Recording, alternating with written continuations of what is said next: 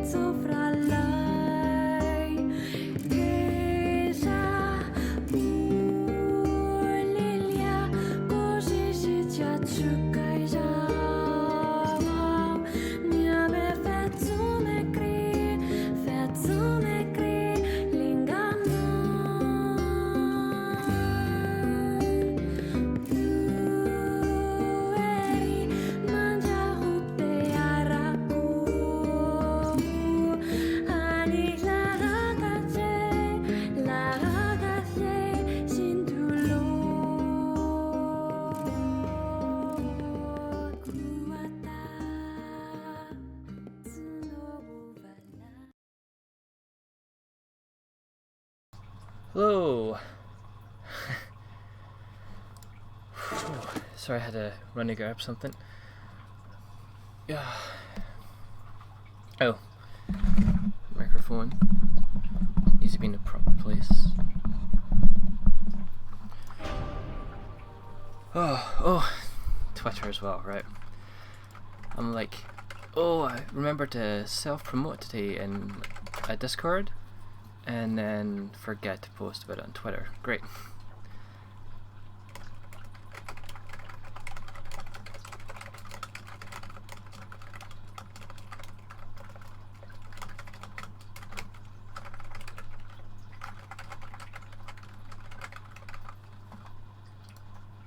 There we go, that'll do. Right. So we've cleared Route A yesterday. We're going to begin Route B. Route B is a little bit different, kind of the same. It's a new game plus, so you replay the game. Sort of. You replay the last half, or last quarter, I guess. But things are a little bit different too. We're not going to bother side quests too much in this one either. We're just going to do a straight shot. And CD, which requires us to have all weapons, will be when we do the side stuff. Okay, let's see what we're in for. Let's get the mouse out the way as well.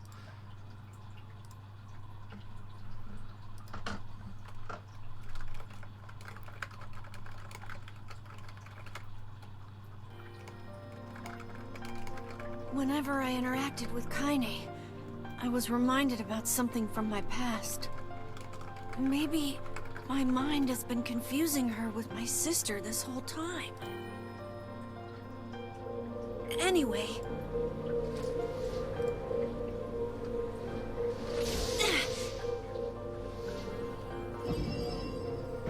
So as you can see, we begin with Emil already transformed. We're waking Kaine up.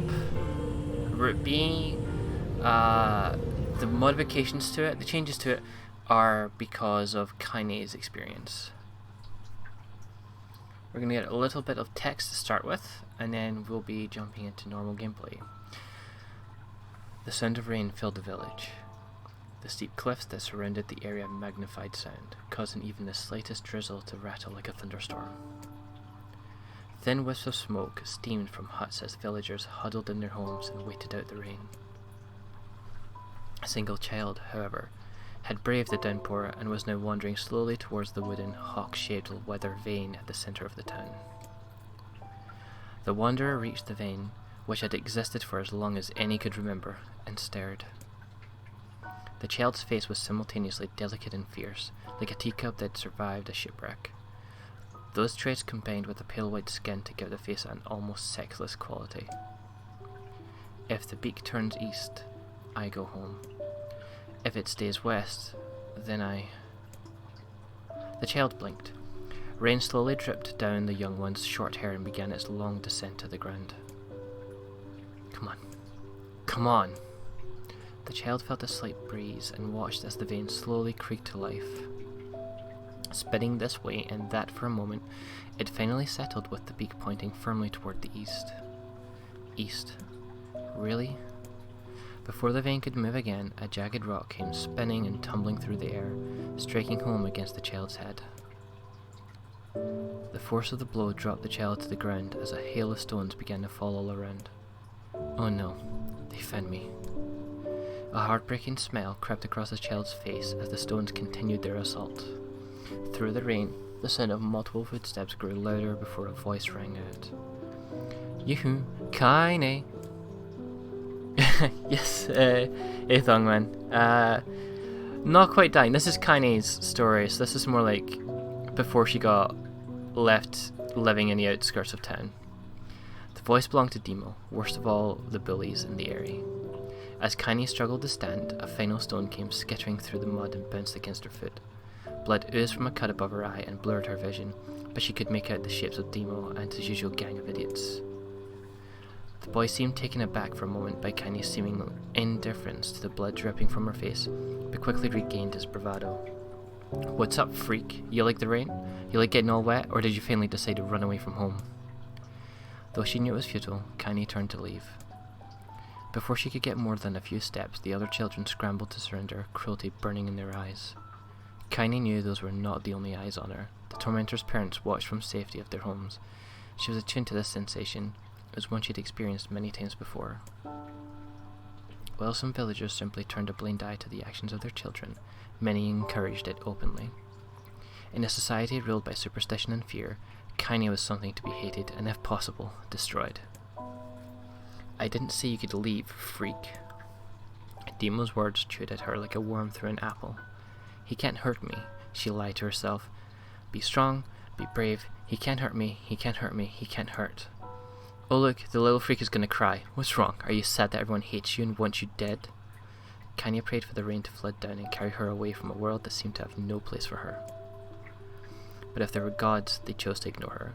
As Demo crept ever closer, the clouds began to thin and the rain slowed. "Even the weather hates me. I'm useless, a failure. I wish Demo's rock had taken my head off." Kaine couldn't meet Demo's leering gaze. She lowered her eyes and stared at the muddy ground below. The bully moved forward until he was inches away. She could smell the scent of old meat on his breath. The boy grabbed Kaine's face with thick fingers and yanked it upward. She tried to turn away, but he forced her gaze back and jammed his thumb against her eyelid to pry it open. "Show me." "No." "Did you just say no?" Demo grinned evilly. "You don't say no to me. No one says no to me." Not even taking his attention from Kaine, he called to his cohort, "Come on guys, let's give the freak what she deserves." As soon as Demo finished, kicks and blows began to rain down upon Kaine. Demo paused, still grinning as Kaine curled into a ball and tried to make the pain stop. "I don't get you, freak. What you acting like a girl for, huh? Everyone knows what you really are." Kaine ignored the question, choosing instead to stare at the weather vane. It continued to point east, as if supremely confident about the future it had chosen for her. "Go home?" Yeah, that's a funny joke for someone with dead parents and no home to go to. "Freak," chanted children. "Freak, freak, freak." Kaine closed her eyes and listened to the rain, waiting for the pain to start again. As the clutching hands of the village children closed around her, she bent her mind to the sound of the rain, letting it become her world entire even. The rain fell, but the pain never came. Only when the laughter of her tormentors turned to terrified cries did she dare open a single blood-caked eye. Kaine was shocked to see Demo sprawled on the ground, holding his head and screaming in pain. She could see blood welling from the spaces between his fat, twisted fingers. Oh my god, he's crying. He's actually crying. Deprived of their leader, the other children glanced back and forth between themselves, as if waiting for someone to step forward and take charge. When no savior emerged, they began an uneasy shuffle away from Kaine. But the young girl was the least of their concerns. Instead, their attention was rapt on the ancient woman standing a few feet away. After struggling for breath for a moment, she finally spoke in a voice thick with rage. "Hers like a bitch, don't it? And I suggest you scatter before I throw another one. And if any of you little bastards ever touch my Kaine again, I'll do far worse than throw a rock. You can count on it." The old woman crouched down and gently touched the hand Demo was using to cover the wound. Before he could think to protest, she ground her palm into the wound and twisted back and forth. "Ow!" he screamed, leaping to his feet. "Stop it, what are you doing?" "Quit whining. Ain't no one ever died from a scratch." "You hit me with a rock, you stupid bitch, a big one. That thing could have killed me." The old woman shrugged. "Death is the best cure for stupid." Demo's face twisted with her rage at her words. Locking his eyes on Kaine, he took a step backward and spat on the ground. "Get out! Leave this village! No one wants you here! Either of you!" Seeing the old woman grab another stone, Demo and his companions turned tail and ran. As they fled, the old woman grabbed her side and barked out a single laugh. "Ha! Look at the fat boy go! Guess he's healthy enough to run from a fight." The woman's smile faded as she turned her attention to Kaine. Kneeling down, she removed her shawl and placed it around the young girl's shoulders, then produced a cloth from the folds of her dress and began blotting out the blood on her forehead. "Oh, Kaine," she said, "why didn't you fight back? You're stronger than that lot." The words of her grandmother stung Kaine, and she turned away. "Don't be nice to me," she said. "I don't deserve it. Nothing matters anymore." Her tears, held in check for so long, finally began to fall on the muddy ground below. "Everyone hates me. They think I caused bad things to happen. They think I'm a freak. I wish I was dead." As Kaine's tears turned to sobs, she felt her grandmother's hands on her shoulders. Despite her advanced age and diminutive size, she was a woman of surprising strength, and Kaine found herself unable to turn away. Don't talk like that, girl. It's a river wide and deep that flows between the realms of this world and the next, and it grants no mercy to any that attempt to cross it. You got a duty to fight until your last breath, understand? The old woman tightened her grip and tried to still the tremor in her voice. You know the pain of losing someone close to you, Kaine. You know because you survived it. As the words hit home, Kaine was struck by the forceful love of the old woman. As a young child, she didn't even know of her grandmother, but when her parents died, the woman quickly accepted her as her own. Grandma, as Kaine called her, was cunning, vulgar, and quick to violence, and their first few years together had not been easy. But with each year that passed, Kaine and her grandmother had grown closer. However, it was only now, sitting in the mud with tears and blood kicking her face, that Kaine truly understood the depths of that affection. Here was a woman who had seen hard times, who had seen death, who had fought through all these things, and somehow emerged on the other side. If anyone could understand Kaine's pain and loneliness, it was her. Do I make you sick, Grandma? Of course not, don't be an ass. Kaine drew her grandmother's moth-eaten shawl around her body and shuddered. But my body is not normal. If I was normal, then Mum and Dad wouldn't... Hush, interrupted Grandma. I'll not hear another word of this nonsense. You're my granddaughter and I love you, and if folks have a problem with that, they can just go to hell. With that, the old woman reached out and placed a wreath of dried flowers in Kaine's hair. The skill it took to bend the flowers without breaking the stems or losing a single petal was remarkable, and the beauty of it made Kaine want to cry all over again. Oh my gosh, these are lunar tears. Grandma, you made this for me? Lunar tears were legendary flowers. Most people could live their entire lives without ever seeing one, yet her grandmother had somehow collected a dozen or more. Kaine reached up and touched the wreath as if she couldn't believe it was real. Where did you find these? Just stumbled on them while I was out doing the shopping. The old woman turned away as she spoke, leading Kaine to suspect that the search would be more difficult than she was letting on. The pains she took to construct the ornament, let alone track down the flowers used in its construction, made Kaine's heart hurt. She reached up and gently adjusted the wreath, admiring the way it felt between her fingers. Didn't quite turn it right, said her grandmother as she squinted at it. These old hands have trouble with delicate work, but it sure looks good in a pretty girl like you. Kaine blushed and turned away. You think I'm pretty? Of course you are. What a fool thing to say. Thank you, Grandma. Her grandmother smiled. We're going to be fine, you and me, she said. As long as we got each other, we'll be just fine. Kaine took her grandmother's hand in hers, and the two of them struggled to their feet. As they began the long walk home, Kaine gripped the hand with all her might, as if trying to stop smoke from drifting away in the wind. The rain had stopped. Kaine stood beneath the weather vane, watching it spin in lazy circles, no longer caring about the direction it faced when it stopped. I don't need to escape. I have a home now. Grandma loves me, and that's enough. Even if it's us against the world. Kaine let her gaze drift up past the vane and into the cloudy sky. The last faint hints of a rainbow were slowly fading. As she turned and headed for home, the light scattered into a million particles and vanished, seemingly taken away on the breeze. Kaine's Dreams Daily Life.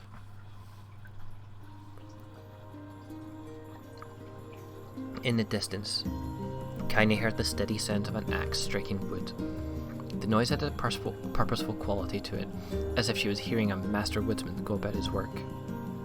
The firewood being produced, however, was as far from a work of art as it could be. Pieces of every shape and size were being flung about a barnyard with wild abandon. Yeah, do you know what? This isn't the only time this has happened, by the way. There's, there are 5 different arcs in each part, and one of them, instead of being like a dungeon, is a proper text-based adventure game. Yeah, it genre swaps a lot. Anyone trying to stack such wood would probably die of frustration before the job was through. Stupid piece of shit axe. Kaine's grandmother flailed away with the axe, filling the air with both splinters of wood and words that would make the most hardened sailor blush. Grandma, called Kaine. That you, Kaine? Yelled the old woman, taking her eyes off the wood for a moment. Don't get too close or I might take your goddamn foot off by mistake. She brought the axe down on a piece of wood, sending chips flying in every direction. One spun past Connie close enough for her to hear the whistle, at which point she decided to step back. Once she'd scuttled to a safe distance, she cupped her hands around her mouth and shouted, "Grandma, do you need help? I can get you water or lunch or a new axe or something." The axe, poised to strike another wobbly blow, paused in midair.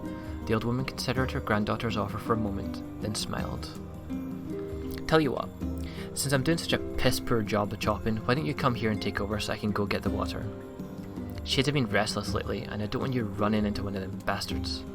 Relinquishing the axe, her grandmother picked up a long pole with wooden buckets on either end. Gathering water was by far the more difficult of the two jobs, but Connie knew better than to complain. Once Grandma's mind was set, there was no changing it.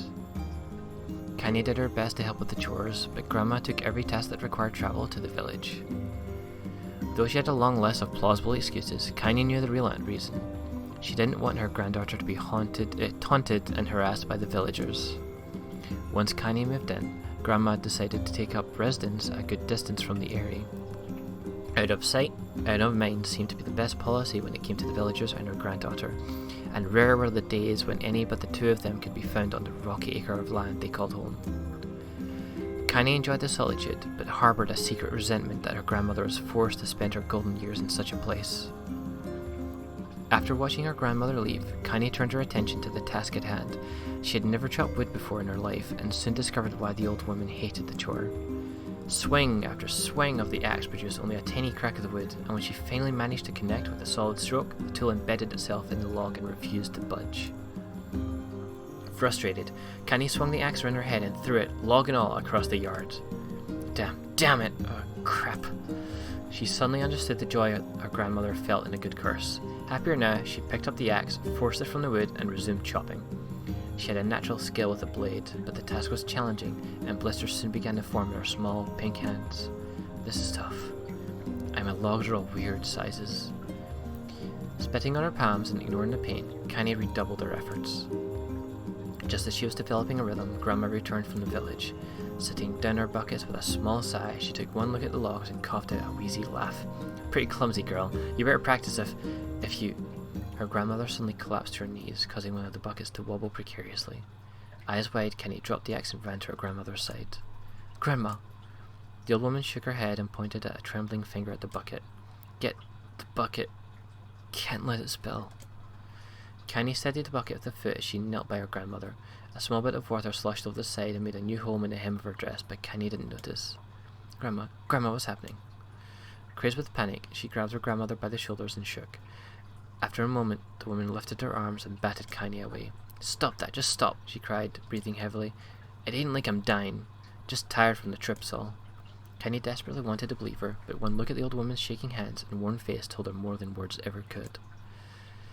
Her grandmother had lived a long, hard life, and it seemed the bill was finally coming due. The time when her grandmother watched over Connie was ending. Sooner than either of them had feared, the positions would be reversed. The next morning, Connie came to the side of her grandmother's bed and took her wrinkled hand. "Grandma, you're sick and you need medicine. I'm going to the village." The old woman shook her head and tried to rise, but Connie gently pushed her down. "It's all right," she said. "I'll be fine." Her grandmother fixed her with a gaze that could melt steel. After what seemed like an eternity, she finally lowered her eyes and sighed. "Well, I don't like it, goddammit, but I guess I should quit being so stubborn and let you grow up." The woman watched as Connie strapped on her boots and made her way down the road to the village. Hours later, an unseen sun made its way across the dark and rainy sky. She was still watching. Connie moved at a brisk pace, checking her pockets every few minutes to make sure the money her grandmother gave her was still there. Every noise caused her to spin on her heels, making sure she wasn't being stalked by a shade or worse, demon in his gang. But she encountered neither tormentors nor shades, and Connie finally found herself at the entrance to the village. The few adults she could see glanced sideways at her, then muttered to each other behind raised hands before slinking away into the shadows. Her heart racing, Connie took a series of rapid, shallow breaths and tried to calm herself. "I have to prove myself. I have to help Grandma. I have to be strong." She chanted those words to herself and over as she slowly made her way. Finally, her eyes settled on the rotund old woman who was angrily waving her arms in the air and telling everyone who would listen exactly what she thought of Connie's presence. "Hey lady," said Connie with a bravado she did not feel. "Where's the apothecary?" The woman's flabby cheeks shook in a bewildered anger. How dare this thing speak to me, they seemed to say, but Kaine saw that her eyes held a different emotion. Fear. Yeah, we're both scared, lady. Trust me on this one. Which way? Kaine repeated. The woman pointed at a small building on her right, before hitching up her dress and stumbling in the other direction. Yeah. It's you don't really see it too often either, I think. Games can rely a lot on all the other things they've got going. It's rare that you can get a piece that feels well written just on its own like this. The entire game is like that though. Kaine cringed, expecting a stone to come flying from the assembled crowd, but none came. Her mind was filled with a strange sense of pride as she made her way to the apothecary, but the new emotion had little time to take root, for as soon as she opened the door, she noticed a familiar customer at the counter. It was Demo. He'd clearly been sent here on some kind of family errand, because his gang of followers was nowhere to be found. Oh my god, he sputtered. What are you doing here, freak? The insult was delivered without force, and Kaine happily ignored it. Stretching on tiptoes to see over the counter, she asked the shopkeeper for medication. Ha! Barked Demo. That old bitch finally keel over. Go to hell, Demo. The boy's eyes grew so wide they seemed ready to fall out of his head. But before he could let fly a comeback, or worse a punch, the apothecary told them to knock it off before he kicked him out of the store. Demo slunk out the shop, cursing Kaine under his breath. Once he was gone, she allowed herself to breathe once more, taking a brief tour of the shop while the owner prepared her medication. Countless tiny bottles filled the cramped store, each with a label written in some indecipherable language. An ocean of aromas assaulted her nose, creating a scent that was exotic but not altogether unpleasant. Seeing such a variety of supplies gave Kaine a sense of peace. Surely, in a world so vast, there would be a place that she could call home. On the far wall, behind the counter, rested a portrait of a stunning young girl. The picture had once contained bright, vibrant colours, but time had worked its cruel magic and they were beginning to fade. The beauty of the work, however, remained undiminished. You like that picture? Kaine turned to find the apothecary with a small vial of medicine in his hand. His eyes were gentle but sad, and he seemed to stare through her and into nothing as he spoke. It's weird that you can get the frame rate issue even in the tech stuff, by the way. Like, come on, you're not rendering much here. That's my daughter. I sketched it when she was just a little girl. She's been dead a long time now. Kaine didn't know how to respond. She just stared at the portrait and tried to come up with the right words. Pictures are wonderful things, continued the shopkeeper. They let the ones closest to you live on forever. He shook his head slightly, then looked down at Kaine and smiled. Handing her the medicine, he reached into his sizable green apron and produced a handful of old wax crayons. You should have these. There's no one left that I wish to draw. Kaine took an instinctive step back, causing the shopkeeper's face to darken. Yes, I've heard the rumours about you, he said. It's a small village and word travels fast. Between you and me, I'm not sure which of them to believe, but I also don't think they matter much. I know your grandmother, Callie, and I think the way she was driven out of this town is just deplorable. Grandma's name is Callie, thought Kaine suddenly. She was still mulling this new fact over in her mind as she reached out and gently took the crayons from the apothecary's hands. Your grandmother's an old friend of mine, he said as Kaine scooted away yet again, and I owe her much. I wager she would like it if you drew a picture of her. Whoops, I'm reading the chat and then go back to this. Yes, I think she'd like that very much. Yeah, so I don't even know what the frame rate issue is, to be honest, because we couldn't even... It doesn't seem to be due to loading, it doesn't seem to be due to the frame rate. It's potentially an issue with the controller, maybe, because that seems to be something. It's strange, and I really hope it gets a patch soon, because it really is one of the very few real issues the game has. Apparently the console version's run a lot better, so it's just a PC port problem. Kaine murmured a quiet agreement, but inside her heart was bursting. Never before had a villager treated her with anything but complete contempt. It was a tiny, almost imperceptible step, but it was a step nonetheless, and with enough tiny steps she might one day discover the rest of the world. When Kaine returned home, she found her grandmother asleep in her bed. Her feet were blackened and raw, even bleeding a bit in places, leading Kaine to think that she'd been pacing around the room until exhaustion finally caught up with her. She placed the medicine by her grandmother's pillow and turned to leave, but found the old woman's hand clasped around her arm. Back already, are you? Asked her grandmother with a yawn. Come here, let me have a look at you. Grandma sat up and examined Kaine's face from head to toe. Finally satisfied that nothing terrible had befallen her grandchild, she leaned back and allowed herself to relax. Well, how was it? Those bastards give you any trouble? It was kind of fun, said Kanye with a small smile. No, seriously, it was. Funny? Asked her grandmother in a voice which implied she believed anything but.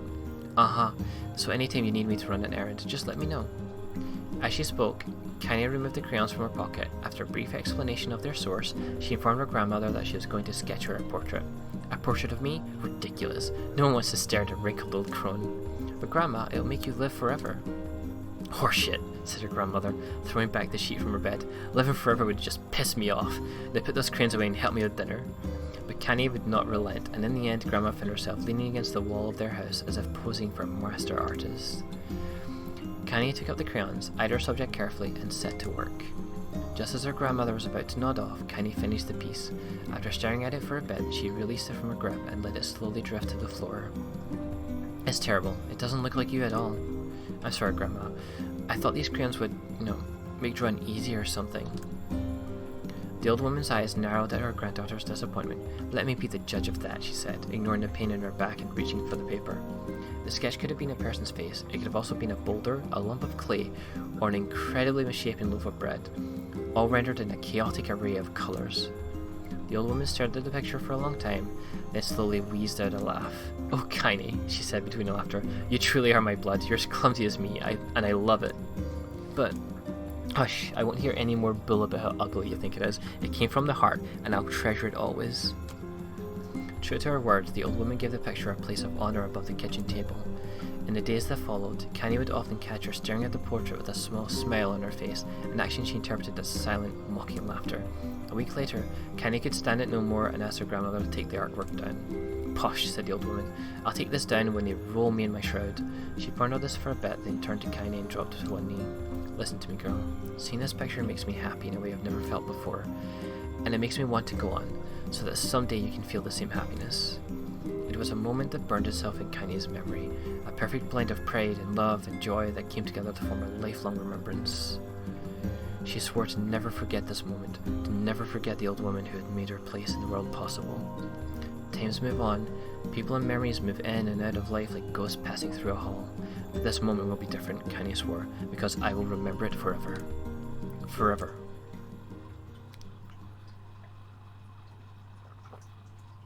Kanye's dreams, separation. Kanye listened to the sound of crackling firewood and stared at the black object on her plate. She'd been pushing it around the wooden desk for a good 10 minutes, ignoring the bemused stare of her grandmother. Finally, she summoned her courage and gave the object a brief sniff. A sharp, bitter scent flew up her nostrils and made its home there, causing her face to twist with disgust. Grandma, I can't believe you want me to eat a bug. The old woman threw some more wood under the cooking pot and snorted. It's no bug, you fool girl, it's a berry. Why the hell would I be feeding you bugs? Yeah, well, it sure looks like a bug, said Kanye, and I think it's burnt or something because it smells terrible. With that, Kanye held her nose and threw the berry in her mouth, chewing as little as possible. Oh yeah, that's terrible, alright. Why, you little brat, laughed the old woman. Look at this sass on you. You've been spending too much time with me, and that's a fact. 5 years had passed since the moment when Kanye's grandmother saved her from the bullies. As is often the way with two stubborn people, their relationship had grown in fits and starts, but moved forward all the same. Meals that used to be somber affairs were now filled with laughter and hurled abuse in equal measure. Kanye could not remember a time when she had been happier. As the years went by, Kanye started to shoulder more and more of the daily responsibilities. Her grandmother's legs grew weaker by the day, and she could no longer do many of the chores she used to take for granted. And so this morning found Kanye lacing up her work boots with a breakfast of burned berry rolling through her belly. Where are you going today? Asked Grandma suddenly. Kanye looked up, surprised. The old woman rarely asked for specifics anymore. Well, I was going to check out the kelma trees and see if they were ripe.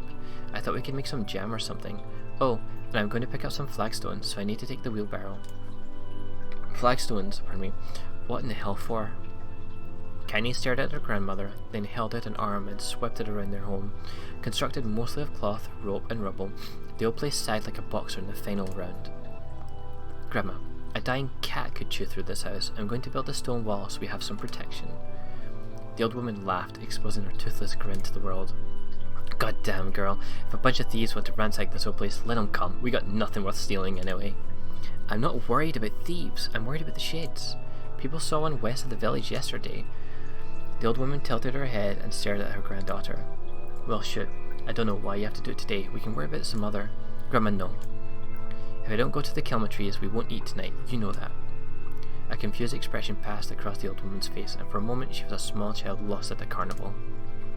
Yeah, she said after a bit. Yes, of course, you're right. I'm sorry, Kaini. Lately it seems my mind is... She didn't finish the thought, instead of walking over to her nightstand and gently taking the wreath of lunar tears from the drawer.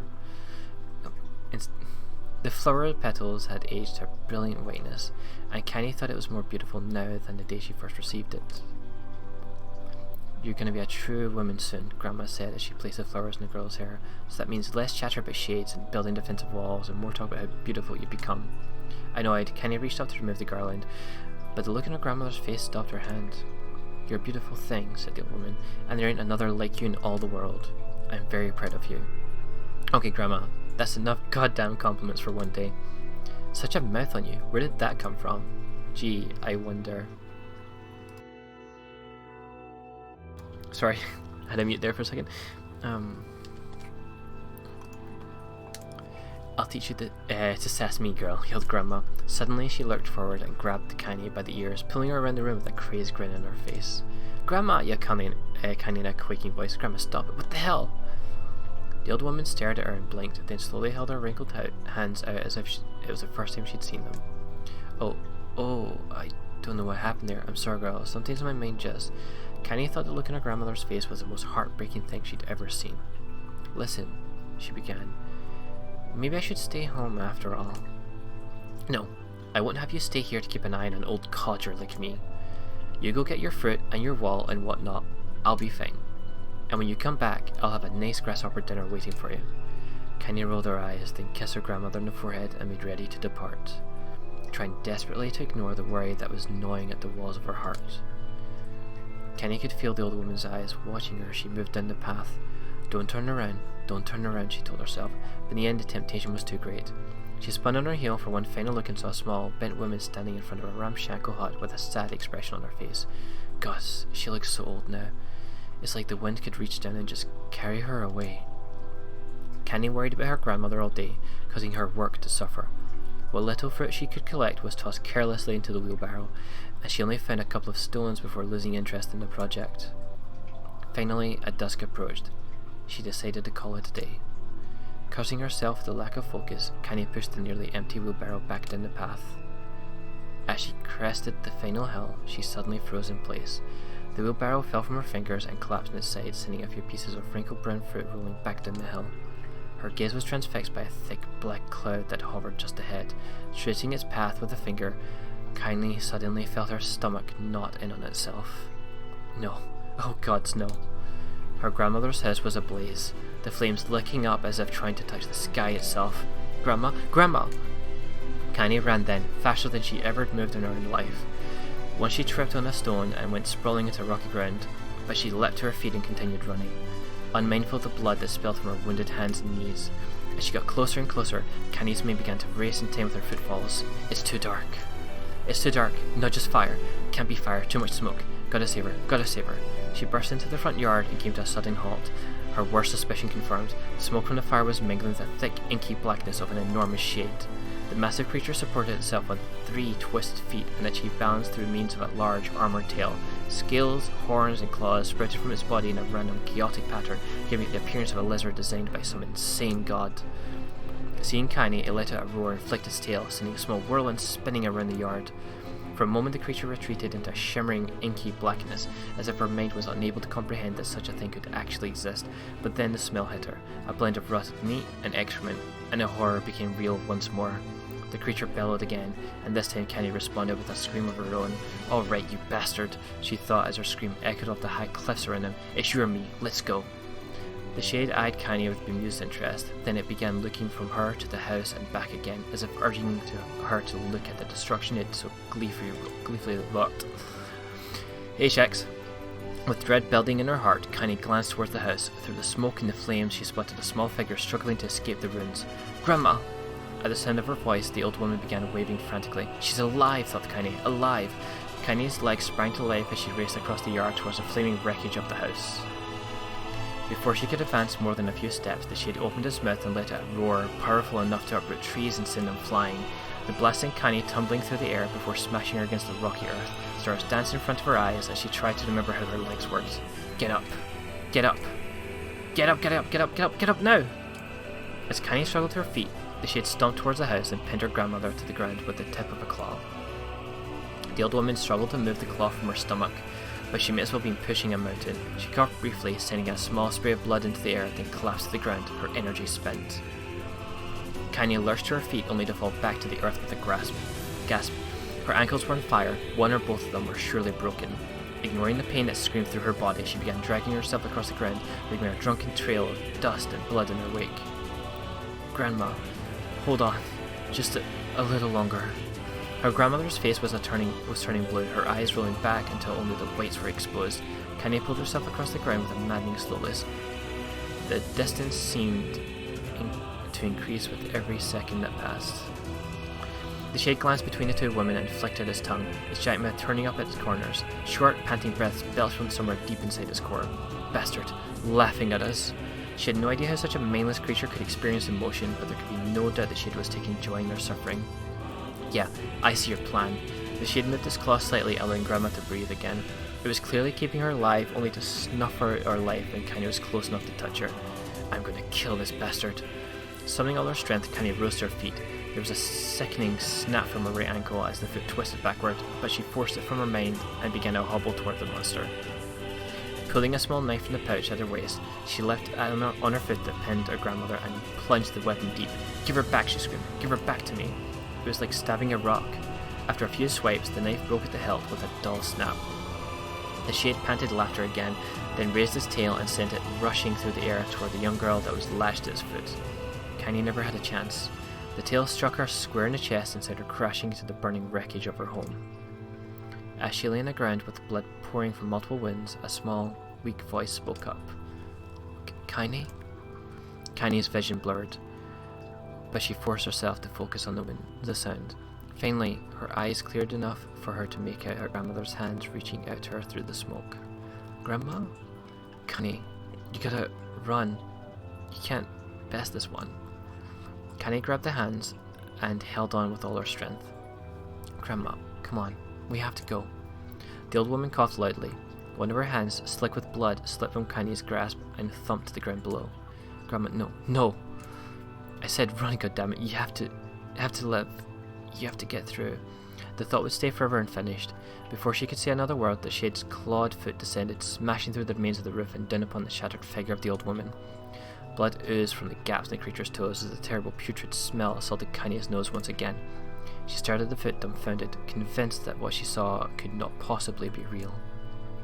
When the creature finally lifted its appendage, all that remained underneath was a twisted, unrecognizable mass of rubble and red. Her grandmother was gone. Kenny blinked, trying to feel the hands which had been in hers just a moment before. For a fleeting instant, she could remember the warmth of that embrace, the trembling of the fingers, but then the sensation drifted away on the breeze and was gone. Memories flashed through Kenny's mind, one after the other, faster and faster, until it became a meaningless jangle of noise. Kenny screamed then, a thunderous sound that echoed off the cliffs and seemed to roll away forever. The Shade eased forward, black ichor pouring from its mouth and dissolving into smoke on the ground below. The earth shook with every step as it crept towards its prey. Kenny's body slowly rose, as if controlled by a mad puppet master. Her arms and legs were bent at impossible angles, her head lolled dangerously to the side, yet somehow she managed to stand. Staring at the Shade, her eyes began to glow with a deep red fire. The creature, so confident just moments before, took a slow, hesitant step backwards, trying to discern if this broken human could possibly pose a threat.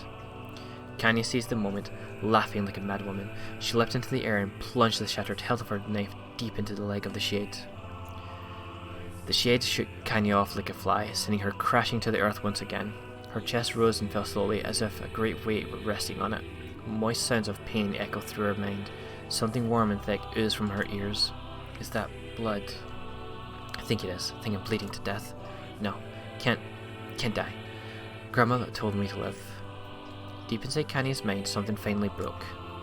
The sound, the pain, the smoke and the flames, all of it faded away until all that remained was a single incantation repeated over and over again. Kill it. Kill it. Kill it. Kill it. Kill it. Kill it. Kill it. Kill it. Kill it. Kill it. Kill it. Kill it. Kill it now.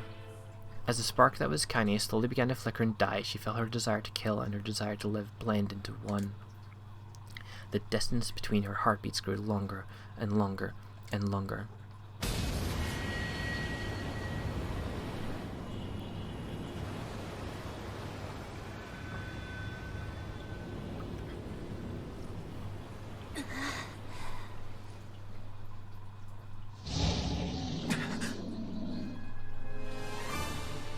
The beast approaches. Oh, I know.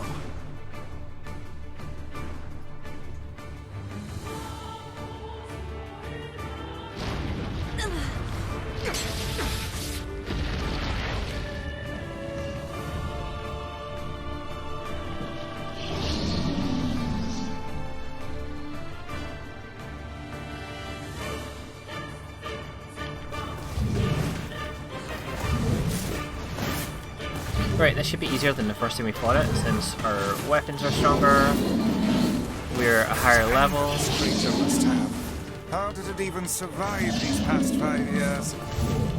I'm not gonna let this happen again. It dies today. My sword feels lighter. It's not the blade, but the skill of the user. Strike it down.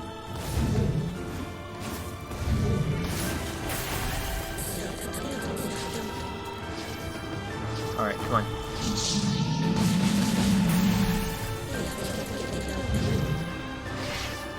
Final weak point? Let's see it. Come on, show me it.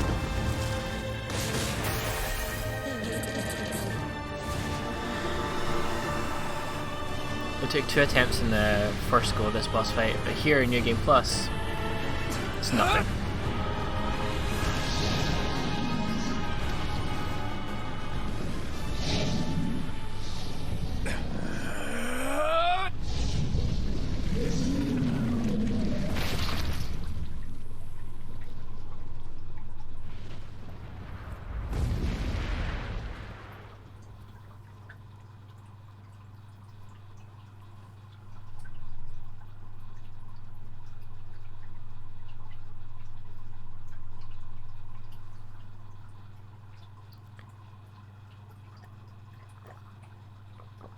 The final Kanye's dream encounter.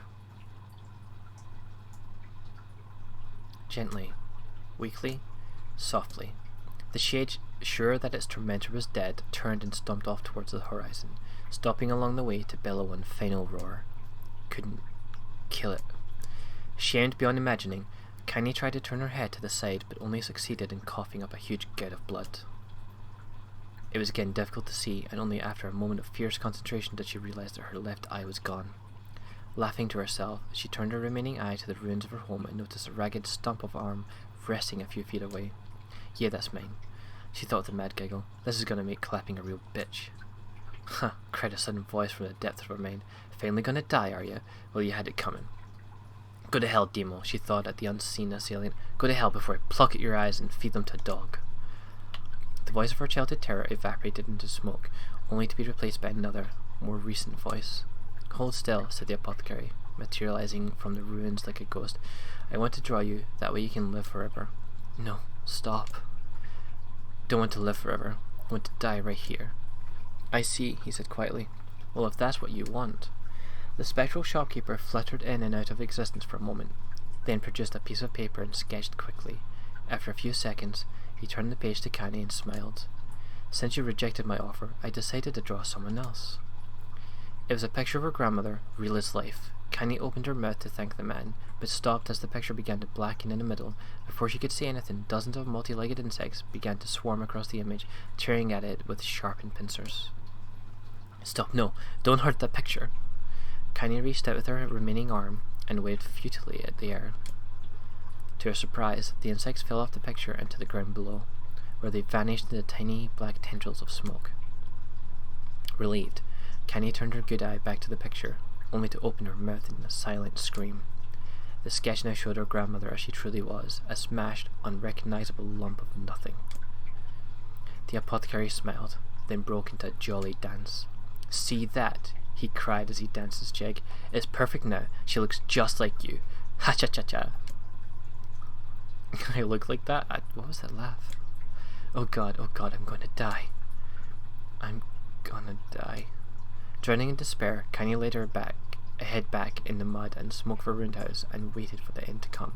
But just before she let everything go, an unfamiliar voice began whispering in her ear. "Ain't you got a wish, sunshine?" The voice was vulgar and fierce at the same time, as if insanity had somehow found a way to take form. Kanye wanted to scream as the voice crawled under her skin, but her lungs refused to work. "You know, a wish, like a prayer or something. Why don't you get on your knees and start praying to heaven? Please, invisible man in the sky, save me, save me." Kanye finally resorted to shouting at the voice with her mind. "I don't make wishes, they don't come true for me. I'm a curse, a freak. I should be left to die." The other voice boomed in her ears. "Oh god, you're the best!" Kanye glanced down and saw a black, shiny substance oozing from her legs. She tried to brush it away, but her remaining arm would no longer respond. The substance slowly crept around her feet and then began moving up towards the rest of her body. Is this death? Is this what it's like? Or is my mind just losing itself? She could feel the slime oozing upward, feel the hot searing pain it left in its wake. Whatever else may be happening, she was still alive and this was real. "Come on," said the voice. "Let it go." Kanye tried to ignore the voice and concentrate on the pain, but the newcomer would have none of it. "Don't ignore me, sunshine. You're ready to give up, ready to die, so why not let me have it?" "Have what?" "Your body. Come on, give it to me, give it to me. I want to stand on the ground, feel the rain, taste the wind." The voice paused as if licking its lips. When it resumed, it was filled with mad, unabated joy. "And I want to take your hands and use them to choke the goddamn life out of people. I want to tear at their throats and bathe in their blood just like before." In response, Kanye shifted her head and vomited. The warmth of it crept down her front and mingled with the pain of the encroaching black ooze. "Are you a shade?" "Yeah, maybe. What of it?" The slime reached her face, crept up past her nose, and slowly oozed into the socket of her missing eye. The moment it touched her brain, Kanye was struck by the most powerful sensation she'd ever felt in her life. It was ecstasy. She wanted to scream with delight, but all she could manage was a small whispered moan. "Feels good, don't it?" asked the voice with a chuckle. "Yeah, what can I say? I know how to please the ladies. Now give me the body. Come on, give me the body and I'll give you more of this feeling. It's a fair trade." A black lump began protruding from Kanye's side. As she watched, it grew longer and thicker, eventually taking the form of her missing arm. "I can see better," she thought. "My eye must be growing back too." "Hey Jamie, thanks for the luck." "Good luck with the assessment, by the way." The slime reached up to envelop the rest of her face, but she managed to brush it away. "Stop," she whispered, marveling at how she'd regained her voice. "Stop." The black ooze hesitated, as if considering this request, then quickly shimmered down her body before disappearing into a cloud of smoke. "Ah, what the hell, sunshine," screamed the voice. "We had a deal. I thought you wanted to die." Grandma said, "Can't die yet." A brief image of her grandmother, bloodied and broken, flashed before her eyes. She saw the shade that had killed her, and heard its mocking laughter, then closed her eyes and forced the image from her mind. Her whole body was quaking with rage. When she opened her eyes again, they burned bright red. "That thing took my grandmother. I have to kill it before I die."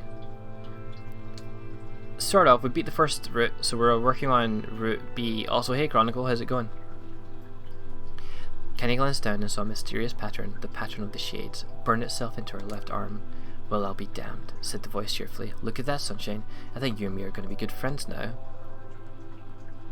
Kenny stared intently at her arm. The more emotional she felt, the more the letter seemed ready to puncture her skin and began infecting the rest of her body. The arm clearly had a will of its own now. "Stop. Gotta stop." Holding her left arm in her right, Kenny took a deep breath and tried to calm herself. "Come on, don't fight it," pleaded the voice. "Haze is my favourite dish and I'm hungry." "Let it go. Feel the anger. Burn with the fire of revenge. Thirst for blood. Then go out there and shut up. Shut up and get the hell out of my body." "Your body? Oh, that's rich, sunshine. Real rich. Look, why don't you just up and die so I can have this body all to myself? What do you say? I bet those buddies of yours in the area would love to see you dead." Kenny grabbed a nearby shard of glass and tried to saw off the shade-infected portion of her side. Before she could, her darkened left arm grabbed her right wrist, crushing it. Kenny screamed and dropped the shard as the sound of bone crunching on bone filled the air. Stupid idiot girl. You're possessed now, Sunshine. And there ain't no going back. The voice laughed again, a loud long wail that seemed to go on without end. Possessed, whispered Kiney. Yeah, possessed. You and me? We got what you might call a timeshare arrangement. Remember how folks used to think you were a freak? Well, wait till they get a load of you now. Kiney looked up, tears in her eyes. The sky seemed smaller somehow, darker. Is this because of that shade? Is this how they see the world? So, listen, purred the voice. I know this whole possession thing seems a bit sudden, but ain't all bad. There's plenty in it for you too. I'm a very powerful creature, Sunshine, and now that power belongs to you. You got enemies, people you want to kill, I can make that happen. That little fat kid who kept picking on you, that big old shade that squashed your granny, we'll wrap them up in their own assholes. No more abuse for you, Sunshine, no more pain. Wait, said Kenny, you're a shade. Why would you help me kill another shade? What, you think I'm some kind of racist, some killing snob? I don't give a goddamn who you murder, honey pants. I just want to drink from the well. Connie considered this as she struggled to her feet, the power of the shade coursing through her. The smoke from her house was drifting away with the wind, and she enjoyed the way the cool evening breeze felt on her new left arm. After a long pause, the voice spoke up again. So, how about it? You and me. We could have some good times together. Look, I'll even take care of the bloody part if you don't want. Fuck off, asshole, muttered Connie. I'll handle the killing. Screamed the voice. Look at you go! Oh, Sunshine, we're gonna have so much fun. So listen, my name's Taryn, and if you ever need me, I'll just be hanging out in this piece of meat you call a heart. Now get to it. The more you kill, the more your heart turns rotten and sour, and I like rotten and sour. Connie found herself nodding at the voice. Yeah, she said. Yeah, I think this can work. I'm gonna find that shade and I'm gonna strangle it with its own guts. And when I'm done, I'm gonna do the same to you, Taryn. You count on it. Ha, laughed Taryn. I've shit bigger than you, so good luck with that. Oh, and hey, one more thing. Right now, you and me are sharing this body, but if you ever run out of hate, if you ever, go soft, then I'm gonna take over everything. So keep on killing, Sunshine, and watch your back. The voice grew fainter and gradually faded away, fading to somewhere deep inside Kenny herself. Kenny waited until she was sure the voice was gone, then waved her new left arm around a few times. It feels perfectly normal, she thought. It feels like mine. Hey, Crush Girl. Start up Route B right now. Desperately, she began poking and prodding at the new limb, determined to find something wrong with it. She didn't want it to feel normal. That would mean the creature inside her had already won. I'm not a shade, I'm Kiney. Repeating this mantra in her mind, she slowly began digging through the rubble of her house, being careful to ignore a certain red-stained spot in the corner. Finally, after what seemed like an eternity of heartbreaking work, she found what she was looking for. It was the wreath of lunar tears. Though it had been through hell and back, the garland's petals were as bright as ever. Kiney started to place it in her hair, then slowly lowered the wreath and stared at it. I'm sorry, Grandma. I'm so sorry. But I don't deserve to wear this anymore. I'm possessed, corrupted, a freak. And this time, I don't think there's any going back. Holding the flower to her heart, Kiney fell to the ground and sobbed. As night gradually lightened to dawn and the people of the area arose to their daily lives, she remained in that position, as if tears could somehow wash away the horror that now infected her world. Alive! Stay alive! Stay alive! Grandma. Yeah, a little bit of regret on the possession thing. But at least she gets to hunt. You gotta right? live! You gotta come back to us! She has to murder the shades.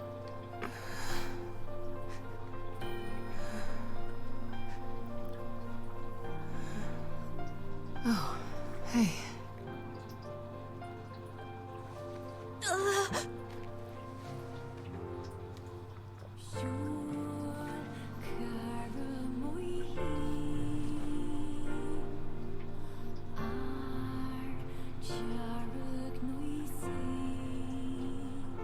Emil, you were the one calling me, weren't you? You still recognize me? Of course. I knew you right away. Thank you, Kaine.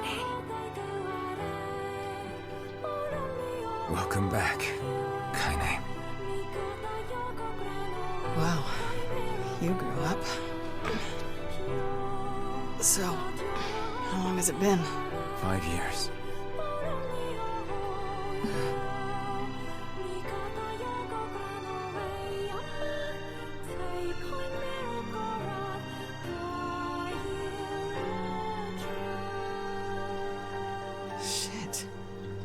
takes a long time. Any luck with Yona? We are still no closer to finding her. We need a way to locate the Shadow Lord. By the way, this is for you. Is that a lunar tear? It's not as good as your grandmother's, but I tried. No, it's great. Thank you.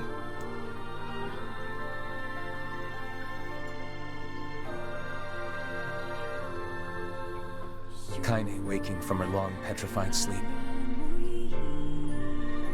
Emil's unflagging kindness. Our reunion was a happy one, and we let it wash over us like rain. That is, until Devila and Popola had to go and ruin it all. This sure has layers after the ending, eh? Are you kidding me? You can't be serious! Please, try to understand. People are tired and scared, and... I'm sorry. I'm sorry you have to bear the brunt of that. This is crap, and you know it! It's okay. We can sleep outside. No one's sleeping outside. You and Kaine saved this village, and now they want to run you out?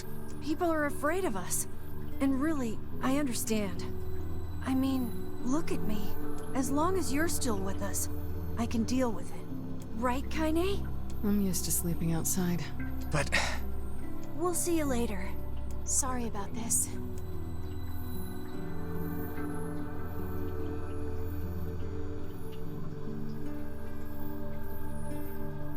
What is the matter? Kaine always sleeps outside. I never thought about that until just now. Never even occurred to me. Damn it. We should turn in.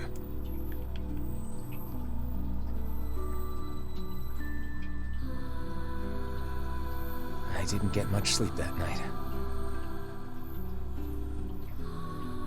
For the first time in my life, I hated Devila. For the first time in my life, I doubted Popola. But those feelings are pointless in the end. They said and did what they did for the sake of the village. To protect it from the horror of the Shades.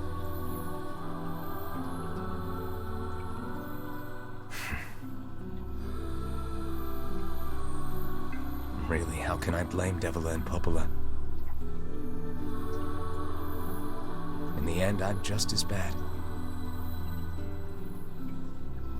Because I never once stopped to think about Kaine and Emil's situation myself.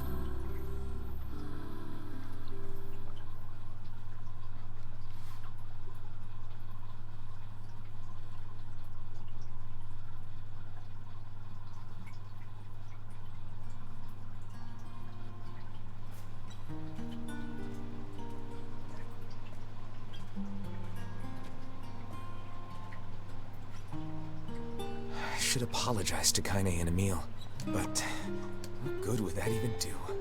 I got a fire going, Kaine. Wait, is that... Campfires? I'm so happy to get to talk to you again, Kaine. I think this is new. I don't remember it. Yeah, me too. I tried everything I could think of to save you, you know. I polished you with a special cloth. I poured warm water over you. Wait, you poured water on me? Yeah, but it didn't really do much except make you all shiny. Hey, Emil. Thanks for saving me. Yeah, all the voice lines, they've been redone from scratch for this game. Even the ones that like aren't new sequences. I guess you noticed how I look different now. I'm sorry, Emil. I'm sorry for all of it. Well, I mean, this new form isn't all bad, you know? At least I can look at you when we talk, right? Hey, so why don't you tell me something about yourself? I'm not very interesting. Sorry. Come on, I just want to know you better. Please? Fine. This all happened when I was a kid. Before the whole shade possession thing. My body is... different. And when the villagers found out about it, they started treating me like a freak. But one person, my grandmother, accepted me just as I was. no matter how bad things got, she gave me the strength to keep going. She's really special to you, huh? Yeah. Oh, hey! That gives me an idea. Since we cured your petrification, we should start looking for a way to cure your possession in my body. I know we can do it if we all work together. Heck, it'll probably be super easy. Yeah, we've caught all the fish and now we're just enjoying a relaxing campfire trip. Let me guess. More warm water? Okay. Can we just forget I told you about that?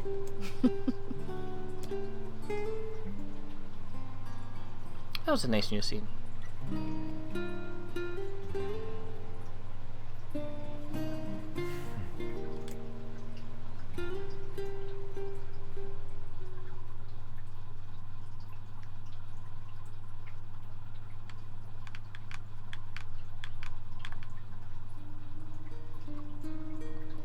Sleep well? Sure. And yet your red eyes tell a different tale. Don't be so hard on yourself, lad. I need to go see Devila and Popola. Very well. Alright, let's loot our own home. What might that be? It's Mom's diary. I have not heard you speak much about your mother. She got the Black Scrawl and died when I was little. My apologies for bringing it up. It's all right. I can barely remember her face anymore. This is the only thing I have left of her. Reading it helps remind me of when we were still a family. And Automata, yeah, there is actually an ending you get from eating a fish that you capture. I see. It's one of the like 20 optional like joke endings. But the final entries get a little strange. In what way? Well, here, take a look.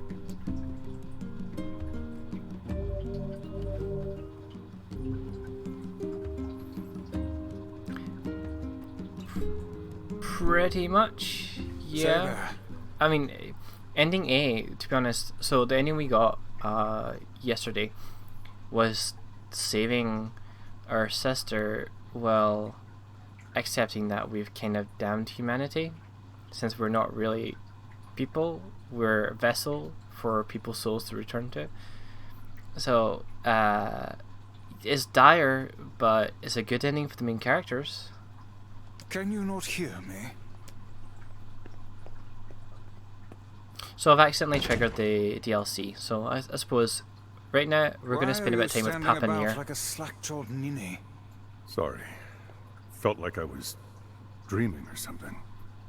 Sleeping on one's feet is quite the talent indeed. Come now, there's the door. Right. Let's go.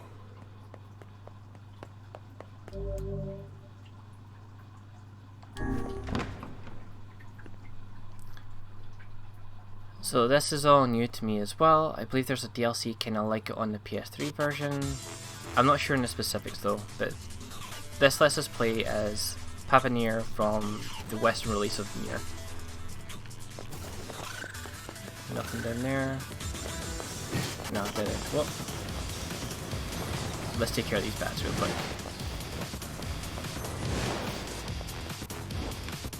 I guess we want to go down.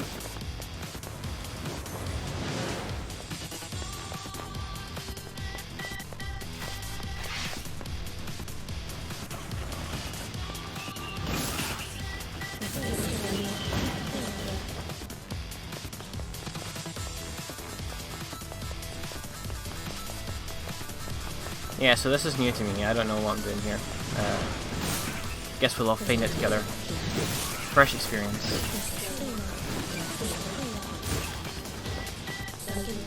Let's keep running. You know what? Let's try something dodgy. There we go. Shortcuts. It's a remake, yeah. I mean, for the most part, it feels like a remaster more than a remake. But at the same time, they kind of changed a lot of things too. So it's in a weird place. The version number in its name is actually the value you get for the square root of 1.5. So I get the feeling it's really a 1.5 of the original Nier.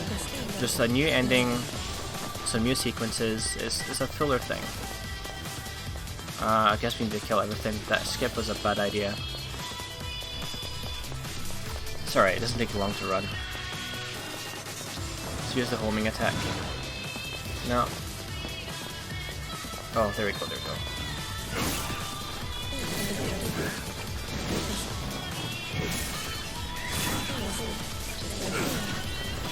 This is an interesting remix of the Shadow Lord's theme. Right, come on, that's everything there, right? Nope. That is everything, okay. Let's see if we can use this door now. No. Okay, that's what I get for jumping ahead. I thought I was being clever. Instead I've prolonged it. Right, let's see. If only that elevator worked. There they are.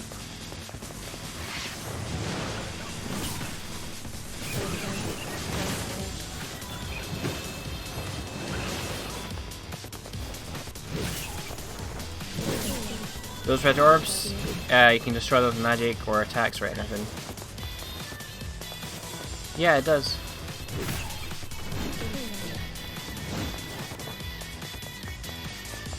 Alright, come on. Any more shits?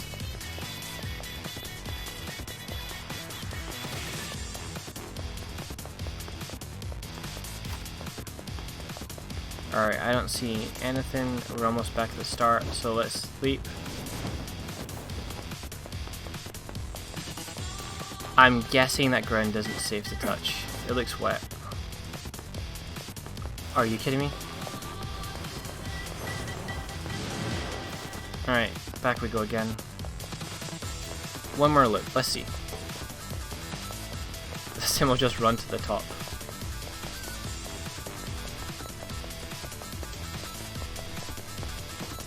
And we'll enjoy the music while we run.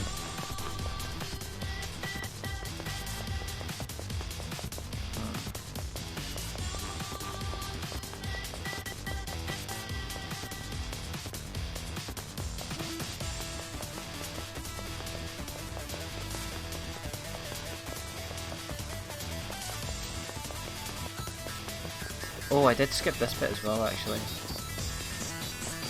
There we go.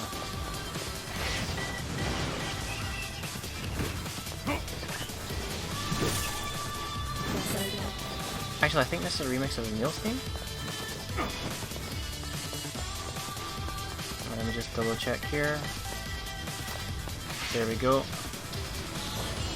These are probably the last enemies, but I'll go up this last flight.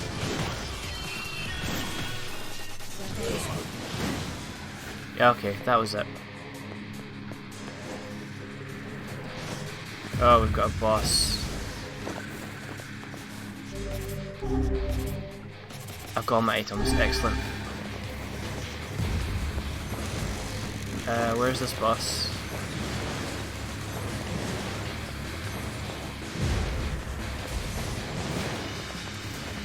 There he is, okay. Oh, that damage. Got nothing on the strength drop.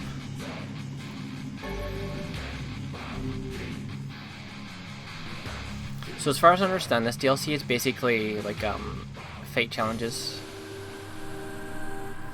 Black Scroll, A Lost Destiny, a weak book, a false truth. Oh, here we are. Emil's mansion now. So Yoko Taro said before that both Papa Nier and Brother Nier are canon. I wonder if this has anything to do with that.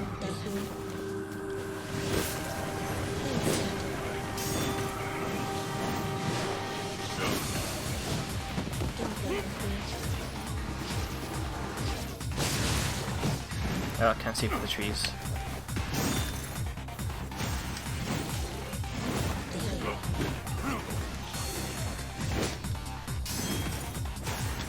Yeah, you know, the mansion here, very loosely felt kind of Resident Evil like when we first entered it. Ah, missed him.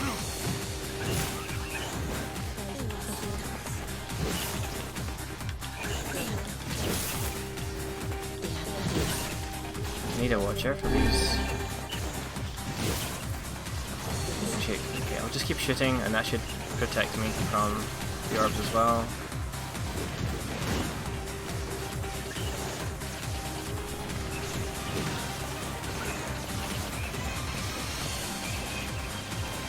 God, so much bloom.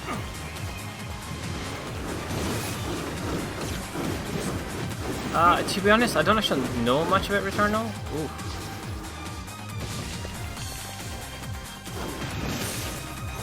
Let's get those heals going.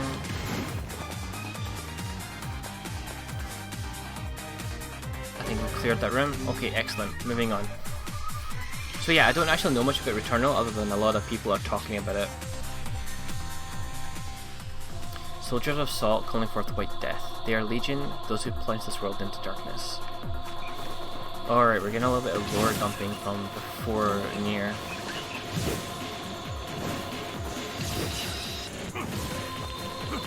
There you go. Alright, let's deal with this bullet hell again. Okay, well that seems interesting actually. I'll need to look into it.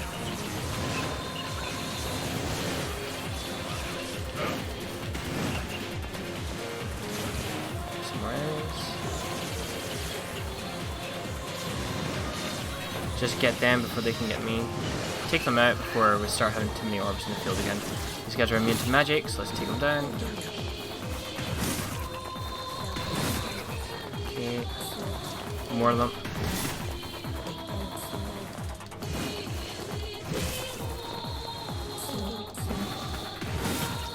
You're not getting anywhere.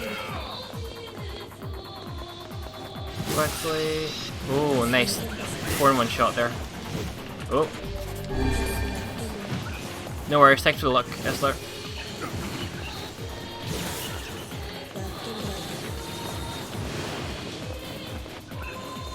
Behind me. Okay, here we go. There's the homing. This guy's got a shield. Secure him. I need to stop using heavy attacks so much when there's so many small enemies. Because you can't animation cancel. Get back here. Oh, for God's sake, teleport it away. Get back here.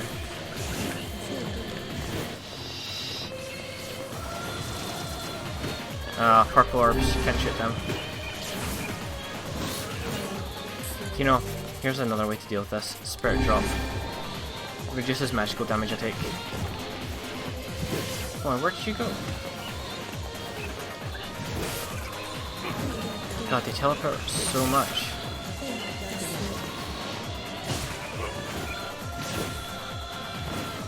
Can you stay still for just a moment? There we go.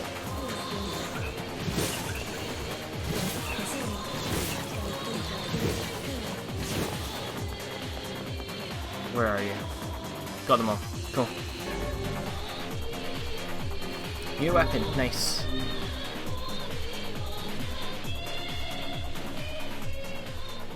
The dragon's corpse brought death to the world, delivering unto it the power of magic.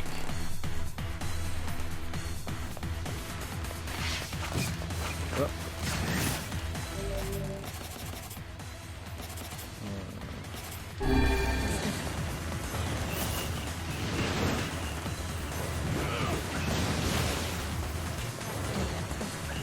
There's a magic drop here. We can hit things before we even see them, thanks to the homing attack.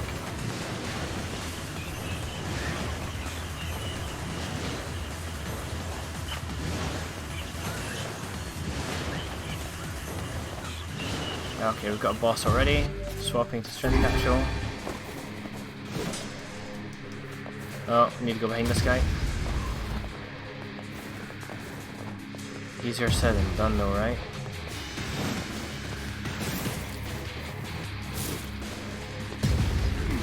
Oh my god. This is fine. Let's heal.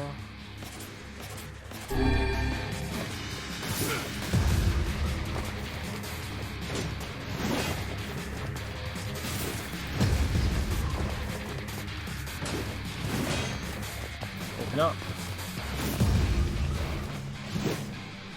Right, get behind him again. Come on. Purely tame that dodge.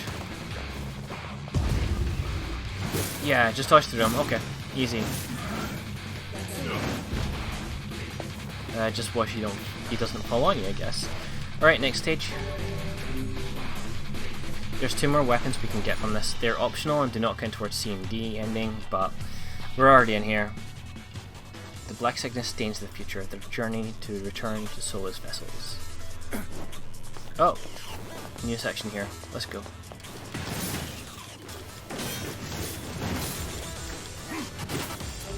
Let's change our magic up to Whirlwind for this. This should help a lot. Medicinal herb, pick that up. May as well get that last heal, pick the last one. Let's go. Oh, okay, need to watch out for those. I'm gonna waste one of those herbs.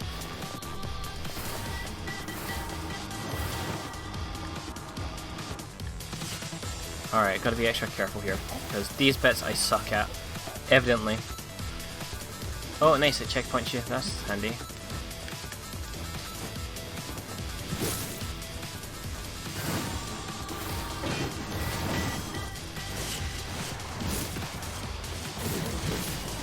No, no! Alright, let's try this again, with my back turned to that space.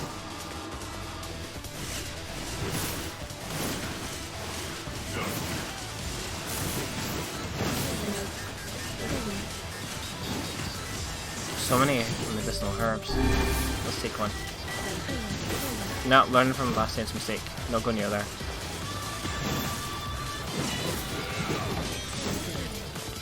Right, come on.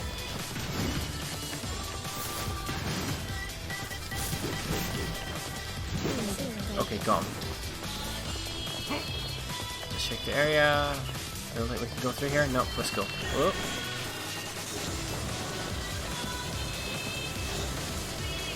Okay, make a path and get them.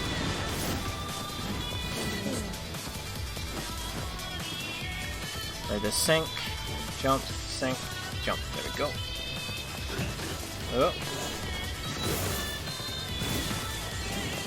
Okay, this will protect us from these orbs. Apart from the purple ones. Gotta watch out for those. Oh my god, there's so many here.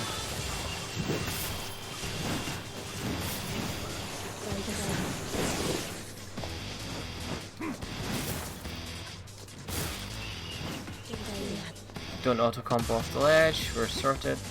Right, moving on. Oh my god, no, that's not helping.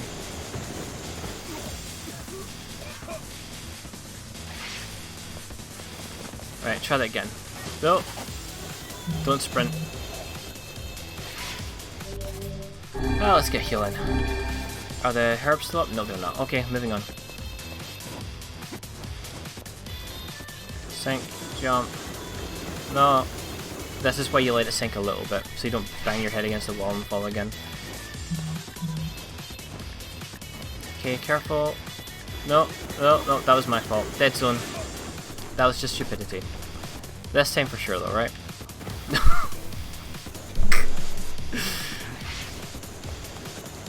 Stupidity indeed. Alright, okay, here we go again.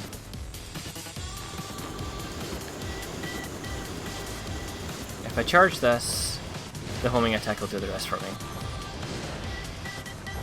I'm not dealing with that. I'm not falling anymore.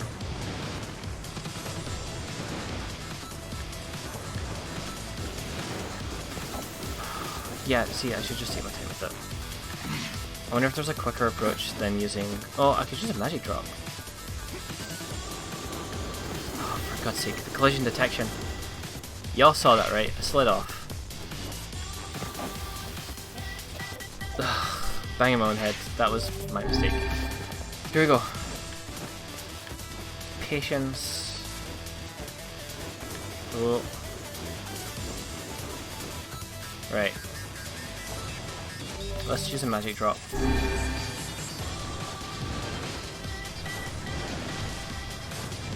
There we go. No. Oh, thank you, checkpoints. God, you slide proper on it too. I can't believe I need more heals for like the platforming section than anything else. See, again, there's no momentum in the jumps, but there's momentum when you land. It's kind of tricky. Okay, here we go. Something I'm much better at. I pretend. I see, but I'm going to be wrong.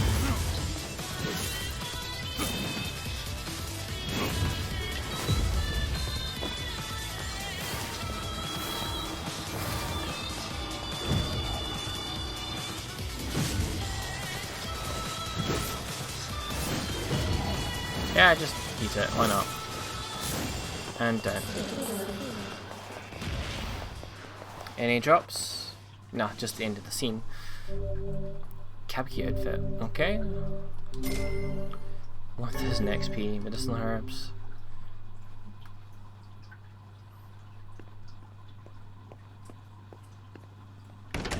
Oh, I see. That's just stage 1.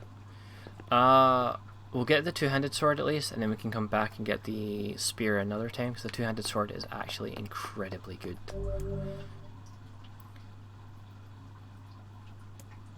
Never mind. We're level 27. Maybe we could push it. Let's not. We'll come back. This was not meant to be a DLC run. We'll revisit it.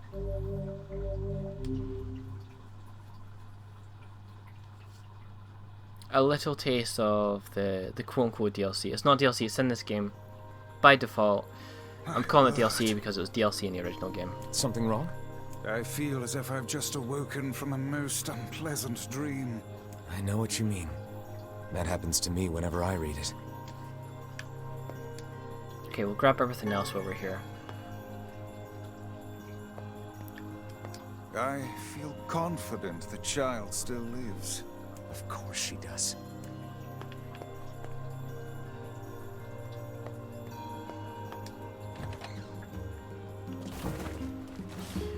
Right. So, progressing with the story. We need to speak to Devla and Popla. Oh, Devla, even. No, it's Popla. Popla. No, it's not the library, it's Devla. Okay, cool. One of them, right? Hey. Oh, hi. I kinda thought you'd never talk to us again. I understand you're doing this for the village, and that you don't have a choice. Pretty much, yeah. But look, why don't you go talk to Popola? I think she wanted to discuss the Shadow Lord with you. I'm headed there next. Oh, and Devila? Yeah? Sorry about yesterday. I shouldn't have lost my temper like that. You don't need to apologize. Anyone would be upset when their friends are hurting. Let Emil and Kaine know that we're sorry, alright? Alright.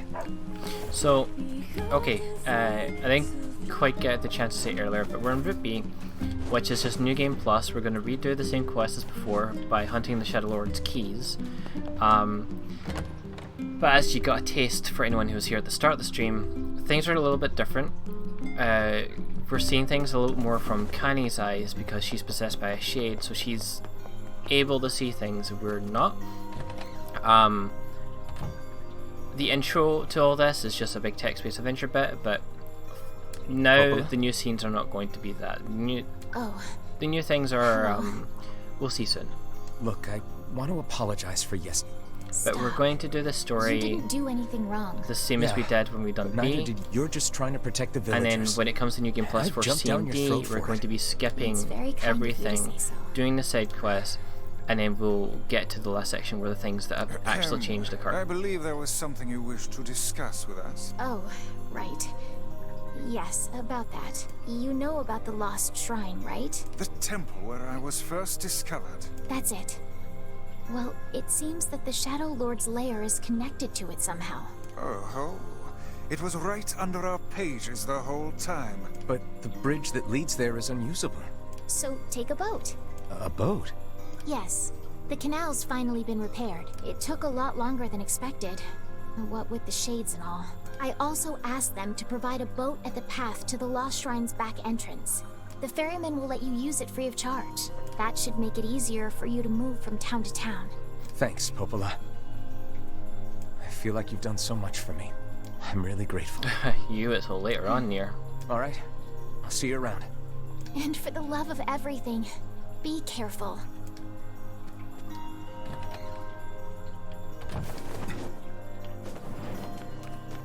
Okay, so we're heading back to the old shrine. Again, I'm not going to like waste time looting all the boxes or anything else like that. We're just going to forge ahead. Path above the entrance to the shopping. We already know that too. How excellent to know the canal is finished. Hopefully this puts our days of running all over behind us. By the way, when we fight the shades, pay attention to the text in the top left. When we fight the shade, when we fight the boss, because we'll get some new dialogue as well. When you fight bosses and stuff, you'll see some new things.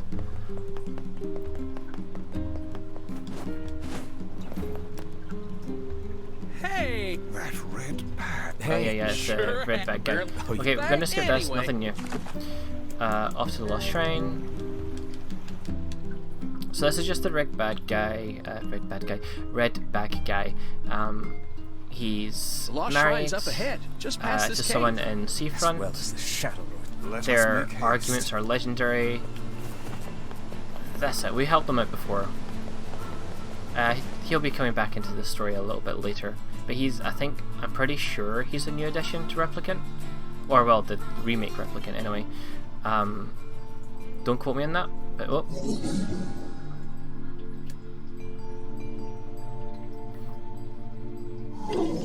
What do you want?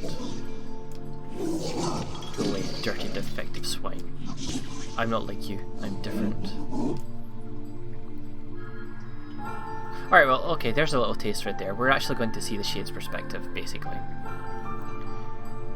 With Kaine is someone who's possessed, and with Vice, someone who can understand these things, and Emil, who is an original human, we've got some views into what's going on the Shade side, since we now know that the Shades are actually the souls of the people before the apocalypse sort of came, separated from their bodies so they can live until magic has been depleted from the world. Effectively, after the Red Dragon showed up, and the big salt monster got destroyed in real world Tokyo, people got possessed by the salt stuff and became salt monsters themselves. The people who weren't had to fight them off. It was a horrible disease thing. So their souls were, the governments and all that came up with an idea to separate everyone's souls from their bodies. And while their souls were protected and safe from the poisoning of the magic, the vessels could be recreated and could be put to work removing magic from the world, pouring it back into wherever it came from, until eventually the world would be safe for people to return. It's kind of what we get from the notes on the Gestalt project, and kind of what is revealed at the end of Route A. So here we're going to see the perspective of Shades, which for all this time have been monsters, but are the souls of the people, the real humans, unlike ourselves, who has no soul. We're meant to combine with them at some point. Instead, we're murdering them. Or are they murdering us? Because they're a bit warped after over a millennia of being in this shape. So you again, stop bothering me. Grimmer Vice has been taken away. Hansel is dead. There's no reason for me to exist anymore. My life is over, just leave me alone. What I...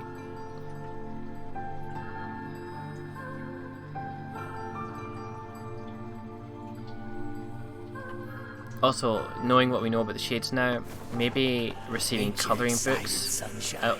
We finally get to bathe in blood. Don't talk to me. I want to kill so bad I can barely stand it. Yes, the small Shades we've been killing, they've been dropping textbooks and coloring books and school books and stuff. Yeah, we all know what those are now, right? They're children. Oh, we have to do these again though.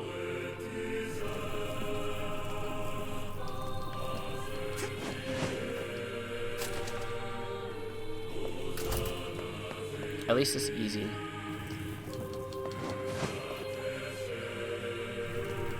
So just push these out the way. And now the door will open. So all we need to do is just create space for the door to open. Too easy.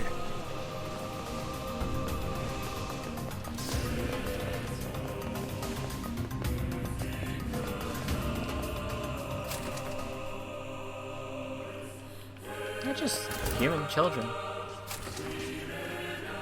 It's no wonder they're so easy to beat up, though, I guess. Right? It's the moral you take from that.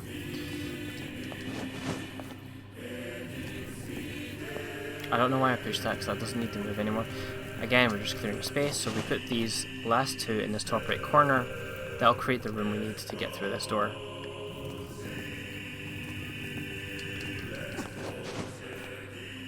You can see a shade sort of pushing through the wall to the left there. Alright, to make space for these top two to move, we need to move the bottom two first. So slide this down. We might want access through the door below at some point. I don't think we necessarily will, but we might. So let's get these out the road. And then it's just a matter of sliding down the last two. And they're out the way.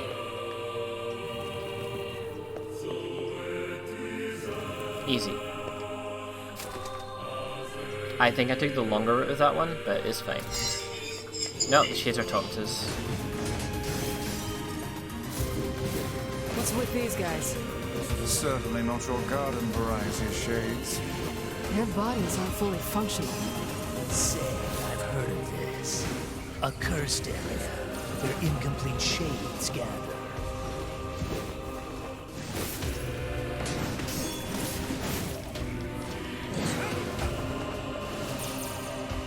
Okay, we're done with these guys.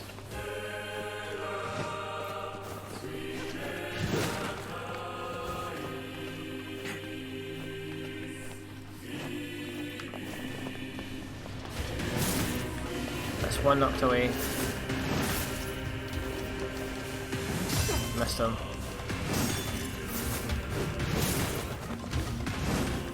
Ah, let's just secure this guy.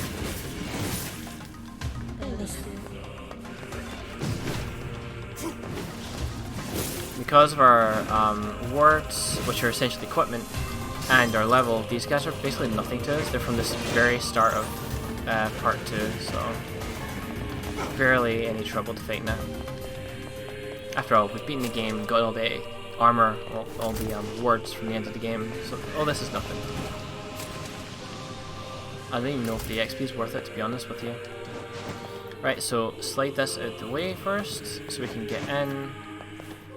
Push that through. Push this against the wall. And there we go. Let's get this box over here. Medicinal herbs. We've actually capped on, so never mind, we don't need it. Right. So, push this. Okay, that's as much as we need to move it. And then we can get this into that corner. And get it away from the doors. Oh, we didn't need to go that far. Excellent.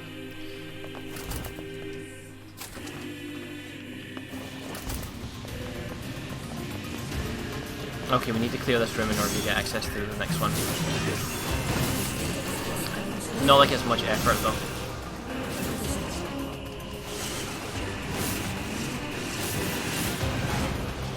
I remember it taking a while to beat these guys, but they go down so quickly now.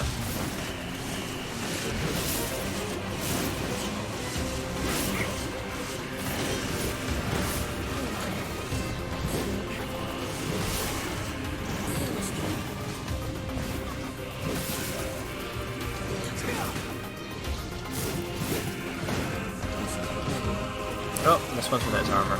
Not for long.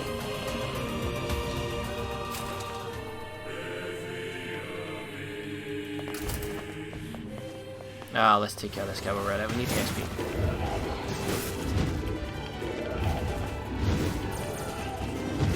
Oh my god, wouldn't even let me approach. And that's him done. Don't even need a strength drop anymore. Come on, you got any loot?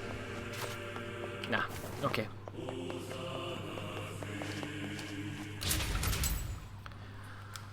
Okay, heading to the top, where we will find the boss. I treated you all poorly, I mocked you, betrayed you, all because you wanted Gestalt before the change was complete. You wanted Gestalt even. But after all this, I think I can understand you. I think we can speak as equals. This makes me very happy. I hope we can spend the rest of our life.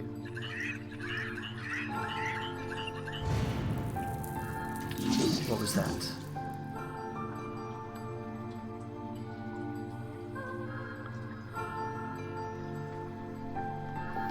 So yeah, the shades in here are incomplete because they got turned into gestalts, the soul form, before Emil? the whole system was fully complete. From now on, I'm going to sleep outside with you. Why? I can't accept that you aren't allowed in the village. It's stupid. So you're staging a protest? Fun! Don't waste your time. But it just feels wrong. Well, that's really nice of you, but you still don't have to stay out here with us. Well, You've got a super important mission. You can't sleep out in the rain. What if you catch a cold? Besides, I like camping with Kaine. Sometimes we sit around the fire and tell stories, or roast... Emil, that's enough. I got a fucking image to maintain. we seem to be surrounded by a mob of helpless puppies. Just kick him aside. Brutal.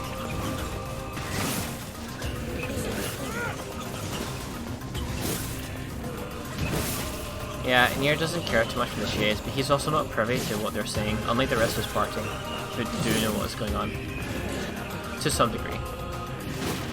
Kaine doesn't necessarily know they're actually people, but knows that they're sentient, at least. Vice is the same. He doesn't really know what the shades are at this point in the story.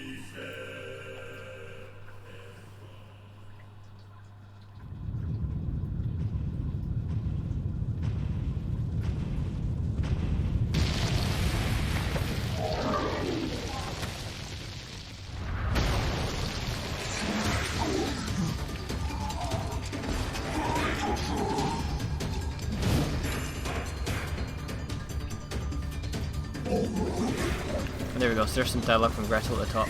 What's going on? There's dozens of them!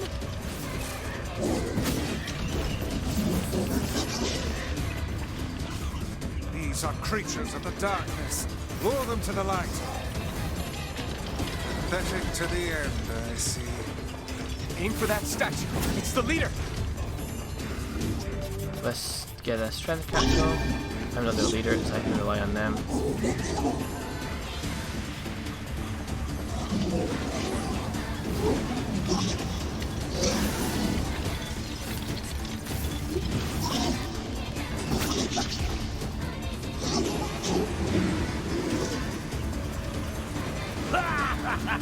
Oh, you're funny.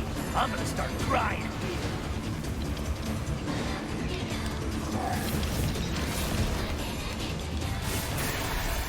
Basically, he's asking us as well, they're not, these ones aren't necessarily all children. But Gretel here, they're his friends, they're his company. And we're murdering them all, so he's trying to protect them. Have you felled the beast?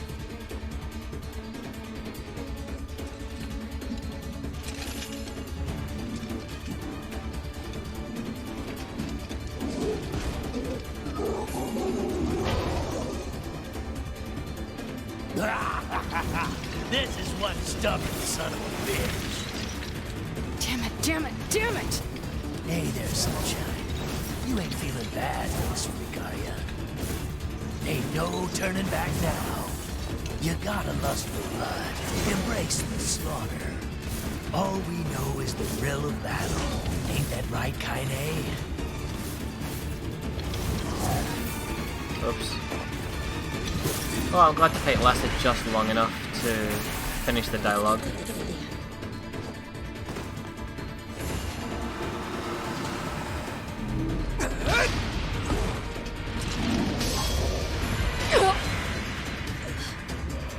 Kaine!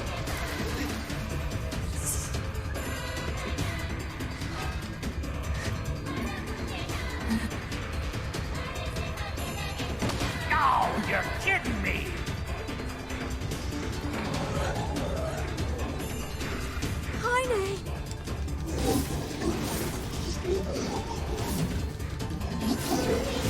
still seems upset his arm can't move as well.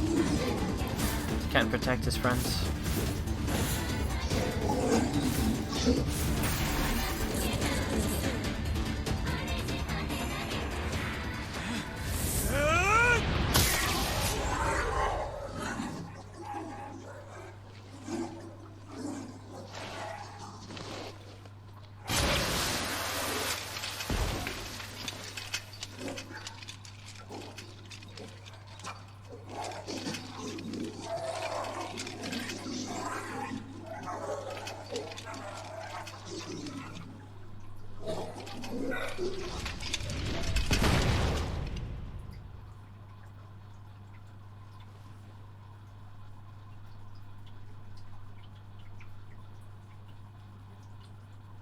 Kaine! Are you alright? Kaine! I fear there is little we can do for her. No! Kaine!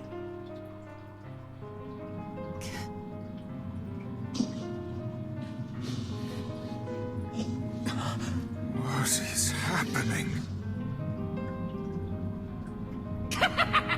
It's all over for you, sunshine. Kaine! Kaine!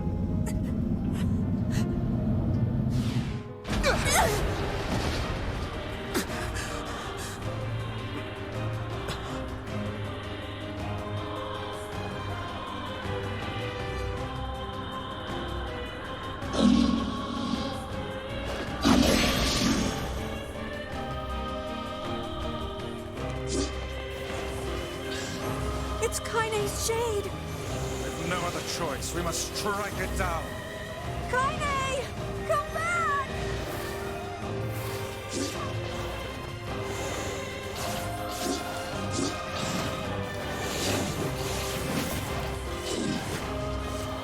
Now, pin her down. Kaine, please! Oh dear.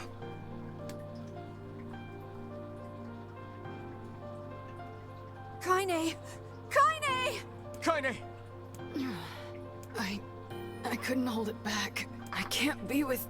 We're always going to be together, Kaine. If you transform again, we'll just stop it again. As many times as it takes. I don't care how tough it is. We're gonna get you back. I like sleeping outside because I'm with you, Kaine. I'm able to ignore my appearance and keep going because of you. I'm weak, and I'm sad, and I'm lonely. But you make me strong. You're my friend, and I need you. So don't you dare leave me.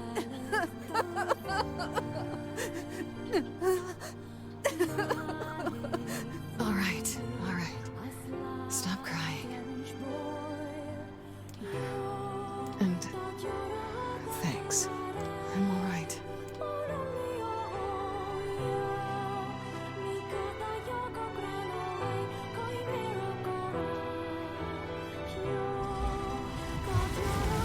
Over there.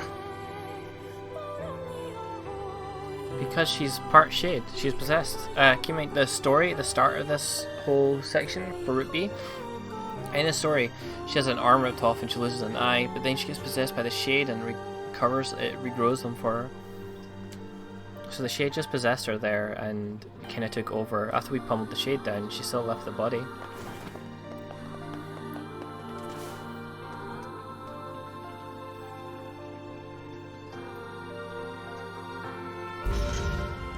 And what is this, It's me. It's got some kind of writing on it, but... How remarkably useless of you. Well, let's go ask Popola. Alright, so this is going to kickstart the quest which we started on around this point in yesterday's stream. So I don't know if we'll get anything B today, but we're going to make a lot of progress on it. The Shadow Lord's castle. Here, take a look at. I wrote So down this we already know this stuff, right? So we need to find the 5 keys. We know where all those are found now. If we want to fill in the... You're just... So to get the keys, we need to destroy the shades. Right? Again, this is all stuff from yesterday. So right now they only know about the junk heap and the Forest of Myth as both places with the key. So we're going to visit the junk heap first because it requires a pause at some point in it. you do half of it, go do something else, then you can do the other half later, so that it makes sense to start with that one. We could start with the Force of Myth, then do the Junk Heap, and then after the Junk Heap, we'd have to come back to Popola, kill time, and then go back to the Junk Heap after. I think it just makes more sense to break it up with 2 bits of progress.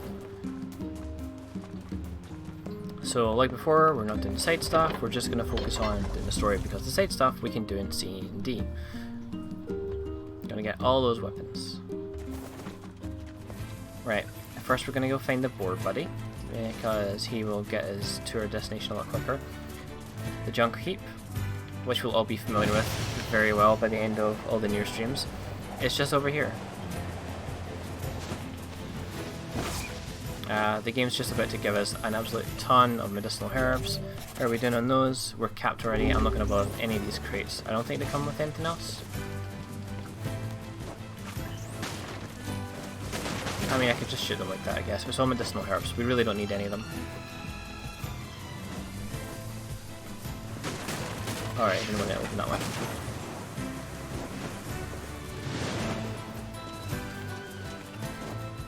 Okay, moving on. Junk Heap is just through this gate over here. We're going to get a flashback. The flashback we'd seen before, but I'm fairly sure there's going to be some new changes in it. It's going to show the 2 brothers who we'd met pre-time skip. And sadly, 4 years prior to right now, something goes horribly wrong. Damn! Where'd they go? Oh, this is going back even further actually. Get him! Don't let him escape!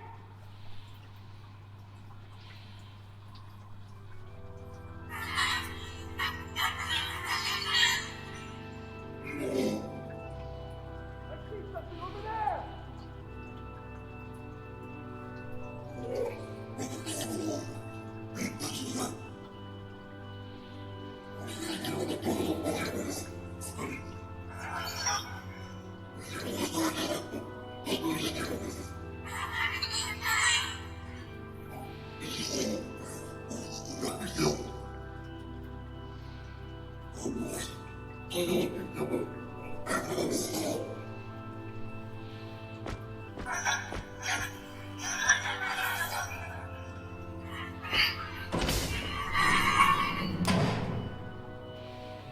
Here! They're in here!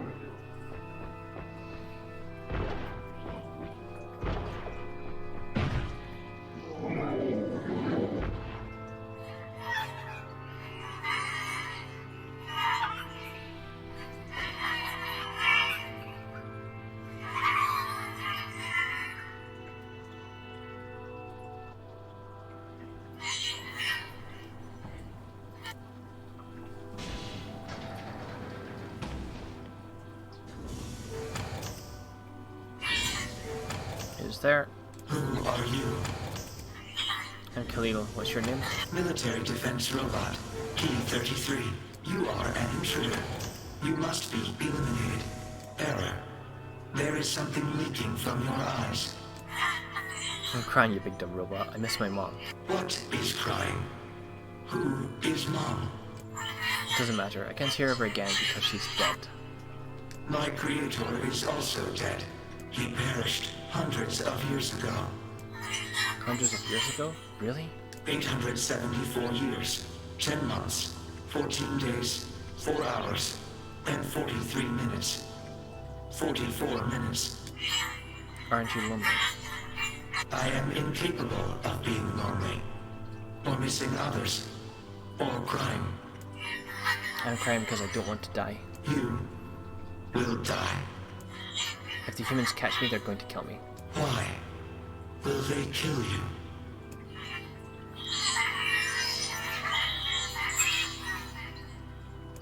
Yeah, this one is one of the hardest ones, I think. I will not permit the humans to kill Khalil. Military defense robot P-33 will protect you. You're gonna help me? P-33 is charged with defending others. P-33 will defend Khalil. Oh, hooray. Thanks, robot. Since we're friends now, I'm gonna call you BP.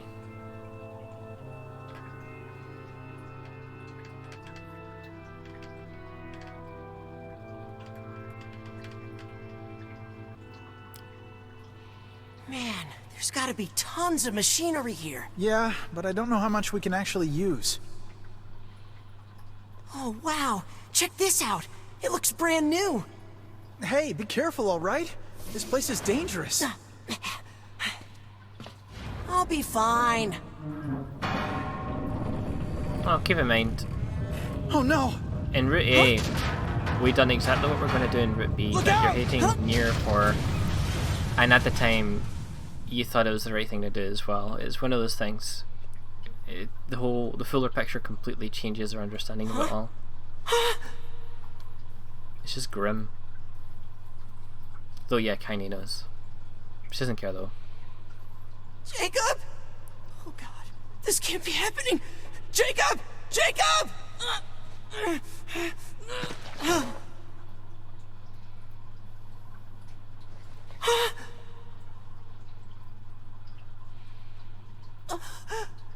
No!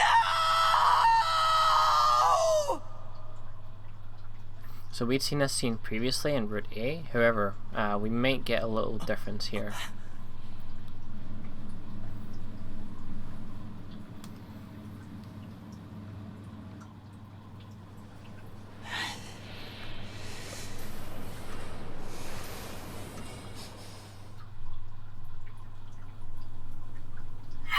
Wow, that was scary. The noise of the intruders caused the structure to fail. They should have proceeded with more caution. One intruder has perished. Oh, that's terrible. I don't think they were chasing me. They seemed nice.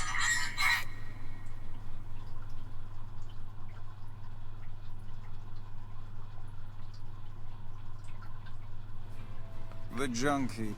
Perhaps we should speak to the brothers. They might know something about this.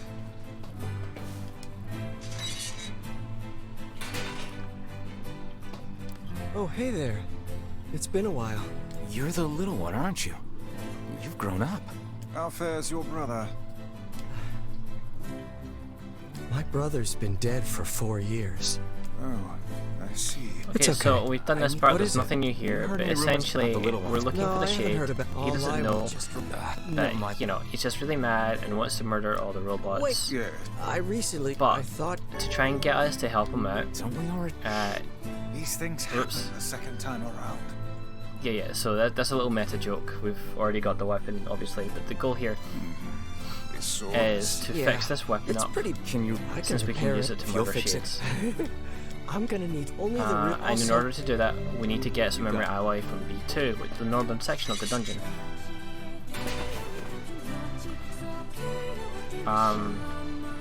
It's not that hard to get, in fact it'll be fairly quick, especially this time around. But yeah, they want us to go get the memory alloy, come back, upgrade the weapon, and then while he's working on the weapon, we'll be elsewhere. So this is just gonna be a little quick detour, and really this is bait to get us to help him out with something else afterwards. You already possess the full item memory alloy. Fun It's a thing, shame we've already about got the it, older so lad. He was but a child. we don't even need to do this section. Okay, ready? What's a ship? A large seagoing vessel that carries freight and passengers over bodies of water. Yeah, you're so great, BP. You've learned so much. You have taught me much, Khalil. You have helped to expand my vocabulary. You have instructed me in the ways of the outside world. Well, there's tons of stuff I don't know either. Maybe we should leave here and go explore the world. Because we are friends. That's right, yay, it's gonna be fun.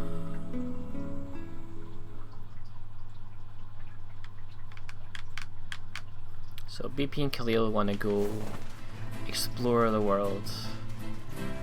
And as we know in Route A, they don't really get to. We already stormed in there That's and some murdered them pretty both. impressive stuff you found. I'll start upgrading your weapon right away. And since you did me a favor, well, this is gonna Yeah, so he'll send us mail, and we can go do something else right now. So we're going to go to the Forest of Myth, which is text-based. It appears we have... I don't remember how much of it is different, so we're probably going to read through the whole thing again, but it's not very long. I think it's about 20 minutes tops, and there will be new things in there, I'm sure. I also remember the answers this time, so we won't be repeating anything.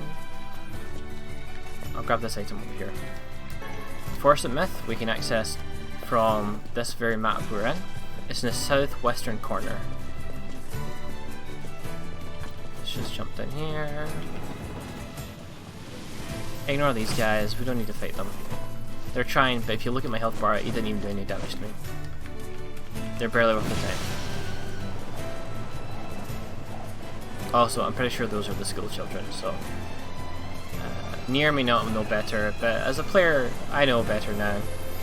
Let's minimize that a little bit, yeah.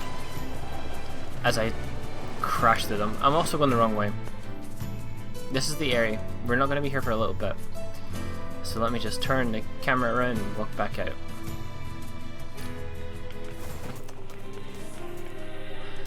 Yeah, we'll be here probably in this stream actually. Right, over this way.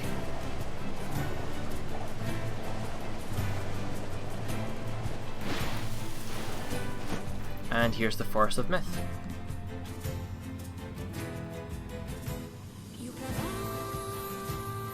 Ah, the home of that blasted dream. Yeah. Truly a nightmare I hope never to experience again. I hear you. Alright, let's get a save on just in case. You never know. You nearly got 24 hours in Nier, by the way. Grab this. Spare capsule. A lot of these will be useful. Tree branch, maybe not so much. Antidote weed, we've not used that at all. We probably won't ever use it. Oh, hello. How are things? You want to know if anything unusual is happening? Again, I don't remember how much has changed in this section, I have been so feeling a rather we'll do it straight. strange presence whenever I visit the Divine Tree. The Divine Tree? It's a legendary tree that exists in the heart of our village. Did you investigate the cause of this presence? Not really, no. And why not? Well, we're not really supposed to go near the tree, except for prayer. And why is that? I don't know. It's just how things have always been. Weird. Alright, let's enter the tree. Or interact with it. The grass, the trees, the woods. Why do we seem to encounter nothing but odd people lately? You should talk, Vice. As if Grimoire Weiss is capable of spouting such nonsense. Hang on. I don't think it's done. Is the dark entity that governs all memories. May the words form themselves to your liking. Does that mean it'll tell us what we want to know? That'd be nice. Okay, here we go. Black, pure darkness, painted over everything. Words scattered here and there across the blackness. Kind words, difficult words, amorous words, all sparkling in the dark like jewels.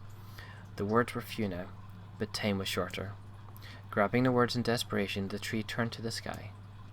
"This is wrong," whispered the tree in the voice of wind through the leaves. "This is not how it was supposed to be. The plan has failed. Once, long ago, the tree had remembered everything about the world. This was its task, its function, its purpose. It shivered with something approaching joy as it collected the memories of mankind.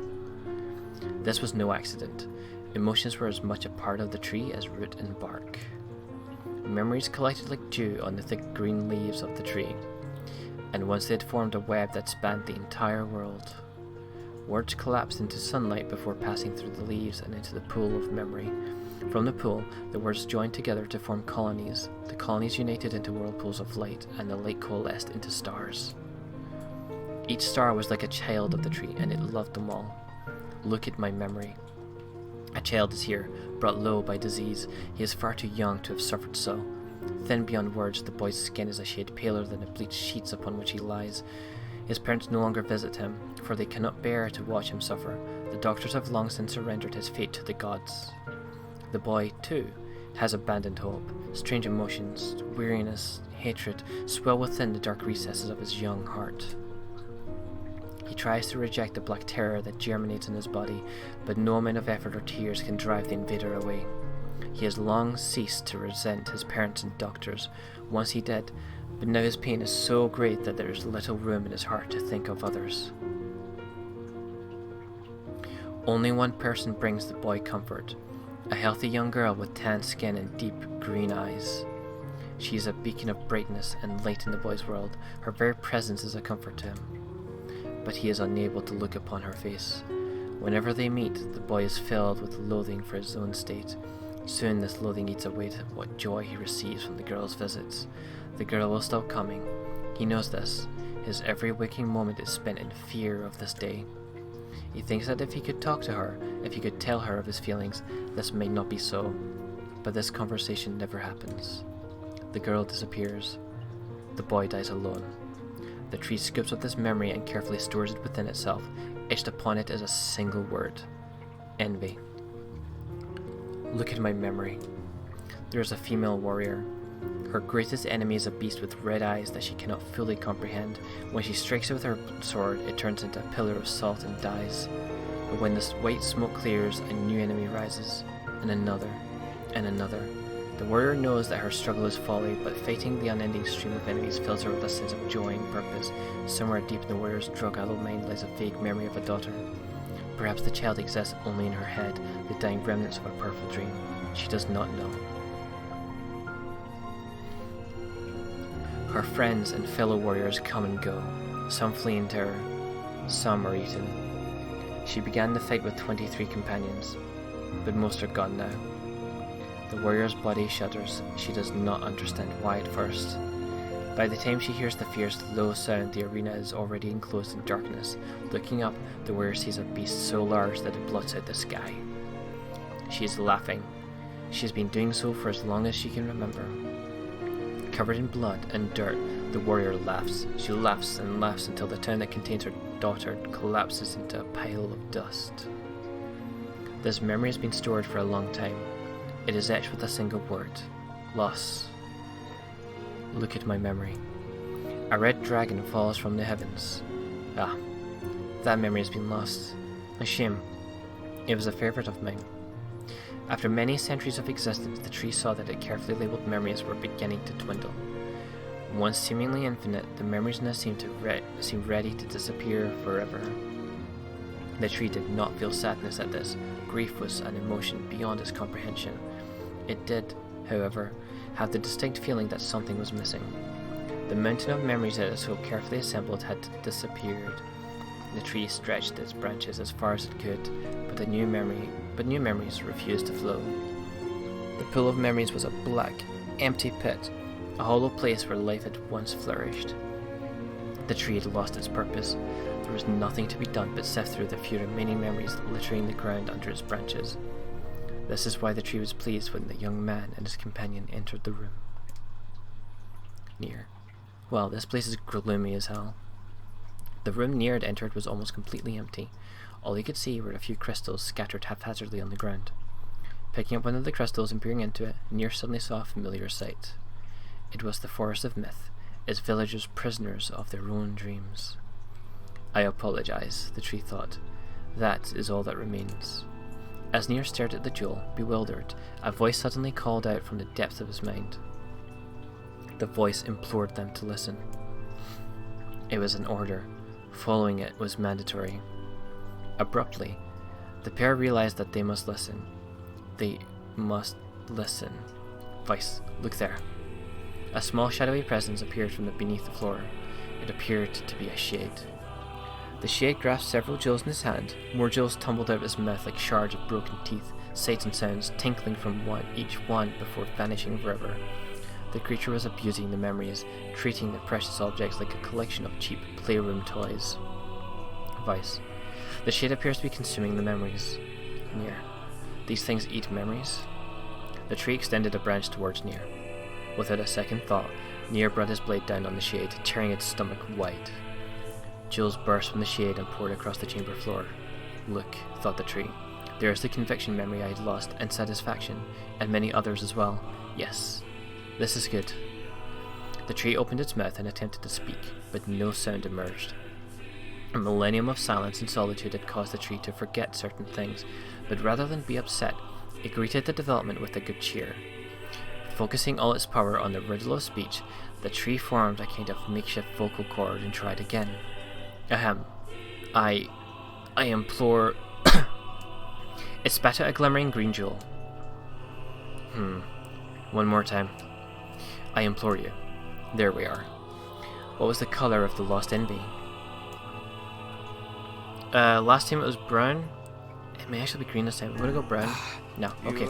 Right, so the story changes a little bit every time you do it. Based upon a detail within the story. So we're just gonna skip to the important part for each of the stories. Look at my memory. In his first memory, green eyes.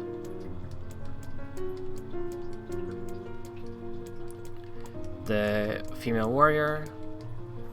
So we need to know green is the color of envy. The memory envy. The warrior had 33 companions. And there's the red dragon. Okay, let's skip to the question. Just mashing that X button. The color of envy was green because it's the color of the girl's eyes. Vice. It spoke. The shade has intelligence and emotion. Nier. Who cares? Nier brushed Vice's comment aside as the sword sliced through the shade's right arm. The shade extended its remaining arm to Nier. I must touch him. I must make contact. The moment its fingers brushed against Nier, the tree felt a warm sensation begin to burn. Something hot coursed through its fingers, up its arm and out to its entire body. It was emotion, more than the entity had felt in centuries. The tree cried out in surprise and joy. 1,000 years alone. 1,000 years in quiet contemplation. The tree felt like it was going to break apart. For long centuries, the tree had been alone, its heart sealed with heavy chains, but no more. New, powerful emotions began to take hold, causing its heart to lighten. This was more than the simple emotions it had been designed to feel. It was the beginnings of a soul. And the young man was the key. This was the promise made long ago. This was how it would be released. The tree's stomach began to throb in pain, a new and unpleasant sensation. But the time was not right yet. I implore you, how many were lost by the warrior who fought the red-eyed beasts? This time, her daughter and 33 friends. Okay, riddle time is over. I'm going to kill this stupid shade once and for all, said Nier. Something brown and shiny fell from the open stomach and clattered to the floor. The key, cried a book. Secure the key. The man's sword slowed. Time began to dilate around them, stretching and slowing. Time is essential. The next word must be heard. The words exploded. It became difficult to discern their meaning. The pool of memories began to crack as infinite blackness burrowed its way into the wall. Vice, this world is falling apart. Nier, how can a world of letters? I implore. The most important thing. Worlds. It's world with a small gap between the wo and the world, so we're gonna go with yo, small gap, nah. The light was complete. The memories disappeared. The tree's identity began to dissolve. As the letters slowly faded, Nier was drawn back to the real world, and the tree was satisfied. None of that stuff was new. So I'm guessing we're maybe doing something new soon? Or maybe the first myth doesn't change. What in the... I never realized shades were capable of rational thought. I don't care if they can tap dance and play the fiddle. I just want to kill him without all this hassle. With the tree defeated, we no longer have to worry about being buried in its world of letters. Unless, of course, time itself begins to rewind. Yes. For what it's worth,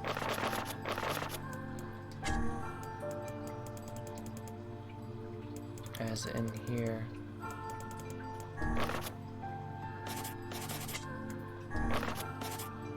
I don't think it's these.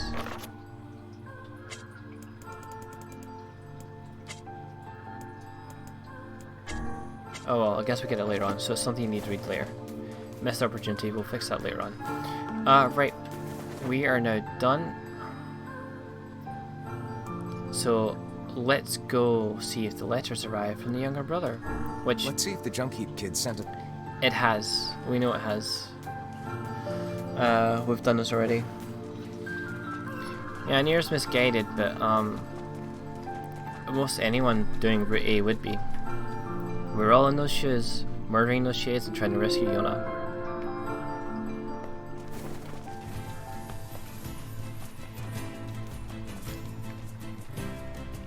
Like, the actions we're looking at and critiquing are our own actions that we now are forced to repeat.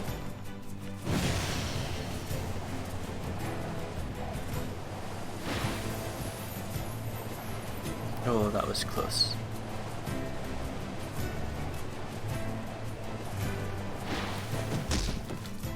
That, not so close. That was pretty bad. Right. Over to get that letter.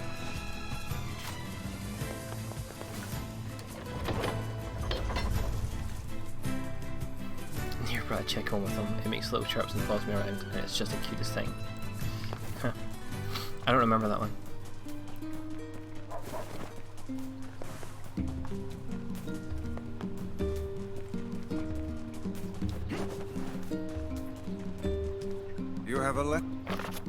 Okay, weapon's complete. He's got a request. We know what the request is. Destroy robots that he believes were involved in the death of his older brother.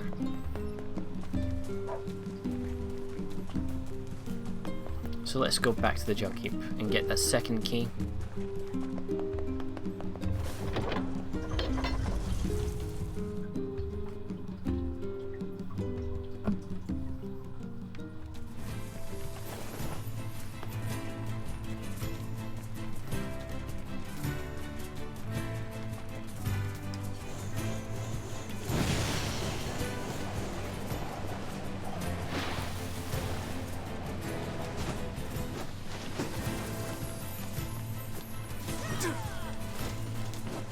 Right, same as before, just climb this scaffolding.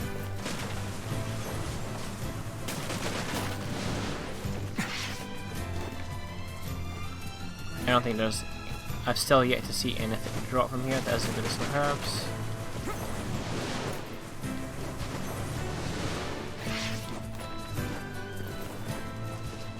I'm pretty sure it's only medicinal herbs that drop from there. Alright, to Gideon.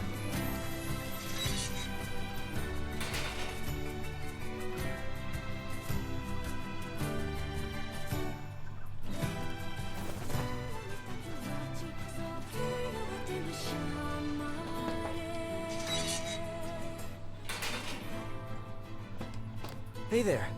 Great. You know, I need to... Oh, yeah, I want...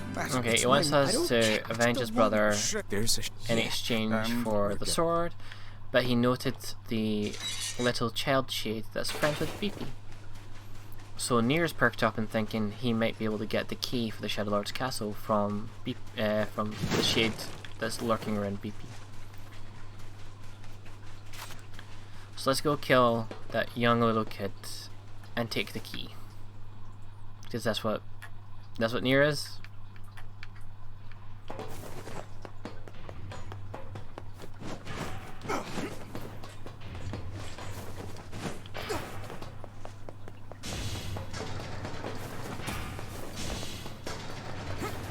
Alright, this time we're going to the southern corner. We didn't actually go to the north this time. We didn't need to.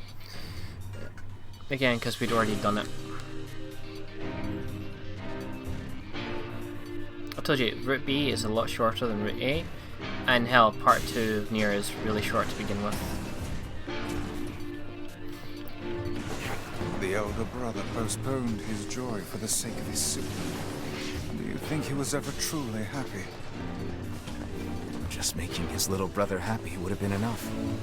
That's what being an older brother is like. So we just need to clear this room. Just quick enough. Just keep shooting. Okay, they can take damage now. And the homing attack completely missed them. That was lovely. At some point, we're gonna kill all there is to kill.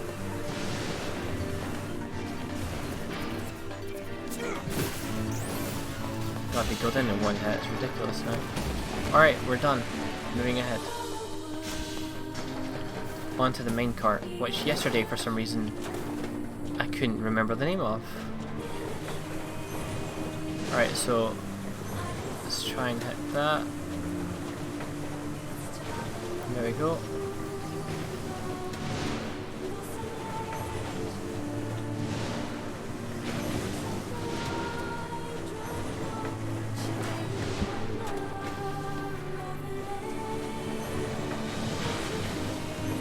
We just take care of all the cannons before we can even see them. That's nice. That'll make our life a lot easier.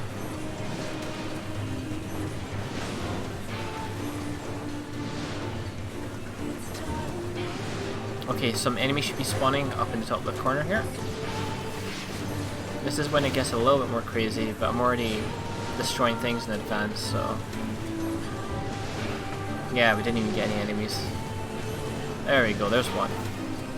There's quite a swarm of them. Because I'm taking care of them before they show up on screen, there's not really much to see here. We're nearly done with this literal on the reel section too. The end is just up ahead a little bit.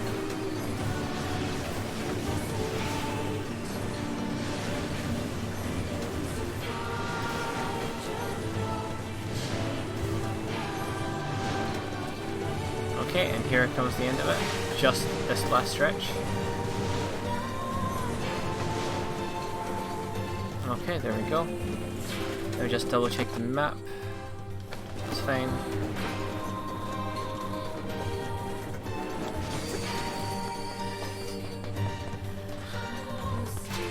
Alright, we're going to zone here. And our aim is to head to the north of this area, not the south, I think. There's just loot in the south. We don't really need loot right now. Oh, we should kill this boss first though. Looks just like BP, but isn't quite.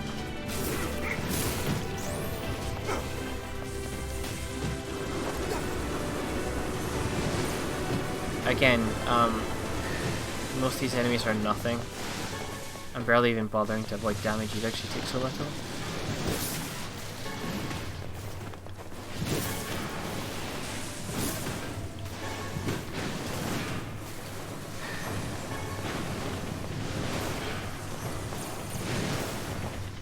I don't think this is the room for flying enemies, so we'll be done really soon. It might be actually. I do see the areas for the flying enemies come out, but nothing spawned, so we're fine. Let's just go ahead.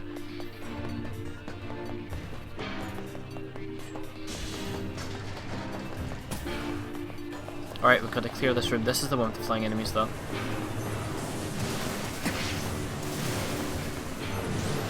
Again, just use the homing attack and it's nothing.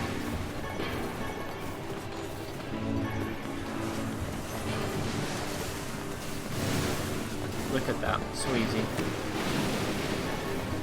The thing with drops in Replicant is that they do not stay for a long time, so make sure to grab them whenever you can, as soon as you can.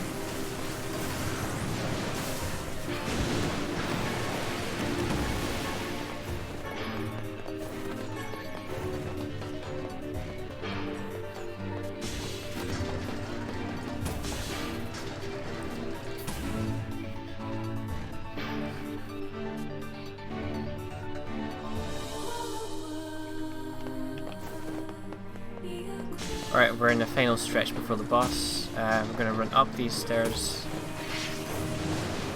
and just destroy any of the machines along the way.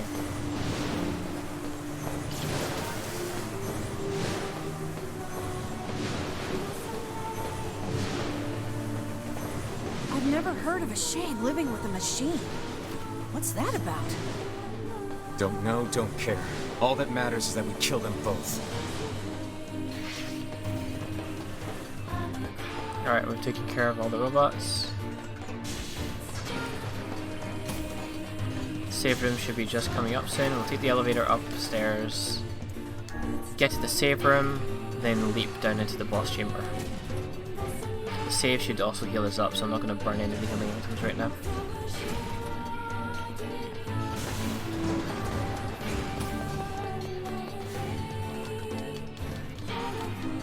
It's right. Beats. Okay, we don't need to bother with that just yet. On normal playthroughs, if you haven't got it already, a weapon drops here.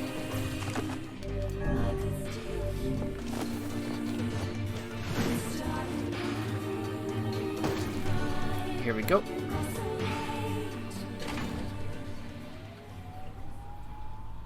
This will be over really quickly as well. Again, because it's New Game Plus.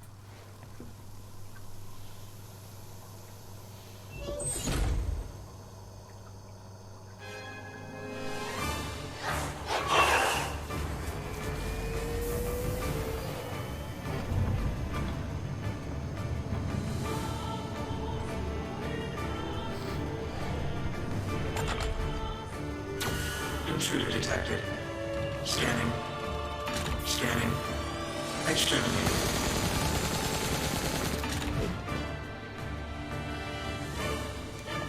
Looks like we found it. Good lord, it's enormous. Intruder detected. Scanning. Scanning. Exterminating.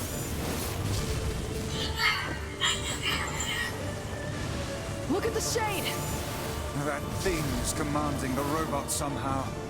Aim for the legs! Knock it down! Take out the shade! Damn it. And get close while the electrical field's in the ground. Okay, now. Exterminating. Aim. I'm gonna pop the strength capsule. Aim. Aim. Gonna regret it when the cutscene takes it away though.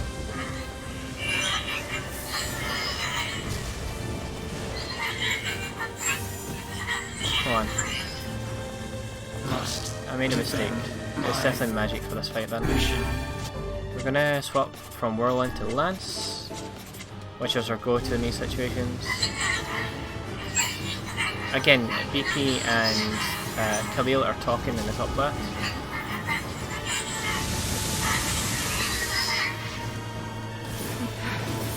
Oh, damn it. That's a shade. It's a shade! Kill him. Kill him. Feel the hate inside you. Okay, now that we've had that triggered, we can actually do a lot more damage again. When events have to occur, you can't do very much damage. Okay, we're in the next phase.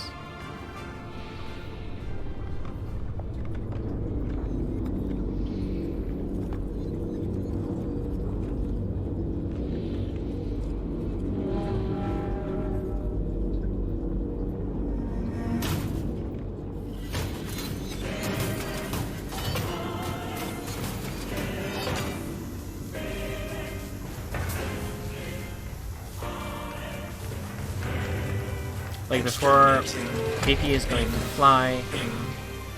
It's actually going to try and escape a little bit. He'll break the ceiling, rubble will come down, and we've got to watch out and avoid that. This thing can transform?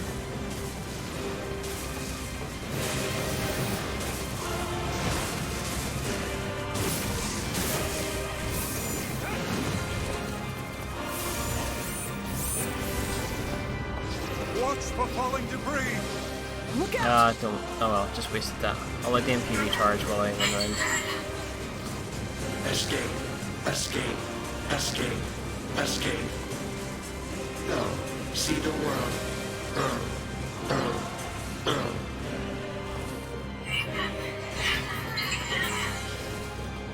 Must protect. Must fight. The dive one interrupted my cast. Let's try that again. Where do you think you're going?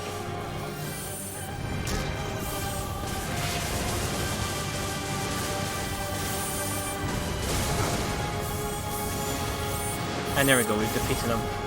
So we just get the last little scene and then end it.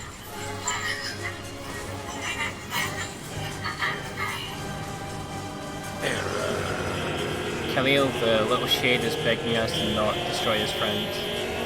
But we don't know what he's saying.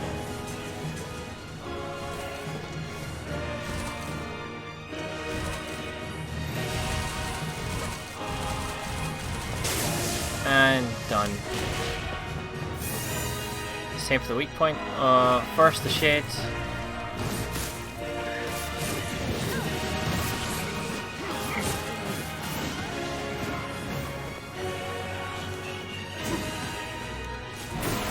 Alright, we've killed Khalil.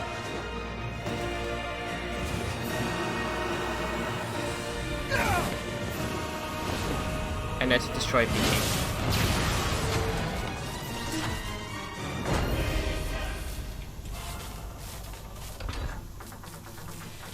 Must defend my mission.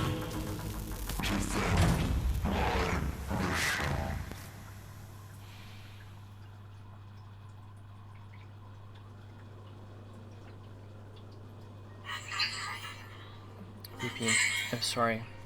I'm not strong enough. I wanted to be with you forever. Khalil. Together. BP. Alone. BP. Cry.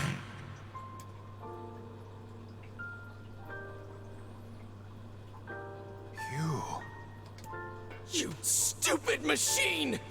You killed my family! You took everything from me! Why did you have to be here? Why you? Why? Beautiful. What a perfect example of humanity.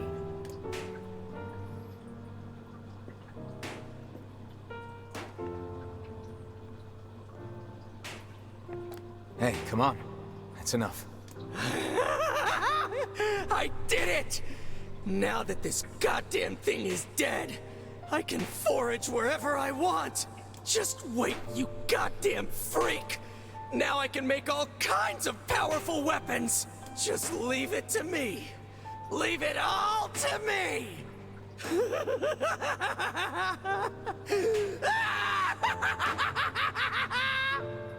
Look, we get it, okay? Really?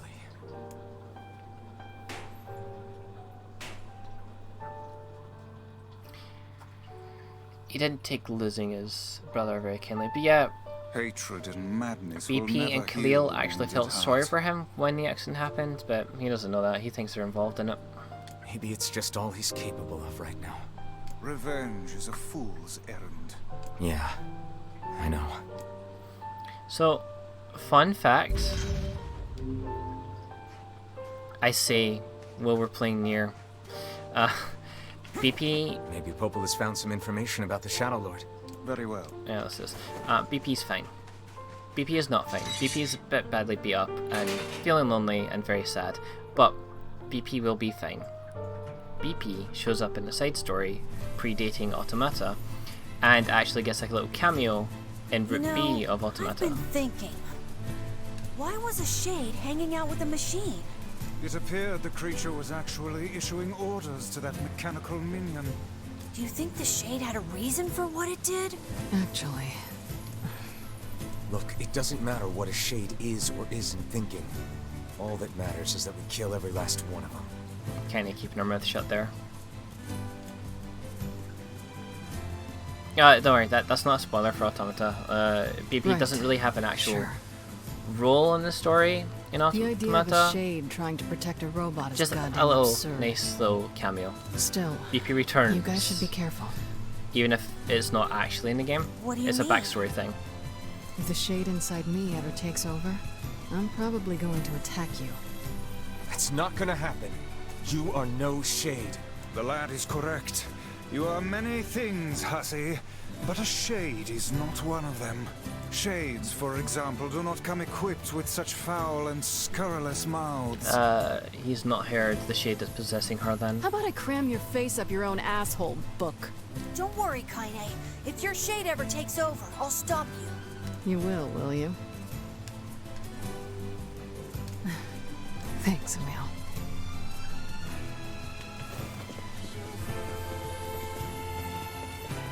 Alright, we're off to Popola.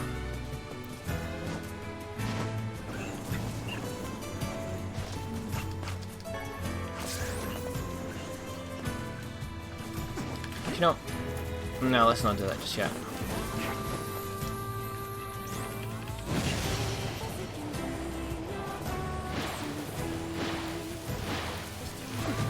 Yeah, I knew that was going to happen. Right, off to the library.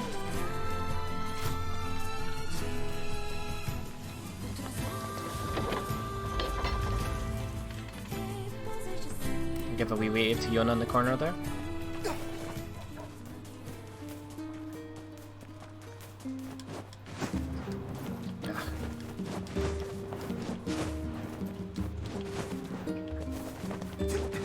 I believe this is where we're going to get a small break from the story, maybe, or this is where we're going to get sent to the area. It's one or the other right now.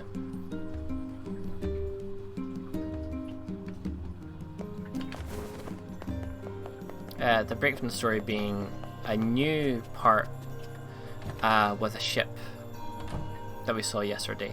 It's going to be either one of those. Anything new about the Shadow Lord's Key, Popola? You know, I was just going to talk to you about that. You remember the area, Okay, right, so it's the area first.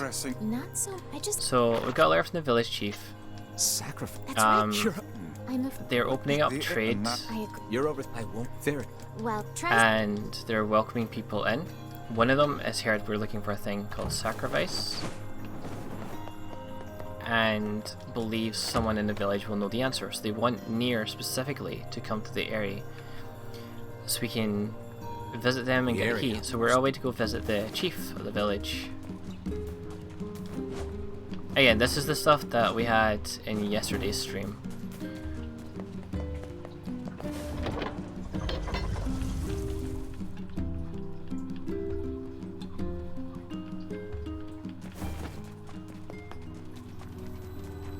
So we'll I take our cannot boar fathom friend. that village setting up a mercantile.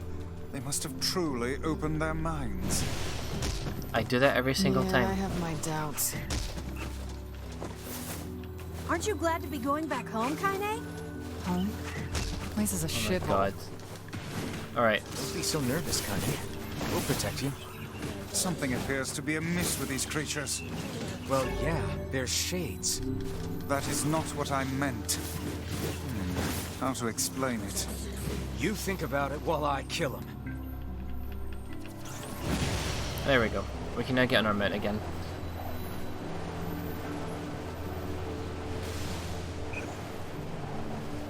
Ooh, the village. It's home to so many terrible little memories, isn't it, Kylie? Shut up, shut up, shut up! Alright, let's head to the village. I can't see where I'm going. Let's turn around. Now let's head to the village.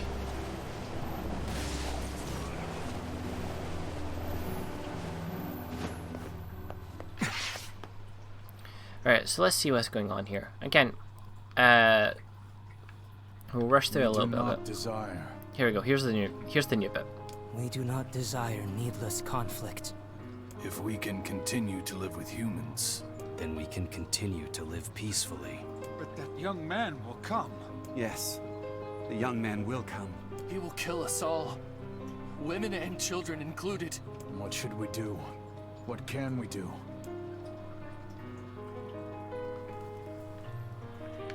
Alright, so they've clearly lured us in for a trap. As we learned last time, an ambush is planned. Nobody sent the letter, which we'll find in a moment anyway, but let's save.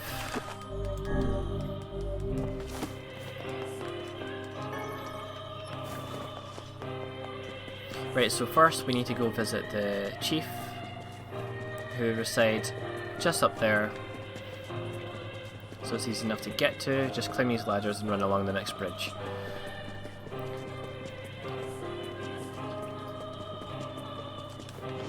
For those that weren't here or don't remember, this village is Kaine's hometown, and they did not treat her very nicely. They ostracized her and kicked her out, essentially. The villagers are all frightened, talking about being doomed, talking about a shade invasion the previous night. But, you know, they've opened up trade. There's villagers down there. They all seem happy. Happier than when we last visited 5 years prior. So, let's go speak to the chief about this sacrifice keyword and see if he's got the key to the Shadow Lord. But, like last time, he doesn't know anything about the letter sent. And so we've decided to go ask around because someone else must have sent the letter instead. It's eerie.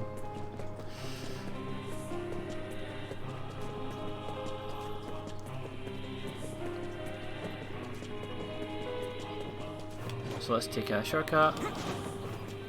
That was a really risky shortcut, but it worked, so that's fine. It was an unnecessary shortcut as well, because there's actually a different route we can take. We can jump off the upper ledge to the left, but that doesn't matter. I'm just showing off now, clearly. Even though I'm really terrible at platforming in this game. Right, we can talk to these people, buy things. In fact, Come back. It might be worthwhile My weapons may not be. buying any weapons they've got here. There are no weapons we can buy here. Excellent, we have all the weapons they can sell. This guy sells weapons that you can get from part 1, so if there's any you missed, you might still be able to get a chance to get it here. A letter, huh? Yeah, I think I heard something about that. So, you know about the letter? Maybe I don't. I'm not sure. Which is it, man? Oh, and if I may ask, are you friends of Kaine? You could say that. Ah, I've heard the rumors. Here to hunt shades, are you? Indeed. Our aim is to defeat every last one. Every last one? Everyone? Everyone. Everyone. Vice! Beware, this man is a shade. Damn it! It's a trap! I figured as much. You guys sure are taking your goddamn time. 1,000 apologies. We were distracted by the local welcoming party. Want some help? A carnival of murder? I love it. Yeah! Kaine! The villagers are possessed! But not all of them. Some are still human, so be careful.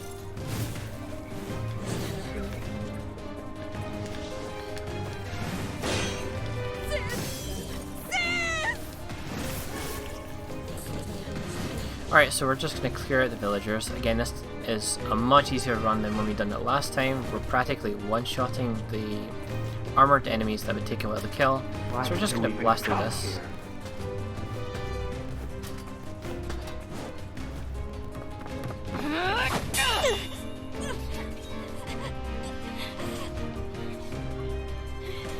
Get out of here! No way! I'm not gonna abandon my own sister! Kaine, what's going on? Don't be fooled by this lady. She's a shade.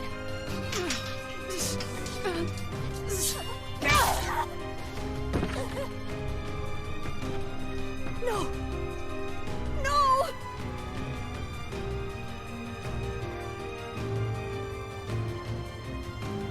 You people are the monsters here! Stay back, kid. Your sister is one of them now. That hurt I kind don't of care what she is! She's my sister, and I love her.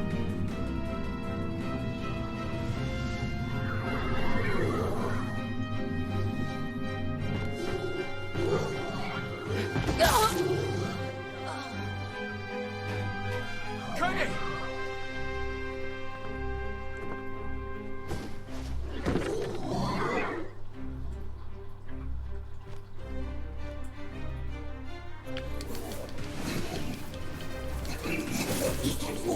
And now we can understand what the shades are saying. Stop it! Don't hurt my sister!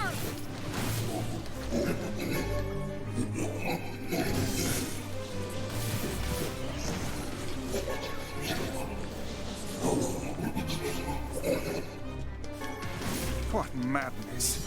These people are behaving as if we are the villains.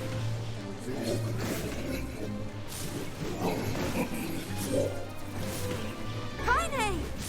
Kill them! Kill them now! No! You've got to stop this! I'm trying to save you from the ship! Villagers are under attack over there.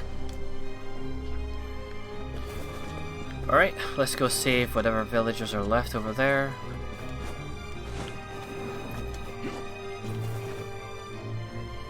What could those black swirls be? Oh God, help us! Help us, please! We are shades!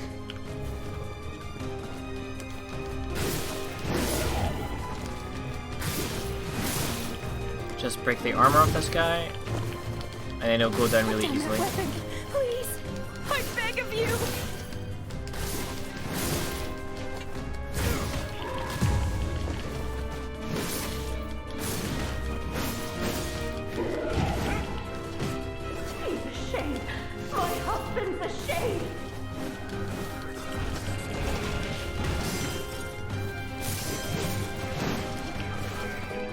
down so easily. Anyway, the big swirl in the middle is sucking up all the shades and all the people as well.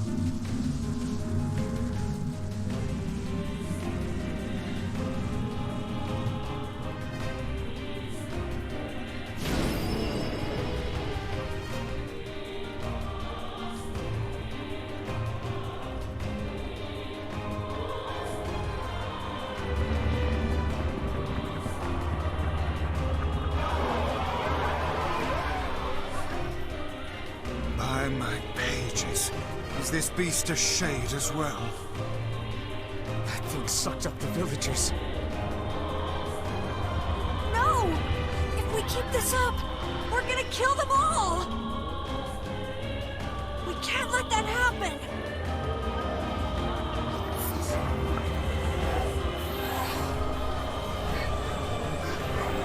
This one was actually granted a voice in our first playthrough, even without Kanye's perspective. Right, we're going to quickly have a look at our wards real quick. Just make sure we've got some good ones equipped, so we don't need to really look at this again. So this is what we want here. On our magic, let's make sure we can't go any higher than that. Okay, 50% is the highest our magic power goes. 30% XP. And we're just going to equip 30% XP on everything right now.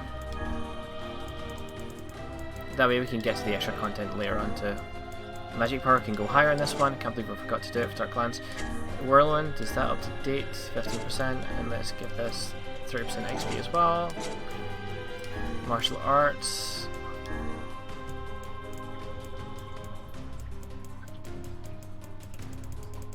Okay, that's fine. We can't really change that any further. 30% is the highest they go. So we're okay, we don't need to change these. I feel something from within the creature. And for this enemy, when its eyeball is visible, we hit it with some Dark Lances. So I've got the maximum charge on it, so we just need to survive this and not get hit. It will take more than a barrage of magic to stop us. Then when the eye shows up, the first to waver is the first to die.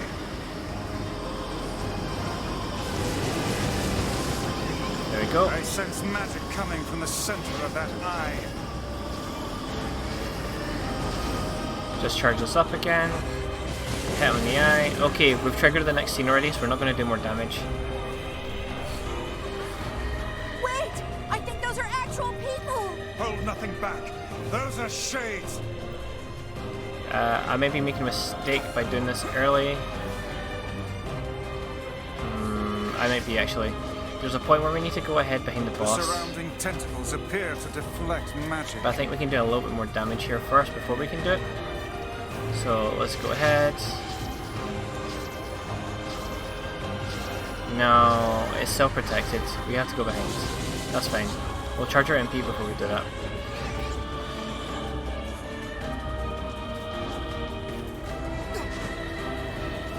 Can't take that shortcut. I don't know if it's possible.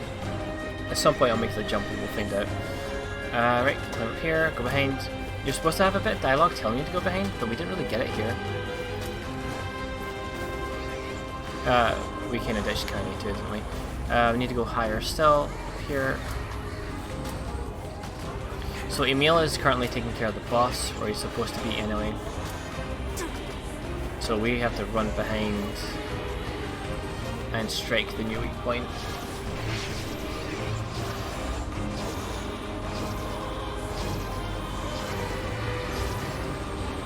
Which there isn't of. Nothing's happening like it should be.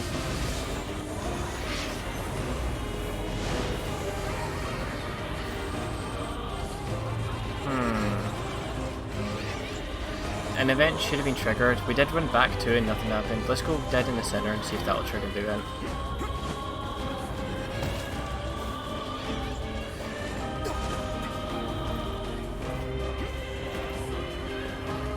Okay, let's try this again.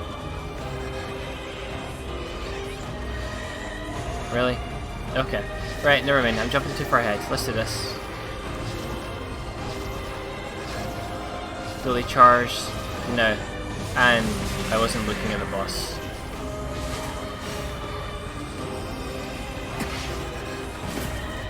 Yeah, look. I can't do any more damage. I'm supposed to trigger the next part.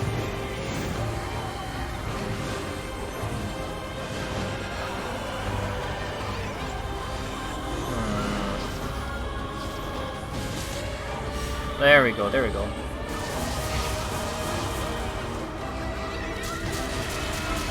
Such speed! Now, focus your magic on the beast's center. No, not on these guys. Come on, camera, come on. There we go, there we go. We triggered it now. Got the weak point, we can do damage again. At this point, the part I was expecting to occur will now occur.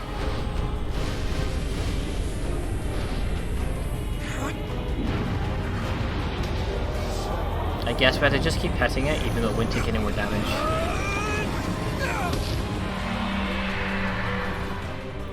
Love that 2010 design.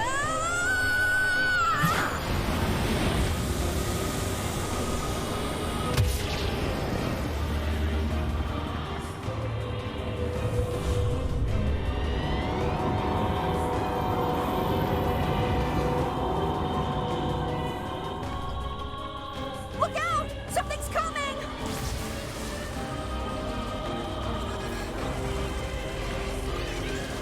Its weak point is located around There the we go. back.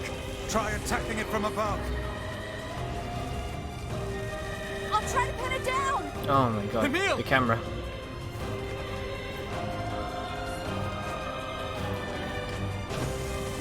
Emil! I'll keep it busy! You should be able to attack! From behind! Go around and get it! Please, hurry! Emil can handle this. We must circle behind the creature at once.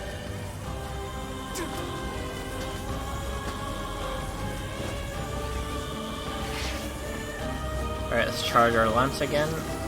You must strike it in the eye.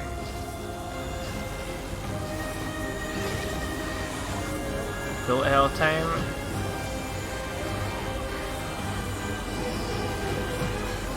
Wait for...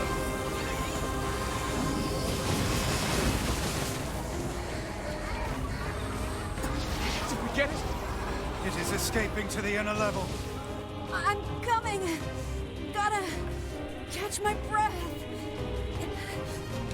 Careful, Emil. Won't help anyone if we lose you here. Okay, last phase. Damn it! We beat the hell out of that thing! How can it still move? Its combined powers are beyond even my greatest suspicion. Ah, I got protected. Again.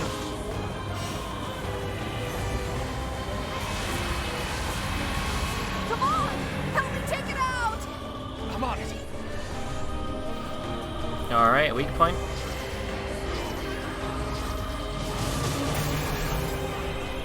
And done.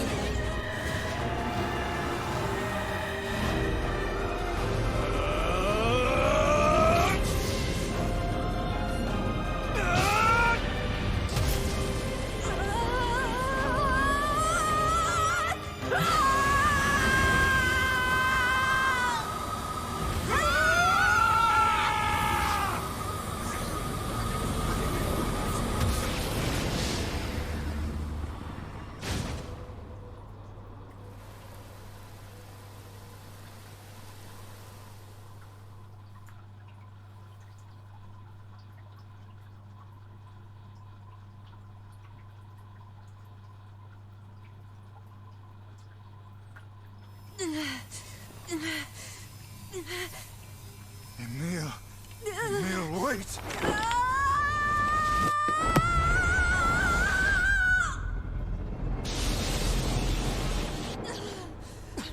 Emil!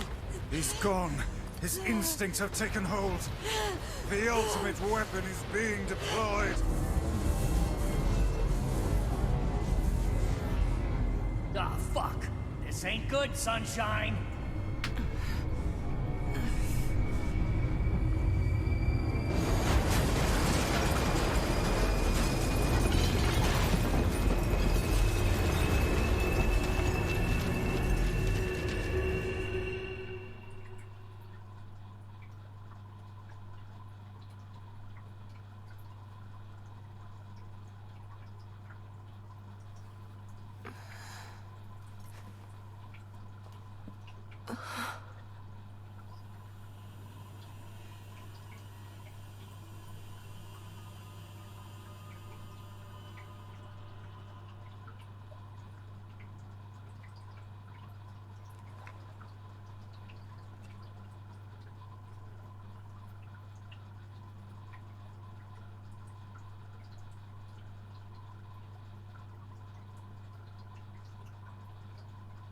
Uncontrollable magic.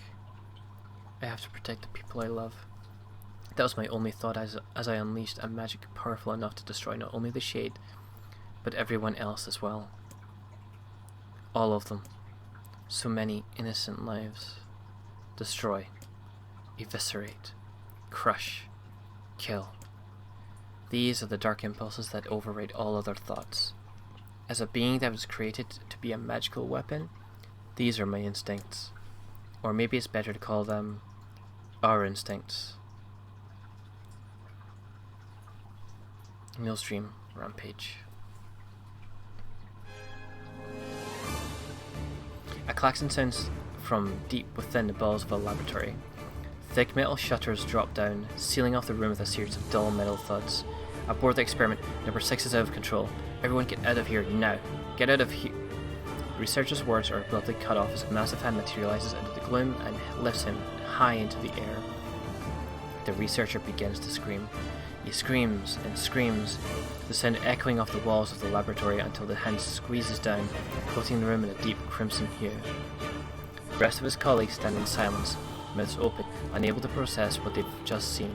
Then, a female scientist takes a step back and lets fly with a heart-breaking wail.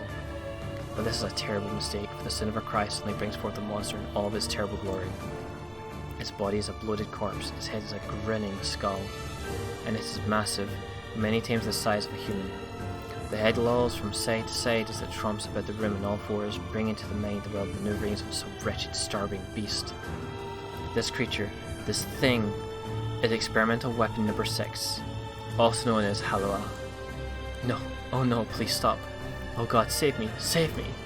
I don't want to die. One by one, the maddening cries of the researchers are silenced. If number 6 understands their petitions, it pays them no heed, instead continuing its rampage of destruction and slaughter with a focus that borders on obsession. After an eternity, the screaming stops. The alarms fall silent, and only then does the creature make a sound, howling out with an unfathomable roar that echoes up and down the empty halls of the blood-soaked laboratory.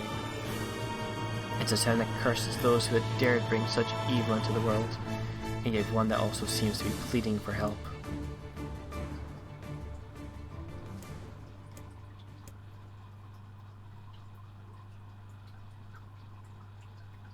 Two sets of footsteps echo in an otherwise silent corridor in the first level of the laboratory. One set belongs to a young boy, his eyes blindfolded and his hands restrained. The other belongs to a severe man in a long white coat. The man drags the boy along by means of a long chain attached to a set of shackles on his wrists. Rubble is scattered here and there across the floor of the corridor, making the journey an exceedingly difficult one for the boy who cannot see. Excuse me? Could you please walk a little bit slower, sir? I'm not used to being blindfolded and... Rather than stopping, the man only increases his pace, causing the boy to stumble in an attempt to keep up. This last humiliation proves too much, and the boy finds himself unable to arrest his fall.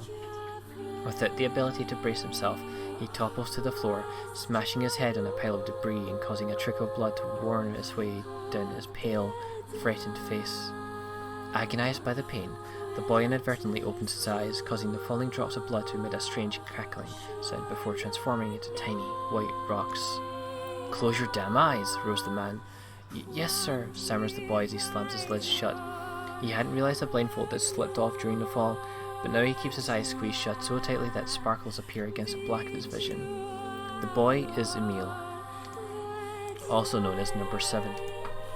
He is a magical weapon whose eyes are capable of turning to stone anything that falls under their gaze. "Don't look at me," barks the man. "Never look at me." "I'm sorry, sir. I'm looking at the ground now, so if you just hand me the bullet..." Instead of waiting for him to finish, the man extends one foot and presses Emil's face to the floor with a heavy black boot. "Sir, stop. You're hurting me. I told you to keep your eyes and your mouth shut, so do it." The man knows this boy, this weapon, could wipe him out with a single glance, and yet subduing him in this way gives him a sense of relief. After making certain the boy is sufficiently cowed, the man leans down, retrieves the blindfold, and knots it tightly around the boy's quivering head. "Right then, on your feet, let's move." Emil staggers to his feet, trying to ignore the red liquid oozing down his face. The blood doesn't matter, the pain doesn't matter. All that matters is finishing the job they'd set out for him to do. The second level of the laboratory is in even worse shape than the first. The environs are littered with rubble and rock, making the thought of a decent foothold laughable. When the man's eyes linger in a section of rubble stained a deep red, he has a sudden image of a warm grey brownie slathered in a strawberry sauce. His stomach lurches at the thought. When he attempts to avert his eyes, they land on the remains of a human being rendered into what could only be described as paste. The man blinks. His mind goes strangely blank before attempting to determine exactly how many humans have to be sacrificed to create the scattering piles of flesh around him. After a moment, his thoughts simply cease altogether, as if his mind realizes that trying to put such a thing into form is folly. "You can go the rest of the way on your own," says the man in a voice much weaker than he wished to be. "I mean, what does it matter? You're not even human, you're a monster." With this, the man spins around and dashes back down the hall. A helpless Emil simply listens as the footsteps of his erstwhile captor fade into the distance. Emil finds himself alone in a room with the stench of death and blood. For a moment he considers opening his eyes, but the thought of the horrors that await him quickly squashes his plan. Instead he stands still and listens intently. Eventually, a far-off sound reaches his ears. "That's the howl I heard before." Emil resumes walking, using the sound of the distant voice to guide him, almost as if it was calling him home.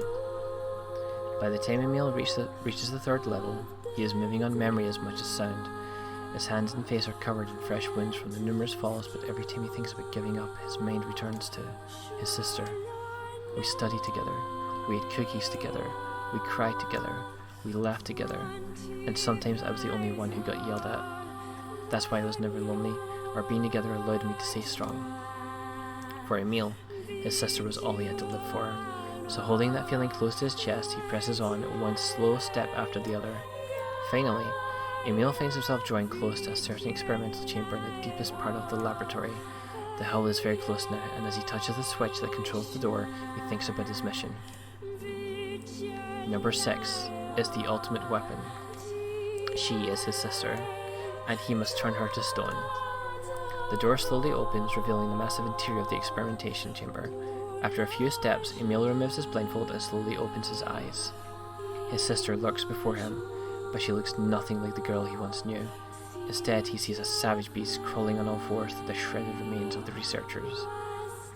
As the thing that had been his sister stops and tilts its head in Emil's direction, he focuses his gaze on it. A series of soft, crunching sounds emerge from the creature as its magic does its terrible work. First the fingers, then the hands, arms, legs, head.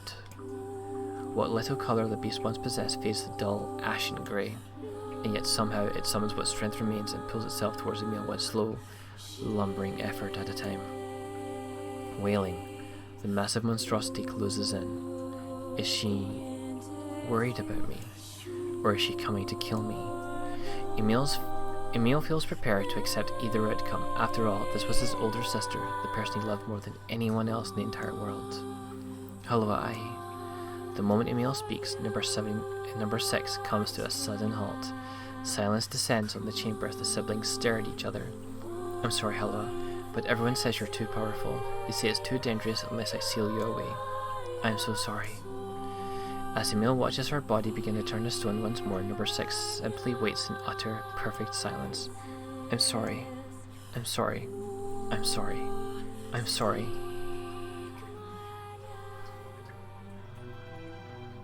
The moment number 6's petrification is complete, her memories flood into Emil's mind. The two of them huddling together in the cold.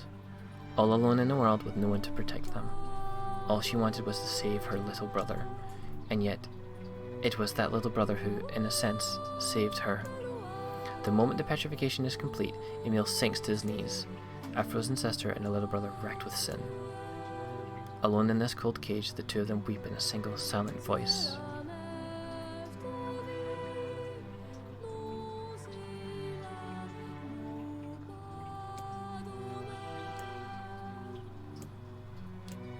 It was our combined power that destroyed the Eyrie. Whole existences, entire lives, even their memories. We took it all. We took everything. My sweet, gentle sister turned into a monster, and the same thing will happen to me now that I have her power. If my instincts as a weapon win out and destroy me in the process, if that power ends up hurting someone I love,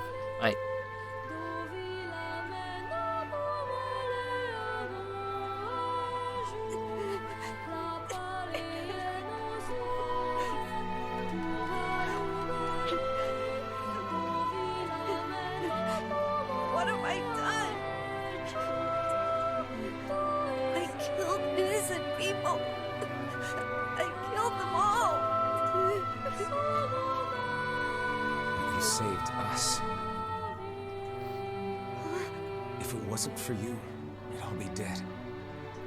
We owe you.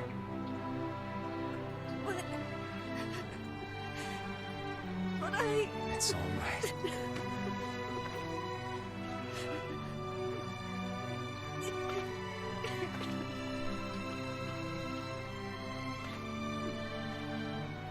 Really? Don't look back.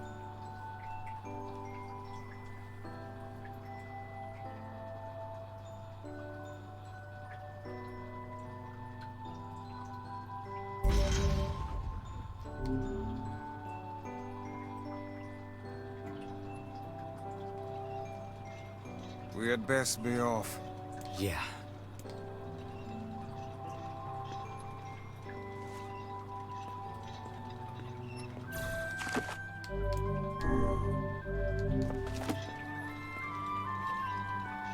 And so the area's gone again, waved off the map.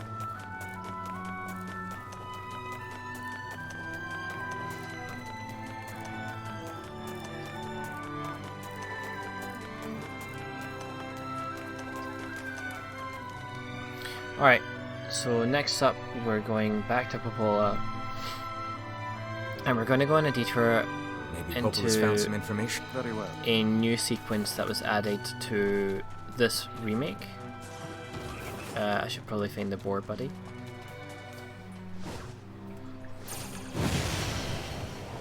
And turn my camera before I crash. So we're gonna go begin a new section. We done it yesterday. Of course, things may have changed. I have no idea what might be different, what won't be different. It's all gonna be new, or not new.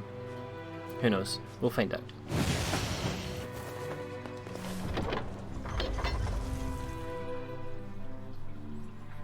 There's 2 more arcs before the final end.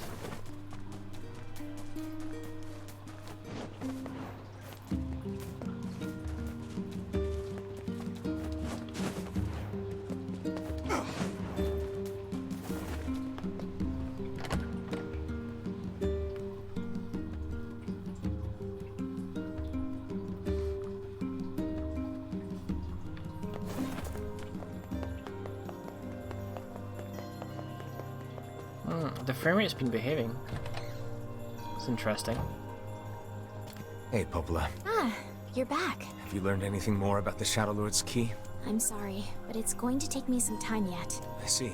Well, can I take something off your plate in the meantime? Oh, how about this? You know the ferryman with the red bag, right? Well, he's been skipping out on work lately. Can I ask you to go to Seafront and check on him? Sure thing. Alright, this time we're not going to make the mistake of trying to use the fast travel. Because without the ferryman, there is no fast travel. In the original version of the game, I don't remember a red bag person. I remember just a guard in charge of the canal after part 2 opens up. This feels alarmingly familiar. So I believe even the guy's introduction in part 1 is I'm also sure new. that couple is merely having another one of their inane spats. Let us do our utmost not to get dragged into it this time,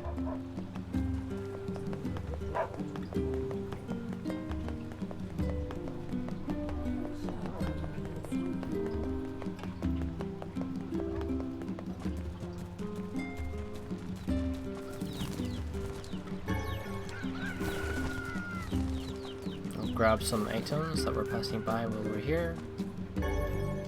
We're at the limit of medicinal herbs. Perfect, we can just ignore them.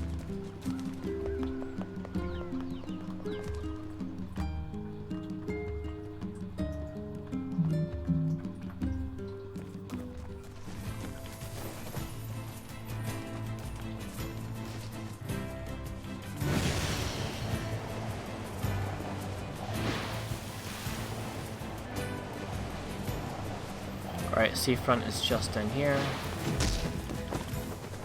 Okay, we'll just ditch the boar. The zone line is just right here anyway.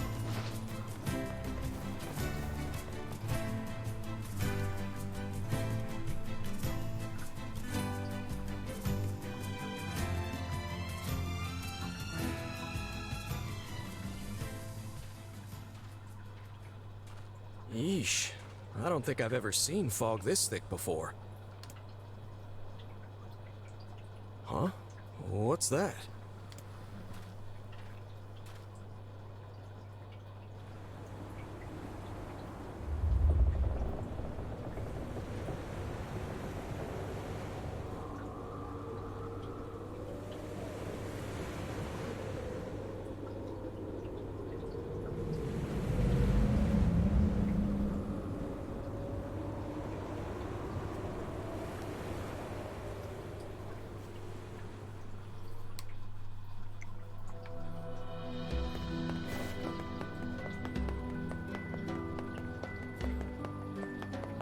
So that was a new sequence.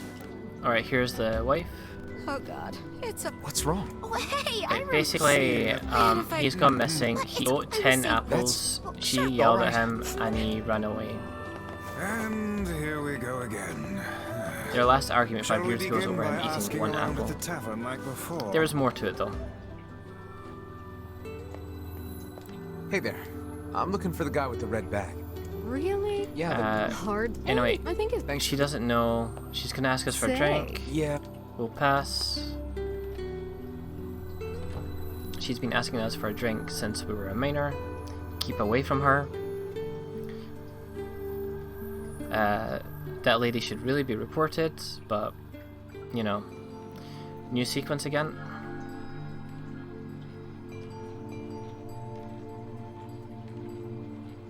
Hard to believe a ship of this size managed to run aground.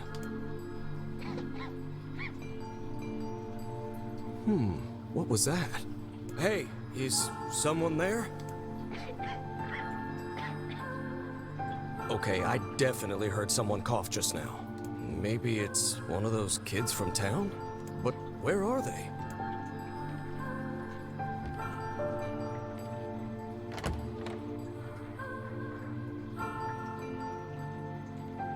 There you are. What are you doing here, kid? And who are you, anyway? Were you a passenger on this ship, maybe? Hey, it's okay. You don't need to be scared.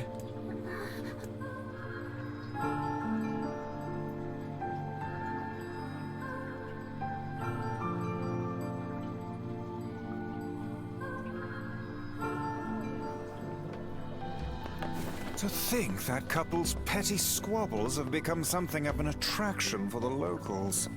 Doesn't surprise me in the least. Seeing people like that puts a little spring in your step, you know? You humans truly are a maddening bunch. Such buffoonery does little more than wear this old tome out. Alright, so we're heading off back to Nier's village because that's where the red bag man was from. And his brother is there, so he might know like where he is. Hey there. How you feeling? Well, your cough seems better at least. Check it out. I brought you some bread today.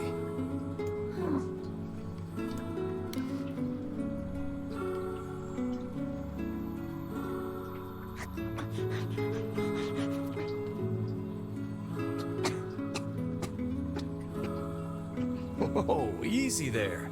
Jeez, you must have been starving. Well, look, no one's gonna take this from you, so just take it easy so you don't choke on it, okay? So, what were you doing on this boat, kid? Actually, scratch that. First things first. I can't just keep calling you kid. You got a name?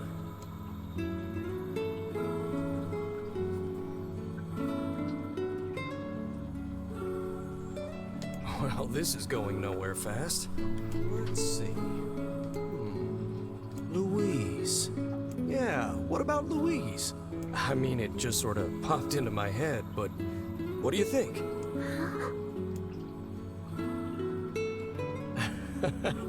Guess you're okay with it. Well, it's nice to meet you, Louise.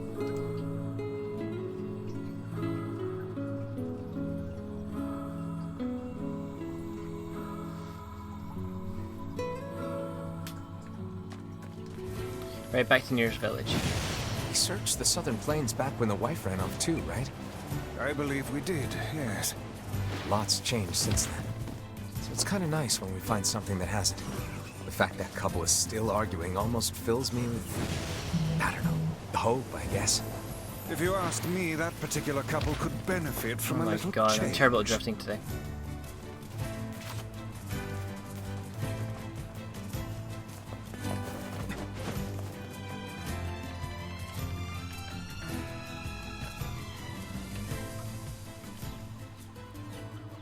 Alright, so the brother's right here guarding the gate. Oh, hey, it's you. You're related to the ferry. Yeah. A shame. Not a clue. Oh, that's an... Oh, I guess we could have just... Anyway, you needed to do something with the mail, so we're gonna go check the postman back in the town.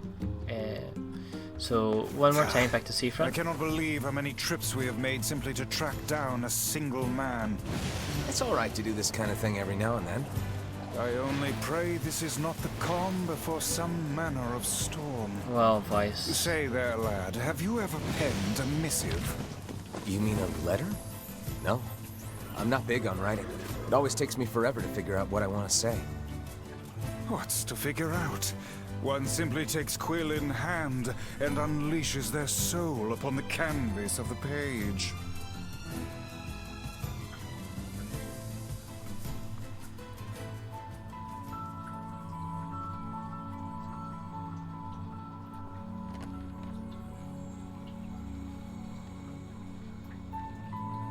Hey there, Louise. Say, where'd you get that red bag? Found it on the ship, did you? You kids are so darn curious about everything. Anywho, it's good to see you. Afraid I don't have any bread today, but I did bring you something. Here, it's a ribbon. Let me tie it in your hair for you.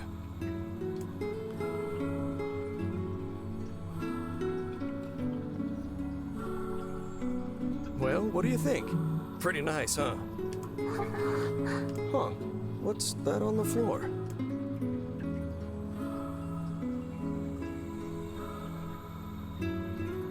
Oh, it's a mirror. Well, that's a stroke of luck. Let's go ahead and check out your new look. If you go over there where it's brighter, you'll be able to see yourself more clearly. What's wrong? Don't you want to see? Oh, I see. You don't like sunlight. Guess your eyes are pretty sensitive after spending all this time in the dark, huh? Well, it's not like we can have you stay here forever. We should work on getting you out of here so you and me can go look at the sea together. How's that sound?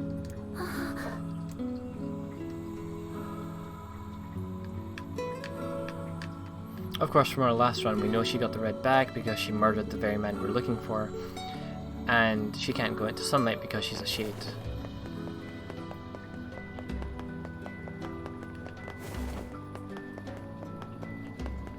Right, off to see the postman.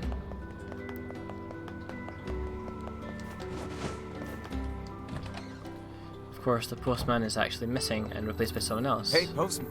Oh, sorry. You're not him. I'm sure as hell not. I just swung by to pick up a letter and wound up running the damn place. Anyway, you here for a package or something? No. There's this couple who's always fighting and the husband took off.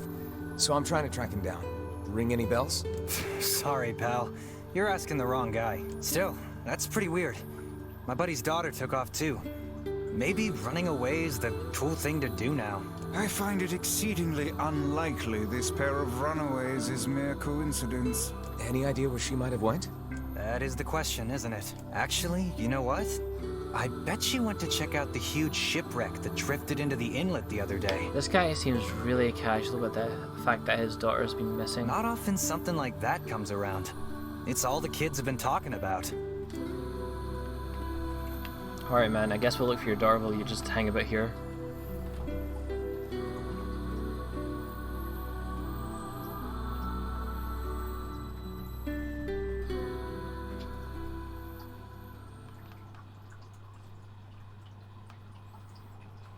Hey, Louise.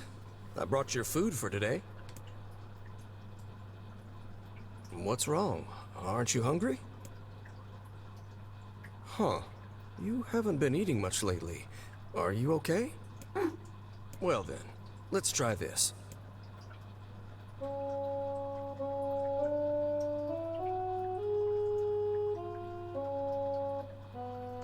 Is that coming from this guy's vocal cords?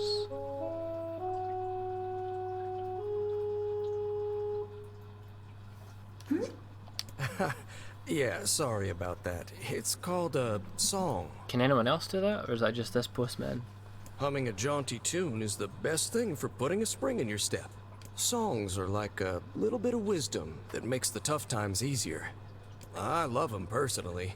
I mean, not that I'm any good at singing.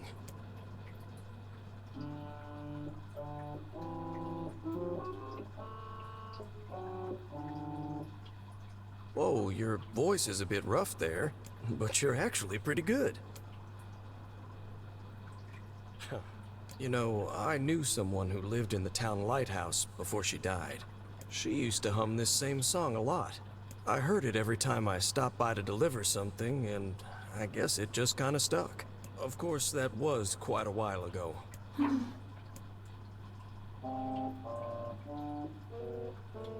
Hey, are you trying to cheer me up?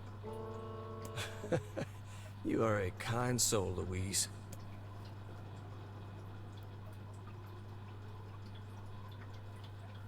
When she's not murdering the townspeople, maybe.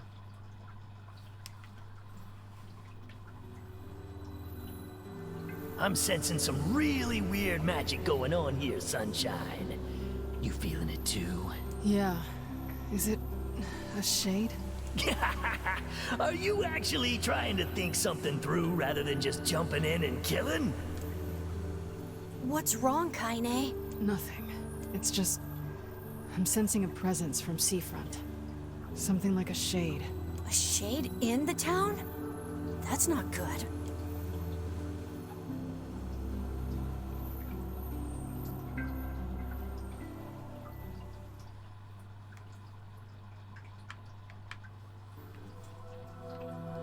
A shipwreck, is it? I suppose we might as well investigate, seeing as how we lack any other tenable leads. Right. Let's head for the inlet. Kaine. Emil.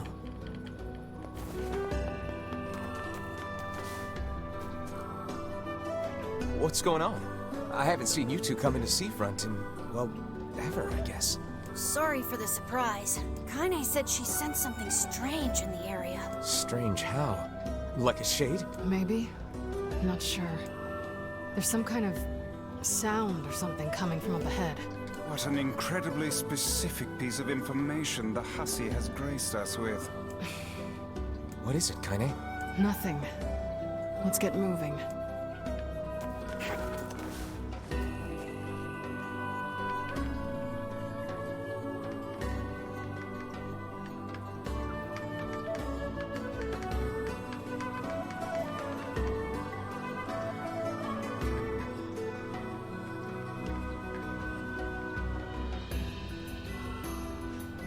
We're gonna need to figure out some way to get inside that thing. This ship is in a state of wanton decay. Surely we can find these planks. We can probably... Right, so our way in is through here. We're not going to go inside just yet. First up, we're going to save. Because the boss can be a little bit tricky. It's a bit heavily scripted, so we should be okay. But since I don't really know much about this one going in, better be safe than sorry. I also ran out of water a little bit ago, and I'm really needing something to drink, so in just a moment we're going to go on a little pause, a chance to break, bathroom, water, whatever needs done, and then we'll be back to continue Route B. So back in a moment.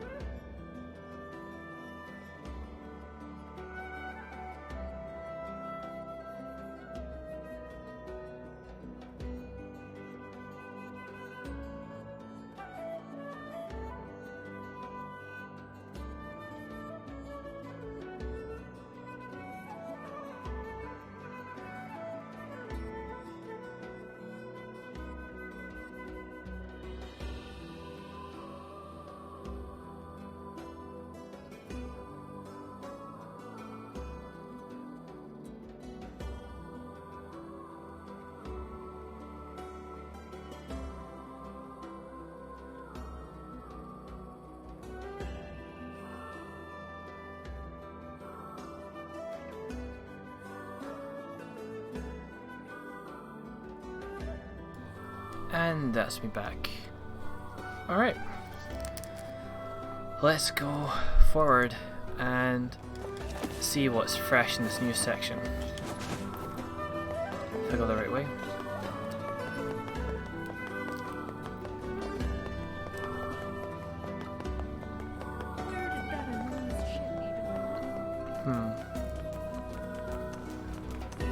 So the entrance is just over here. And we'll just jump straight in.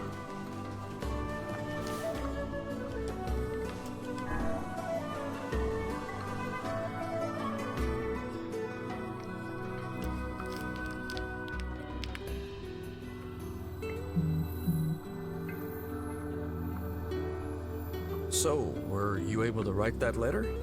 You know, now that I've taught you how.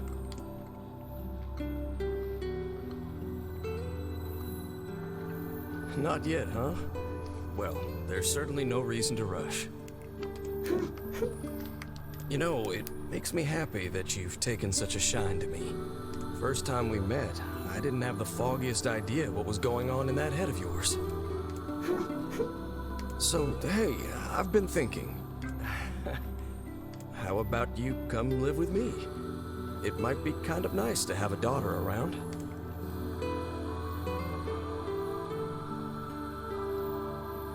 Not into it, huh? Guess I should have figured. I'm sad to hear it, but it's your choice, of course. Huh? The floor's wet. Wait, is this blood? Oh dear. Are you...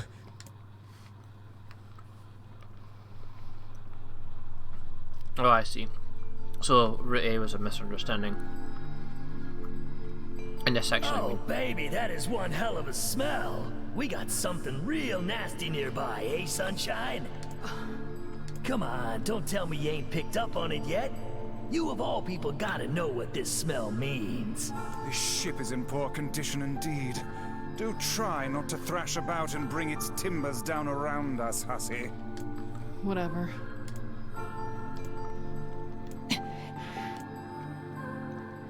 You sure you're all right, Kaine? You really shouldn't push yourself. Hey, I've got an idea. How about you and me search outside and get some nice fresh air in the process? Sure. Let's do that. Sounds good. Take care of Kaine for us, Emil. Emil is on the case. Come on, Kaine. Let's get the lead out. Okay, so we're going alone for a little bit. This place is pretty gloomy. I'm having a hard time imagining any townsfolk hanging around here. But we'll have them back for the Well, as we've stuff. no other leads, let the search we require. Look there. Okay, so we need a lantern to access this room to the left.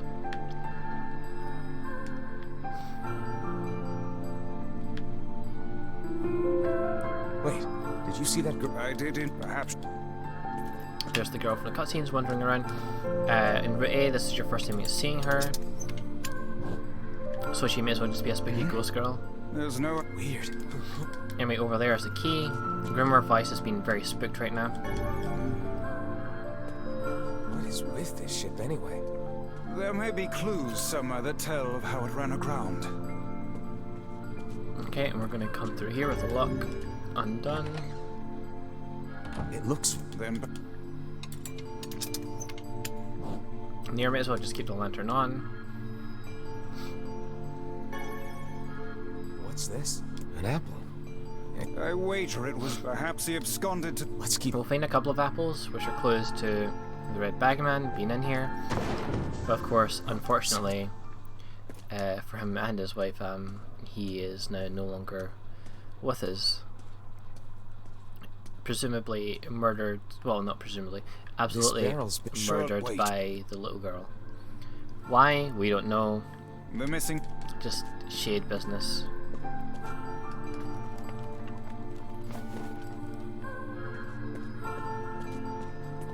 Did you see that light on the ship? Hang on. Okay, we need to move this out of the way. We can't actually pass through it, but we can, however, go into this room, where there will be a switch on the shelves here. That what? This will grant us access to the room next door. Hidden room. How delightful. In that room, we can come out the other door and grab the key. This key will let us travel back out here. Well, Don't let us seem to be travel any back here. shades around, It at will least. grant us access to a room Fortunate for in the same us. corridor up here. Now let no more time be wasted in our search for the townsfolk. So we can now pass through here. The what? Wait. That isn't the sound of an instrument. That's the sound of someone singing.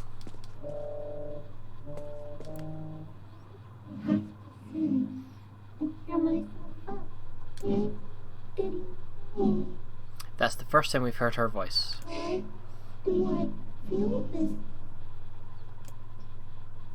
Whatever that sound was, it stopped. I swear it sounded like a girl. This is a voice pipe. A contraption by which one's voice can travel to a faraway location. Which means the girl is in whatever room this pipe connects to. Hold a moment. I spy a chart of the ship's layout on the wall. Essentially, this is the first time we've triggered this event. In route A, we ended up going the right direction instead of this detour. This pipe connects to a cabin in the ship's stern. Onward and, inward, I guess. Our frame rate's having a bad time, but we'll calm down in just a moment. This is just the issues with the PC port This of the little game. lantern has brought us quite far, hasn't it? Yeah. And the light it gives off makes me feel, I don't know, safe somehow. Well, aren't we the... Oh, damn. Perhaps it is what... Okay, we need to trigger the floor break. Down here, we will need to find the lantern again. I can't see a thing. The lantern. Horrible stench. Why is that? Well, we can move around in the dark. Is that? So let's grab the lantern.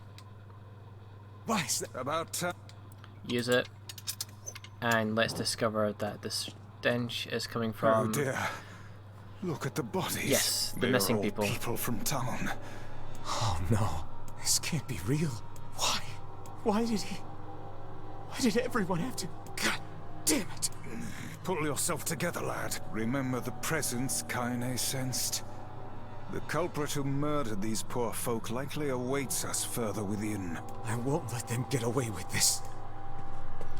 So that's them gone. A few other people too. No children amongst the bodies. Someone's got a missing daughter. Could be the body that's running around right now.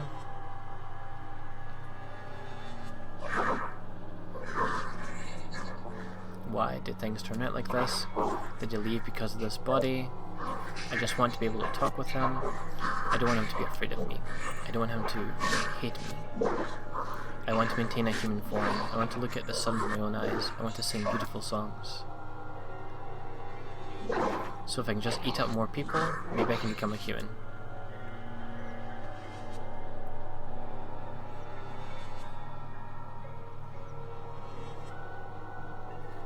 Hey there, you two. Hey. I didn't know you guys came back inside. Did we ever? Found a nice hole in the wall to slide through. But then we heard a bunch of noise coming from that super dark floor downstairs. You sure had us worried. Yeah, sorry about that. You feeling better, Kaine? A little, yeah. Sorry for the trouble. Good. That's good. Jeez, you seem really down in the dumps. Did something happen? Tell me, Kaine, that presence you sensed. It's on the floor above us. I feared as much. It seems we've little choice but to press onward.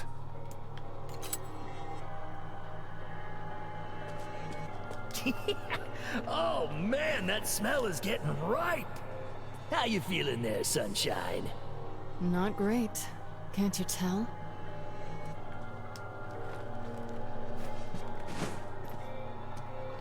Alright, save always tells you what's coming, right? We're about to get to a boss fight.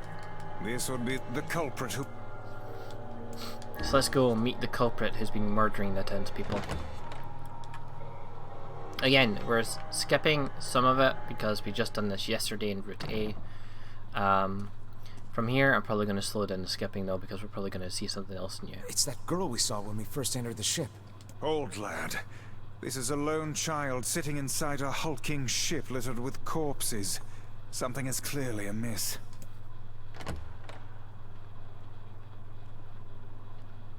There. Oh man, this shade is nuts! I think I'm in love. You can feel her power hanging in the air, and she ain't even trying yet. Things are finally heating up. Huh? Could this girl be the presence you sensed, Kaine?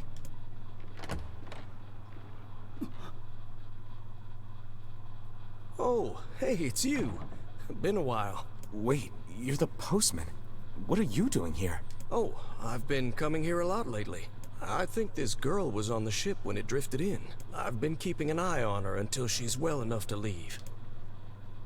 Hey, so this is kind of awkward, but the girl is, you know, bleeding. I brought a bunch of bandages with me, but, well, how exactly does one deal with a woman's time of the month?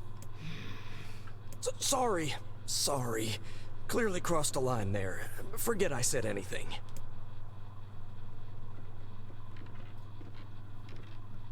Stay the hell away from her! She isn't...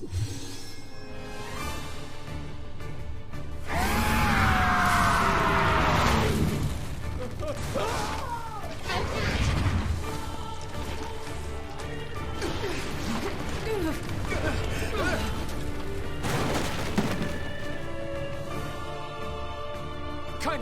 Emil! We'll figure something out. You just find a way to get the hell out of here. The two of them will be fine, but you and I must withdraw.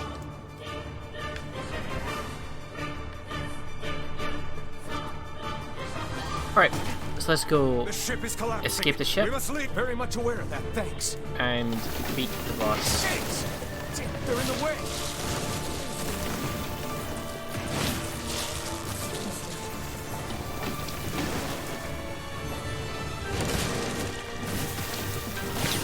It's a short section, especially after this, you know, this is New Game Plus, so everything dies really quickly.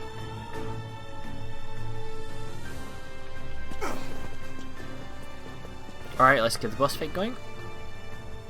Glad you two made it out in one piece. Yeah, we're good. But that poor postman is still trapped inside. We'd better go help him out. No shade would dare pursue us into sunlight such as this. We should use the opportunity to ready ourselves.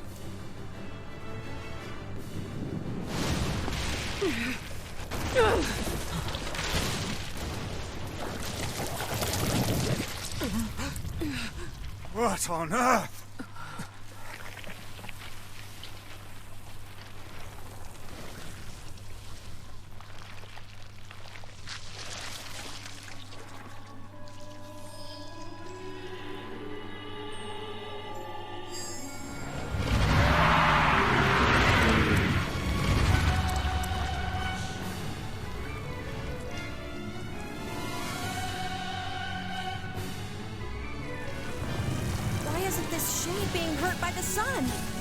That is not precisely the case.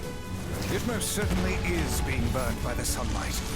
However, its regenerative abilities far outpace whatever damage the light is able to inflict. Notice we're not doing very much damage even with the New Game Plus Something is thing. coming. Get out of the way at once. This boss is a bit more scripted than other ones tend to be. Listen, it's singing. This thing actually thinks it's a person.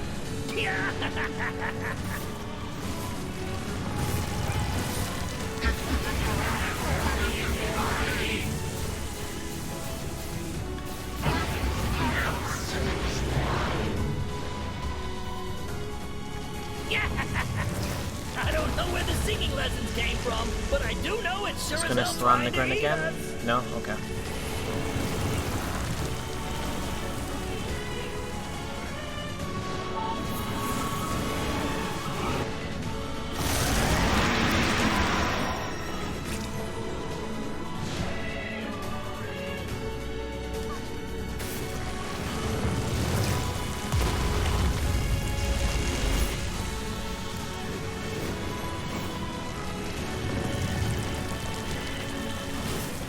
Aim for the tentacles with faces on them.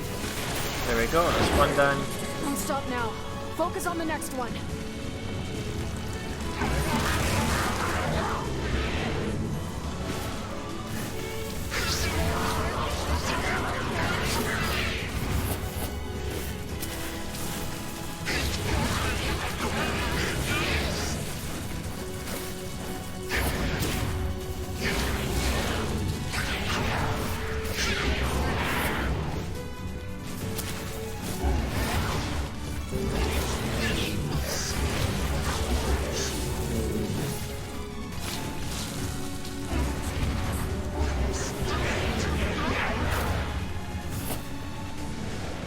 doing it for him?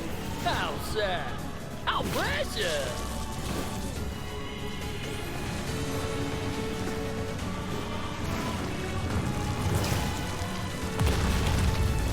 Just gonna slam again, I think, at this point.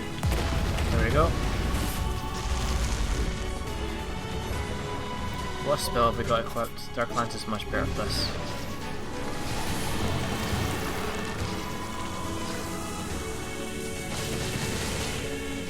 Okay, we've got a sequence happening, so we can't damage them yet. We should be able to now though, just a little bit.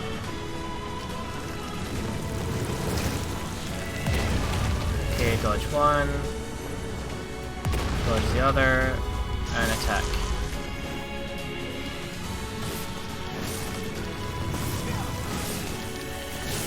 There we go, that's the second difficult Now time. is our chance. Attack with all that you have. There we go.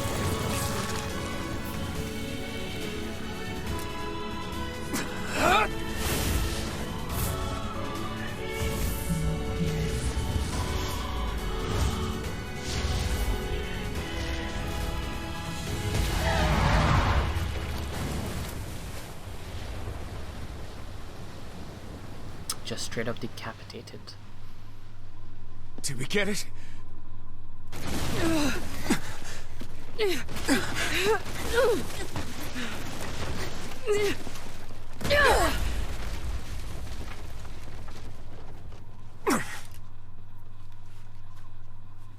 Oh hell, that thing's huge.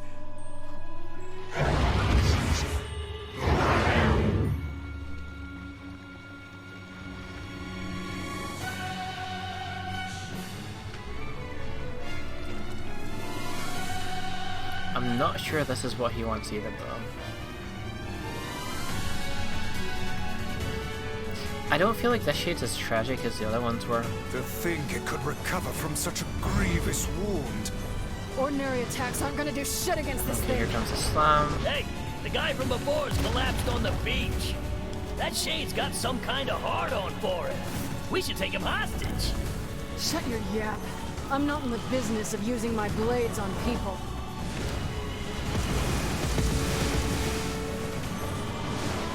Right, gotta watch out for these. They explode. Is this thing turning its body into spears and So shooting keep at us? distance. Now move back in. Okay, we should be okay. Gotta take advantage of those iframes as well when you can. Right, here comes the bullet hell. That perspective kind of doesn't really work very well, so I've gotta shift off the lock-on. If you fall behind a bit, then you start really falling behind. So you gotta be really careful. That got me in route A. Fine then. I guess we'll all just sit around a campfire and sing songs Right, here comes until the we slam. get murdered. God damn it! Oh, right on me.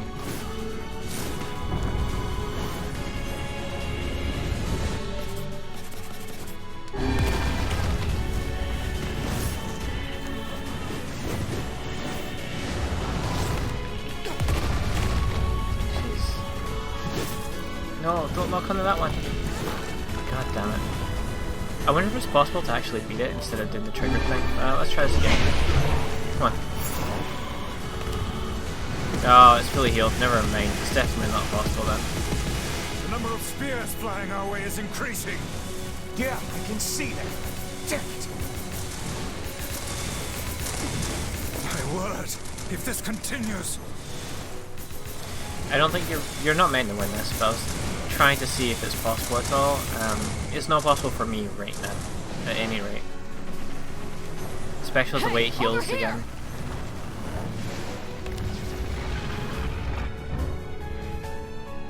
This guy's important to you, isn't he?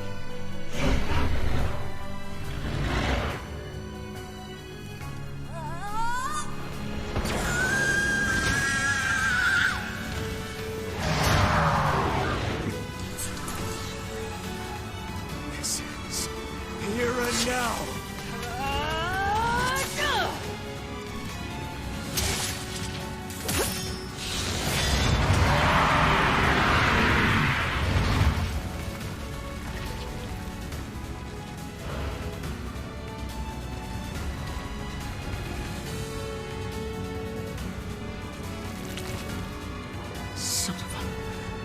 Is this thing immortal?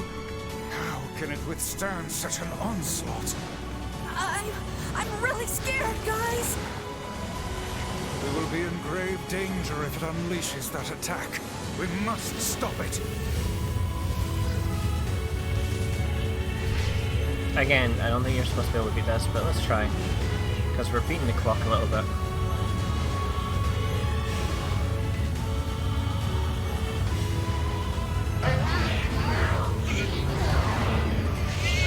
I don't think we beat it, but it was close. I wonder if we'll be able to do that on Route C. We'll be doing more damage by that point.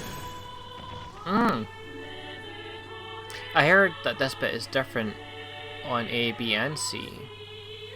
I wonder if that's why.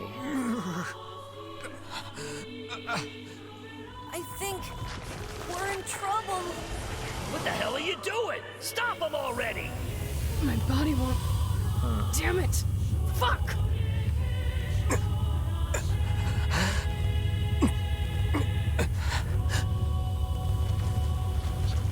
Stop! No!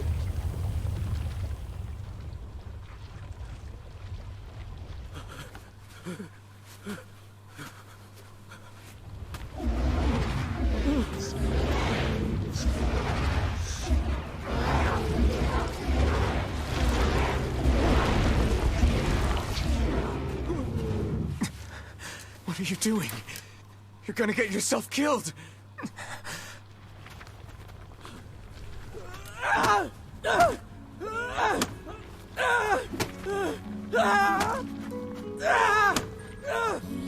Stop! Don't hurt these people!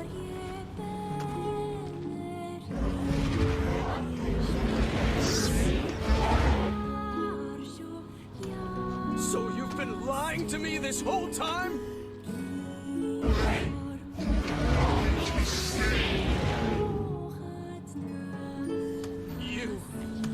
You're a monster!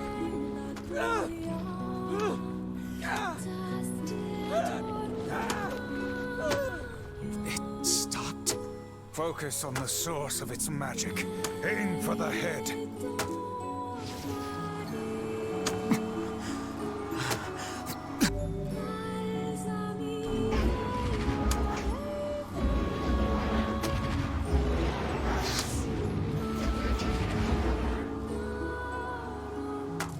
We can never be together! You disgust me!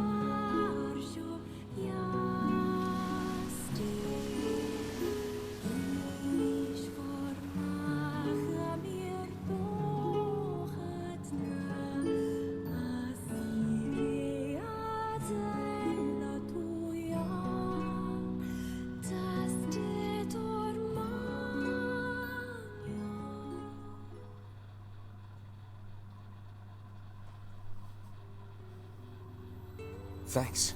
You really saved our bacon. I still don't understand why this bit is 1 week You've later. all done so much for me.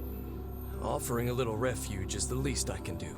I don't have the words to express. I suppose how it's a week for them to sorry recover. I am. We all knew Since they were that bad townspeople beaten. were out there being eaten by a shade, but I never imagined I was taking care of it this entire time. The fault lies with that foul creature alone, Postman.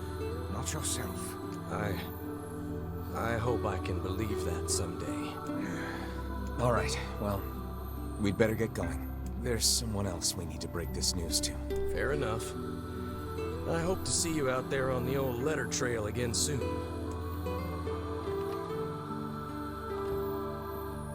Hey, did you find my husband? Yeah. The thing is... Wait, why are you hesitating? Is he alright? Please tell me he's alright. Come on, say something already. Your husband was killed by a shade. I'm sorry. We tracked him down, but it was already too late. No, it can't be true. Big idiot. Always carrying his bag around, thinking about me all the time. Oh God, this can't be happening.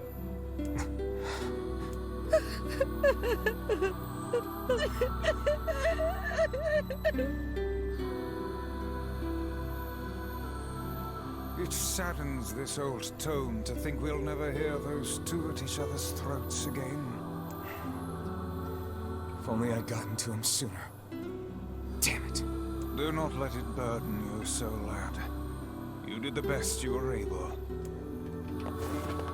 Right, we're going back to Popola in Nier's village, where we'll trigger the events to get us into the last key just before the Shadow Lord's castle.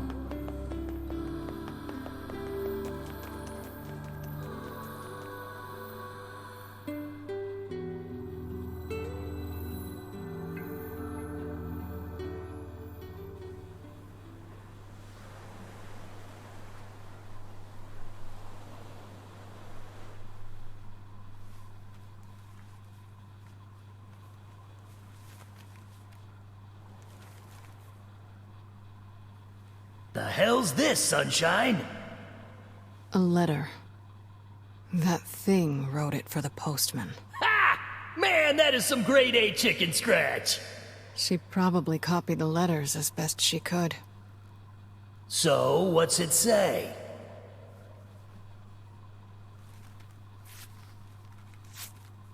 I think our friend's gonna wake up soon. Let's go.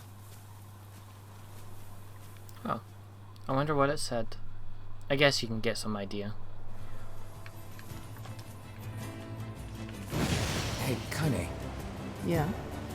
You were threatening that shade on the beach the other day? How did you know it was trying to protect the postman? Just a feeling, I guess. All right.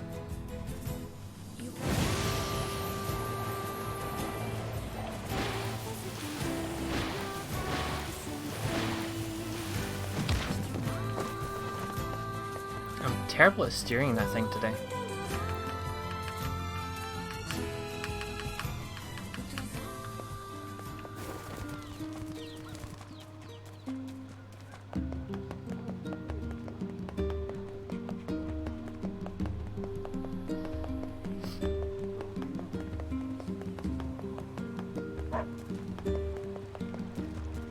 Right, Popola's just up here.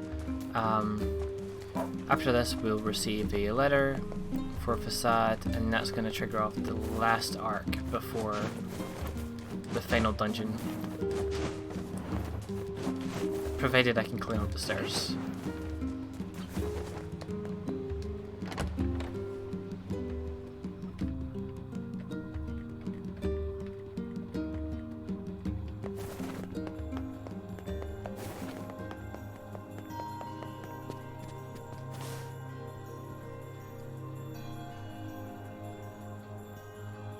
Shades on the coast, the ferryman dead.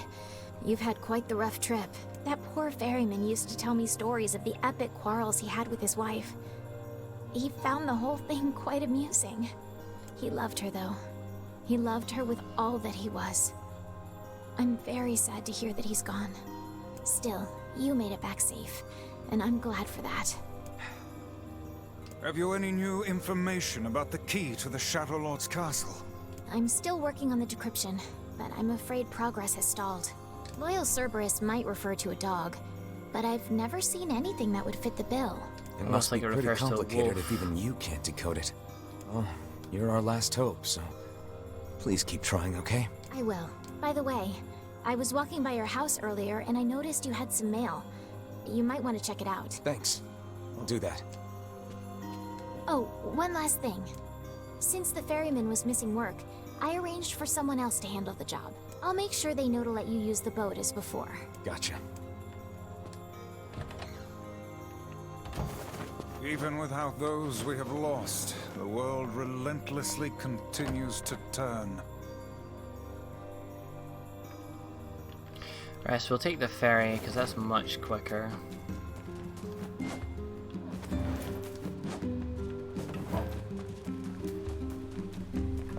Let me check something. Phoenix Sword, 400. Ironwell, 289. Okay. We haven't upgraded any weapons.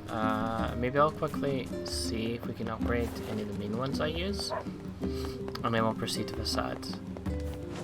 Because it'll overall make things a lot quicker if we can just kill things quicker. Particularly like bosses. Oh there. Just... So, Northern Plains. We'll go visit Gideon. Hopefully he's calmed down and he isn't attacking dead robots or unconscious robots anymore.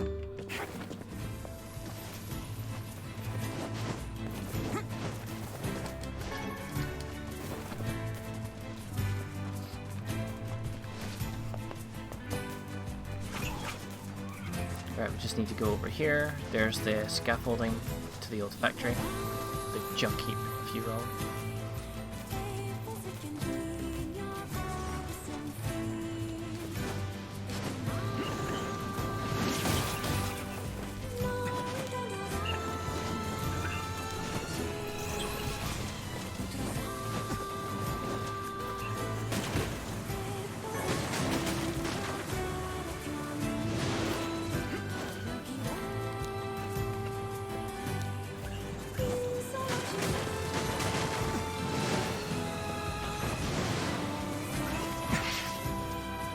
Okay, there we go.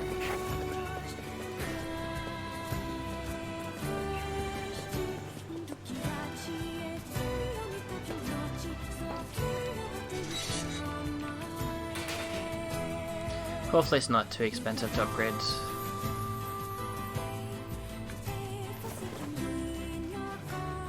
And hopefully we've got what we need.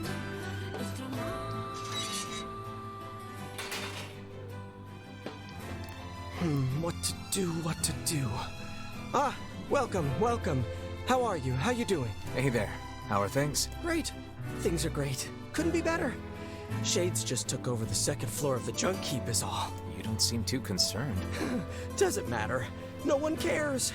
Folks don't go in that far anyway. Just makes it hard to gather materials for my new weapons. Okay. Great. So if we want to upgrade our weapons, we need to accept this. If you can't work on weapons, that affects me. I'm gonna go clear them out. Good luck. You ain't getting very far. Why not? Shades tore up all the elevator machinery on the first floor. Ripped it up! If you want to use it, you gotta switch out the parts. Can you make those parts? I could if I had 5 broken batteries and 5 broken motors. Alright. I'll get the stuff and you make the parts. Deal? I've got the material. Killed some robots, did you? Killed them good? Ripped them apart? Well, let me get to work on this. Gideon is so disturbed. Here, just put this in the elevator at the far end of the first floor. Good luck in there. Don't get dead. Could you bash up a bunch of robots while you're in there? Just, by the way, what can I help you with? Yeah, let's strengthen weapons, shall we? Okay, so I have the Phoenix Sword equipped. And it looks like we are able to upgrade it already, which is nice. Iron Will's already level 2. Okay, that makes sense then. So yeah, let's upgrade that.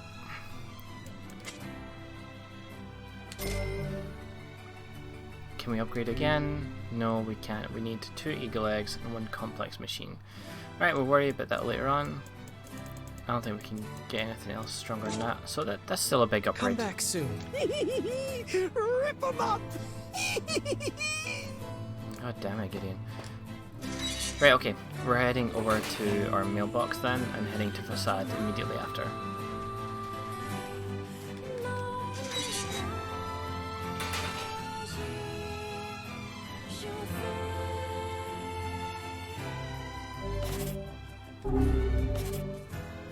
Yeah, that's a lot more damage. Cool.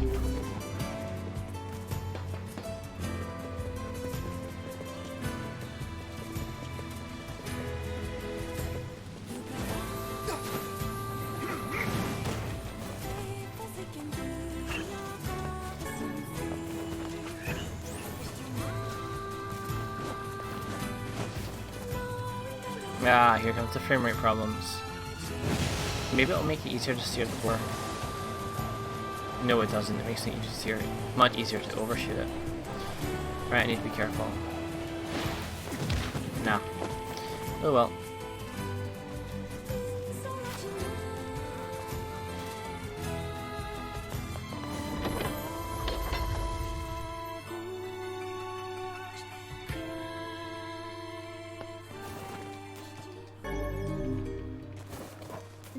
To the mailbox.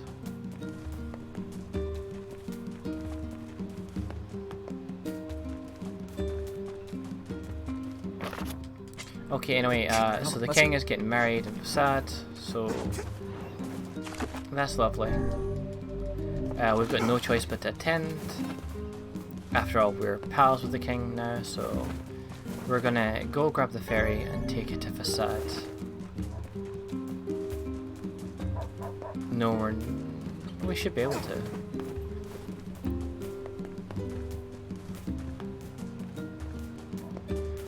As usual, to access the ferry, we need to run up these stairs and around the top wall. Don't fall off, not like I did. I'm really clumsy in this game for some reason. It'd be nice if they made it a little bit easier to access, but hey. Oh there. To the desert.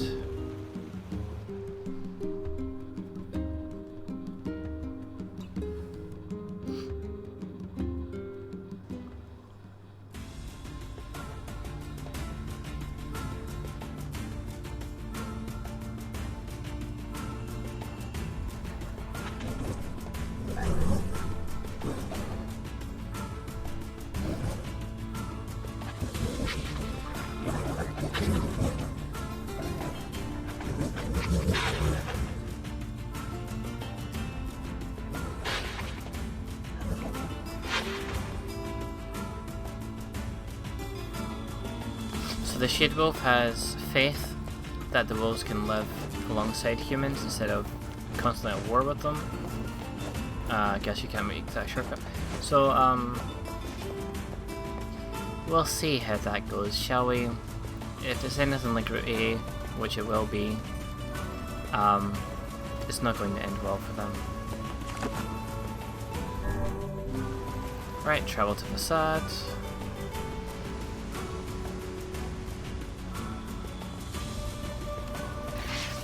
Here we go. These wolves are not making it easier though.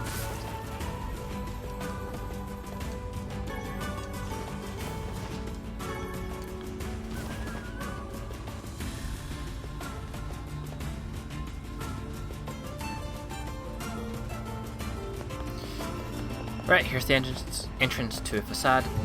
Let's go inside.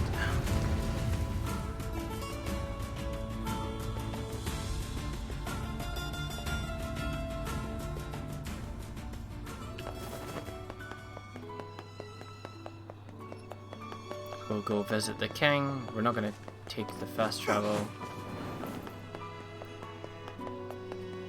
It's not that fast.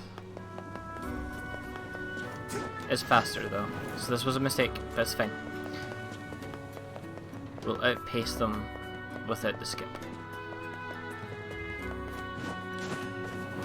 Yeah, that's not that much slower.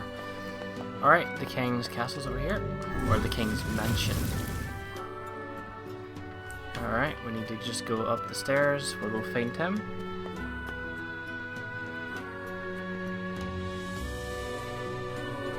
Ah, Kakere! We here Okay, everyone's all thanking each other, well, congratulating each other, blah blah. We find out that the bride is Fira, who's the little girl we helped out in part 1. Kaine also saved her previously too, so they all have a connection to her. Yeah, she tried her best to save the king back when he was a prince.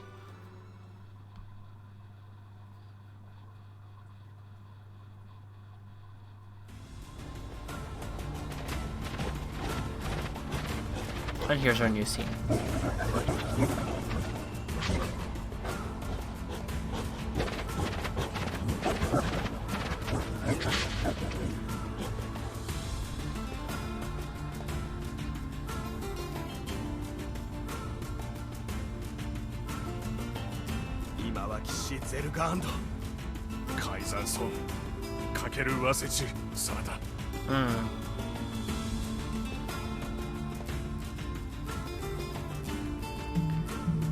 Well, and now we know the reason for the attack.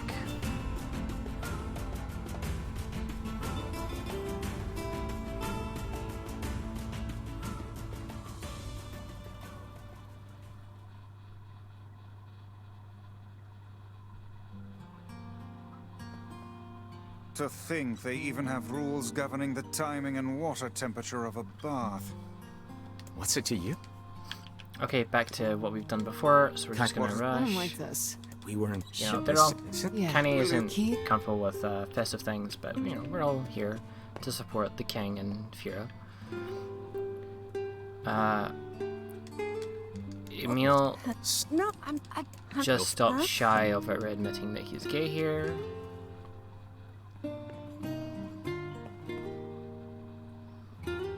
Yeah, that's not exactly it.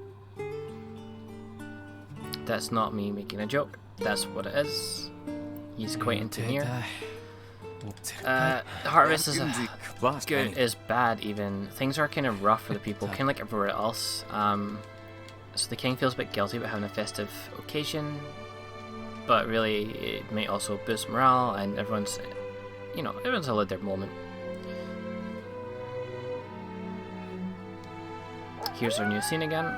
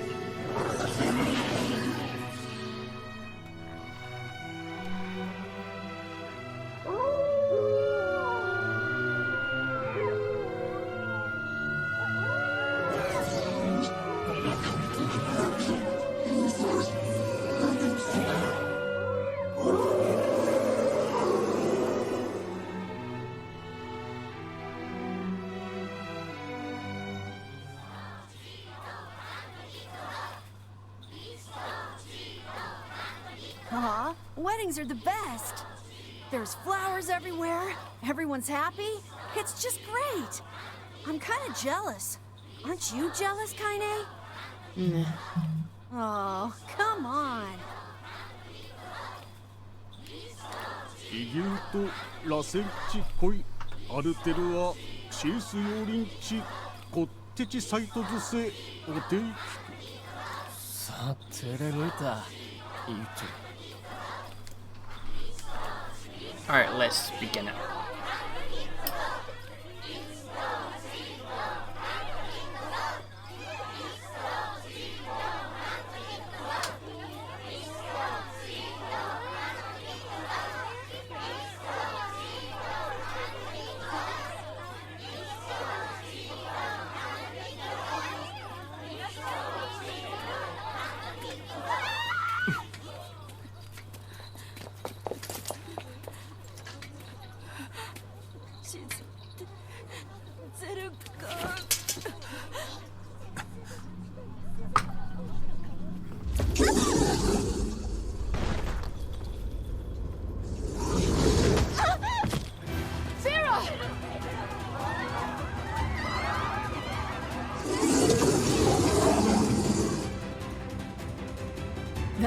life as a shade.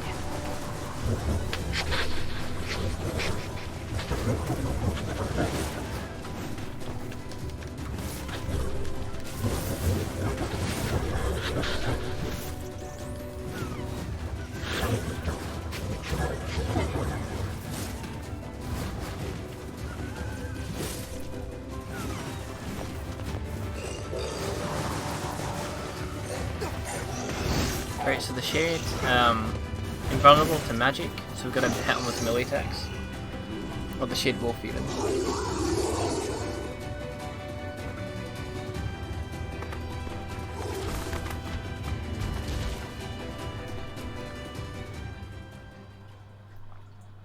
Fear! Fear! Fear さて消されきろ切ってすれ改ざん草あっちあれフィア答えよりるたくんだあたき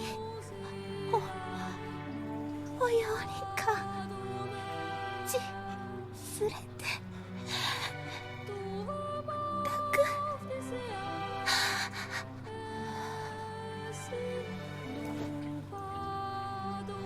ィア浮いてるフィア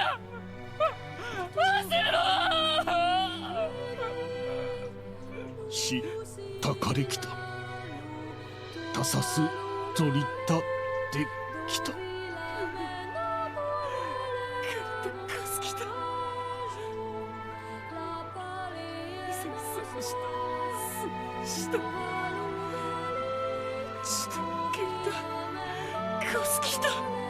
改ざん。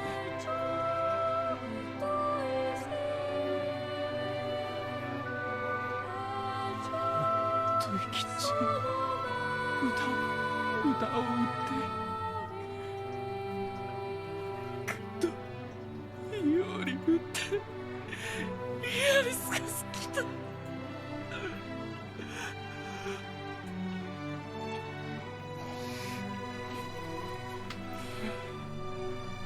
いいかゼルガーゼス I would rethink this course of action, King. Ahead lies a battle you cannot win. 改ざむ有利アフェアルセヌーンザルツザルツゼルガーザルツンとゾルキアレル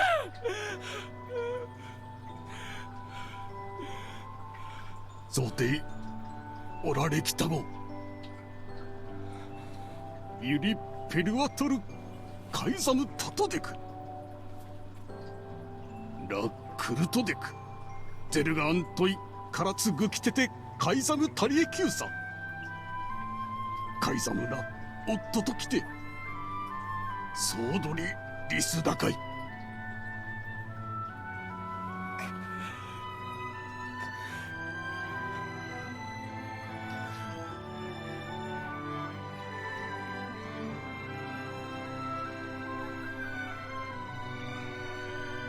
The king's grief is strong. I doubt he will stand down at this point. Yeah, I'm guessing he'll run off to take on the wolves any time now.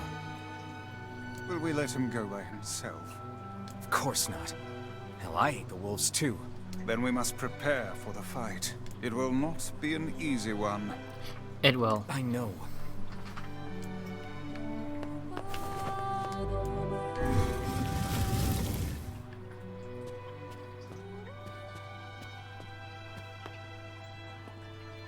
Alright, so we just need to speak to the king up here, show our support, and we'll begin the attack. Are you ready for battle? Yeah. Time to avenge Fira.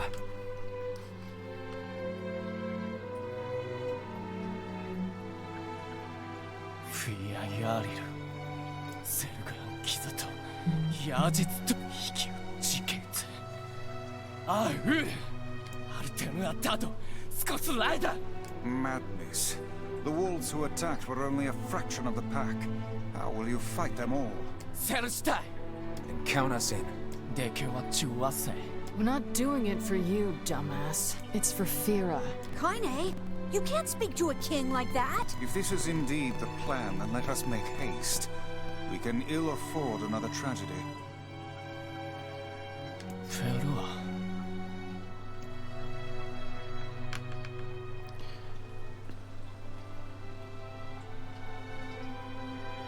カイザム・アクラ。ゼルガン撃つと避けた。これでサト・アルテルア・チンクルチュラス。アルテルはトヤリラ。ディン。フィアギキタタトサダキラツヨリウタタキツチ。ディン。よりわいそうとフィアとつだったあディン。あんだとせディントシケンユーカイザムテクアンダルアミしか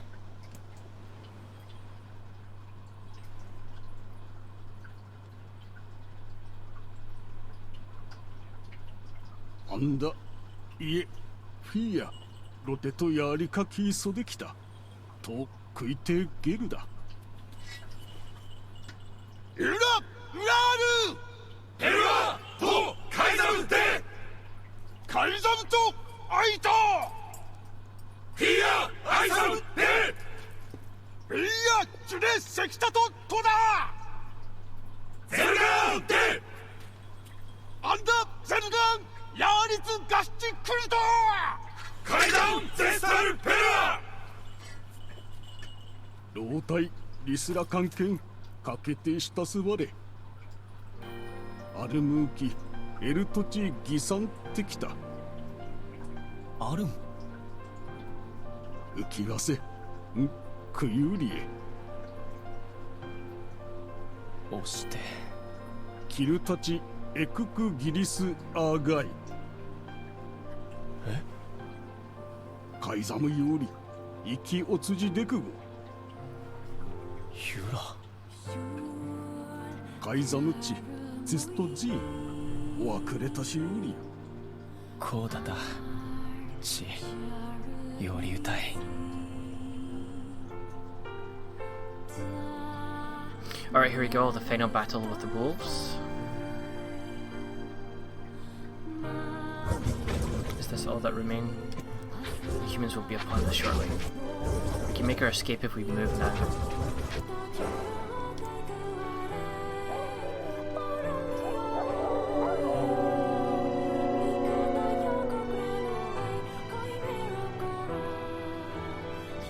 I hear you, my brothers. And I share your desire to die with honor. Your resolve is strong, and your pack thanks you. For the lives of our comrades. For the pride of our pack. Death to the invaders.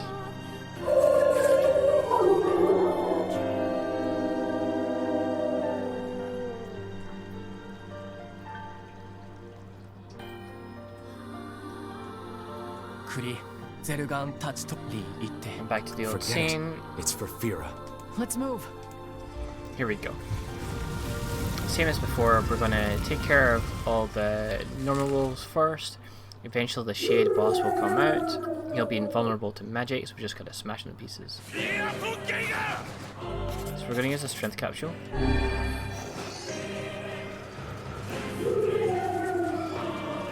We also have to protect the king during all this, but that should be easy. The wolves appear to be targeting the king.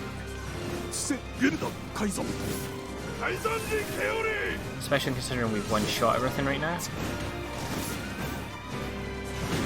He seeks the king of Facade.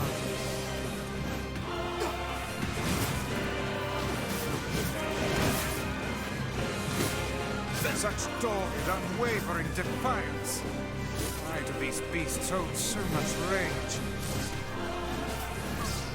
They held so much rage because the humans have been destroying their habitat.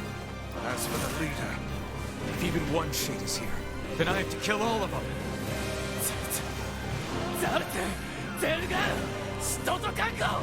And murdering them as well.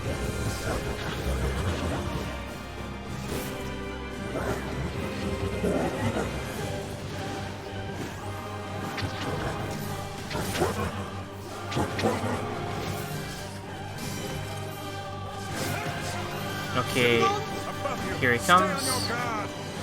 The king is in danger. Let's use the strength capsule again. King. That's what Firo would want. Indeed. You must worry about protecting more than yourself in this battle. No need.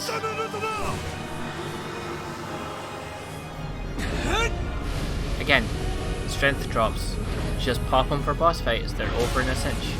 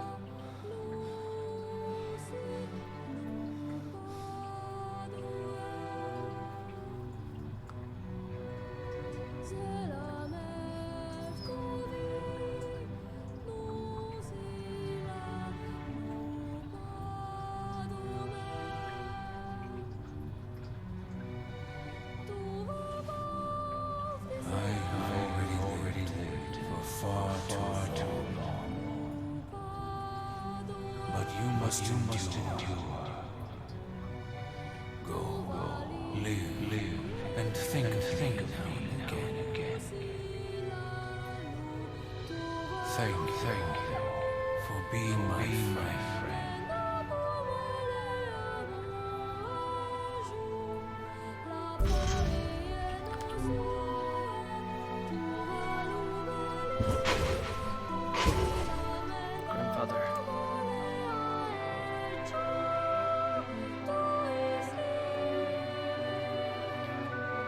Well, as usual, for every key, there's a tragedy.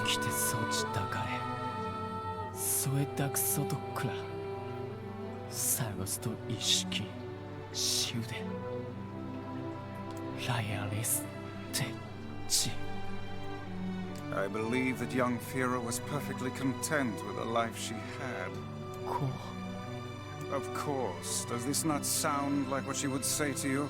She was terribly proud of her king, and now you must do all you can to honor her memory.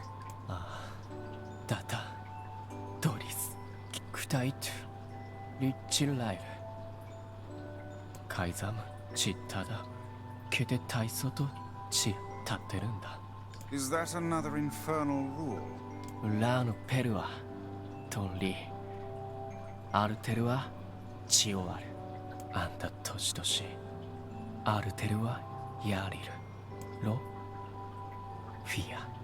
The poor king. This is all the Shade's fault.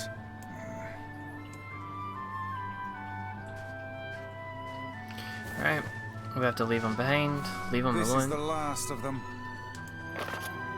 Now we can find the Shadow Lord. And Yona. We certainly can. Hold on, Yona. I'm almost there. Okay, and we're now ready to unlock the final dungeon again and get ending B.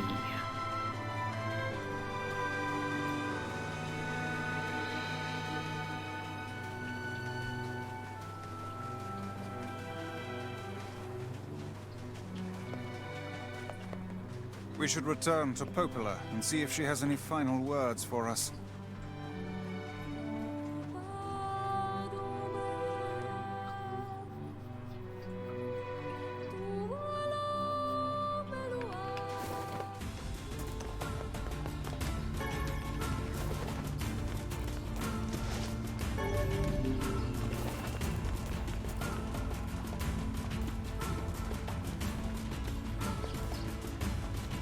Okay, right, we're just gonna head south, dodge this boar that would wreck us if we're not careful, and go speak to Popola again. Oh. What is it? So, we can finally save Yona now, huh? It would appear that way. What is it, lad? You've quite the pensive look on your face. Listen, I need your advice. It's about Kaine and Emil. This upcoming fight with the Shadow Lord is gonna be rough. And while I'd do anything for Yona, I'm not sure it's fair to drag the two of them into this. Are you truly worried about such a thing now? After all our merry little band has been through? Hey, the fuck's this hot garbage you've been spewing? Someone's been eavesdropping, eh? Kaine, Emil, look, I just... Wanted to leave us behind? Why, so we'd be safe? Fuck that. Kaine's right. You accepted me. You told me we'd be together no matter what happens. Now it's time for us to return the favor. Don't make me start talking about loyalty and debts and all that. You know I hate mushy shit. But... If it makes you feel better, we're not doing it for free. After we rescue Yona, we're totally gonna call in a favor of our own.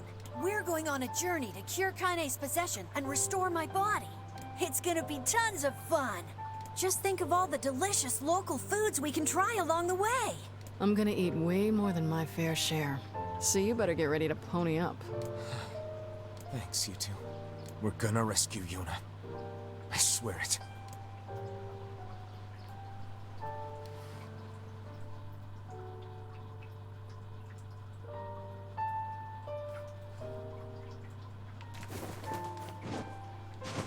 I marvel at how relatively simple a task this retrieval process proved to be. It is almost as if someone deliberately set us on this path. You're overthinking again, Vice. But... I don't care if it's a trap. Yona's waiting for me and I'm going. I see.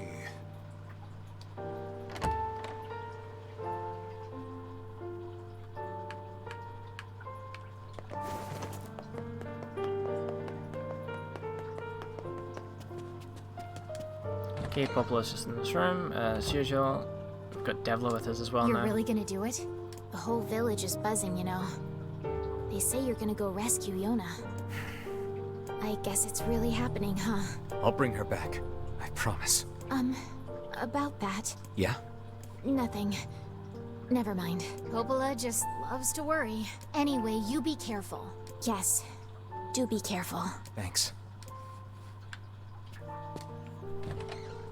Right, here we go, here we go.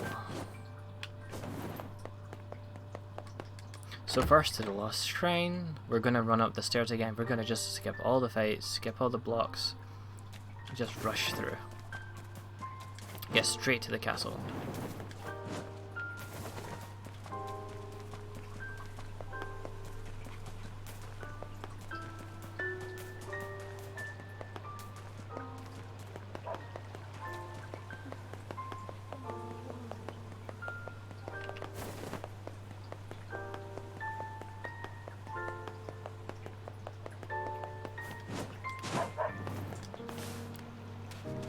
Oh there. Get to the Lost Shrine.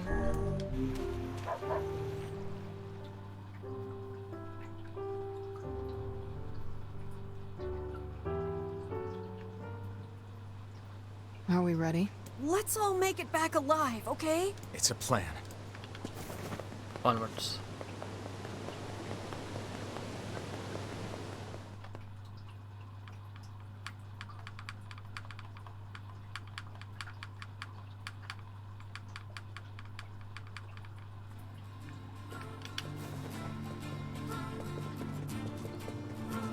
These guys shouldn't take much to beat.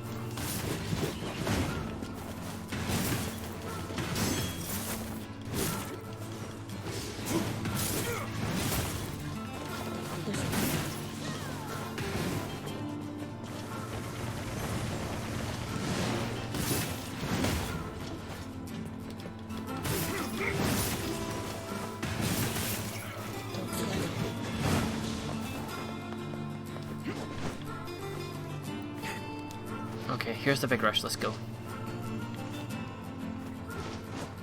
Just gonna skip around here, ignore that guy. He may be a pain when we're going up the ladders, but it should be okay.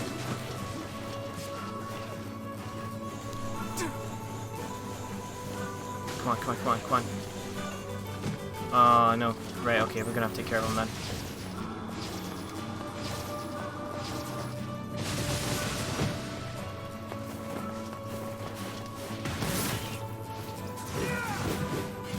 Alright, we may as well heal since there's a healing item right here. There we go. I hear more shades. But fortunately I don't see the caster anymore, so we should be okay going up these ladders. Oh, are you kidding me? Are you kidding me? What am I supposed to do with that one? Everything in working order? Yeah, Vice. I'm good. Your health is diminished. Do be more careful next time. Not much I could do there, Vice. Can't hit that guy until I'm up there. That was a bit nonsense.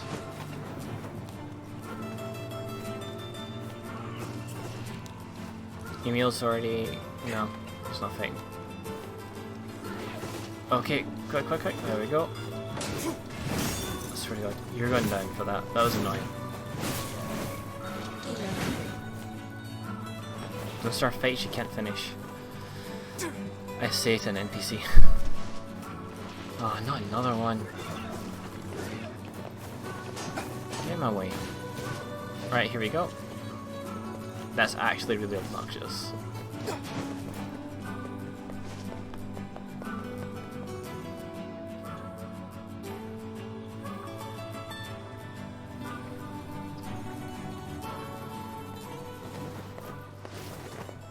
Okay, we're gonna rush up these stairs over here.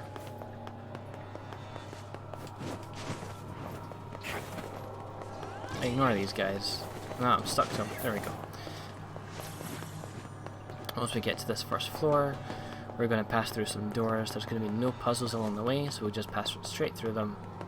Again, it's a straight shot right to the final dungeon.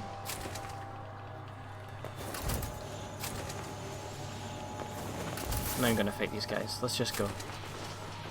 There's a room behind here.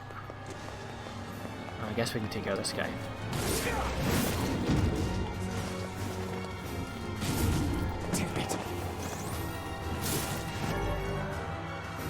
Drop rate plus 10%. Nothing really. Complex machine. We can use that to upgrade our Phoenix sword, but we'll do that next time then. Receive will upgrade the weapon. So I need 2 eagle eggs as well. We can get them from the area. I don't remember the music sounding like this.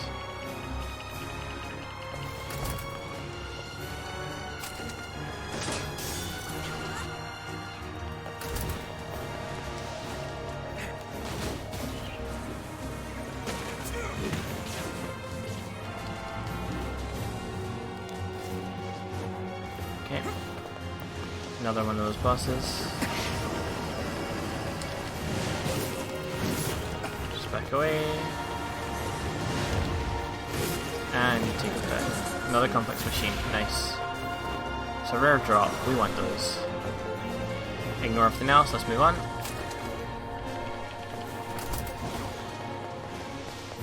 Skip. Skip. Don't need to fight them.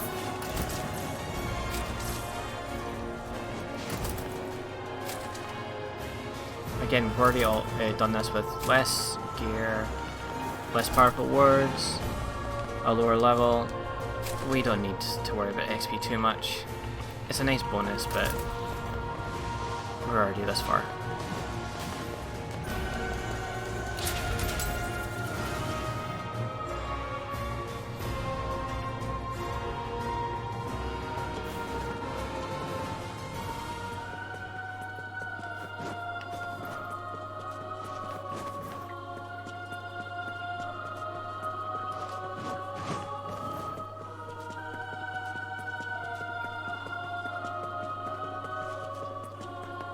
Okay, we just need to get around here. We need to get in that space over there. We've been here earlier on. In fact, in this very stream we've been here already. So we all know the route, right?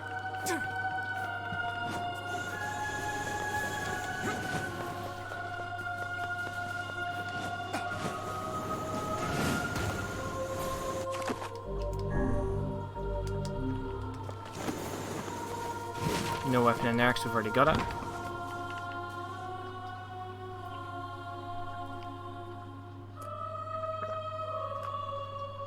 Such an ominous sight, and yet I find it strangely nostalgic. And now the path is open.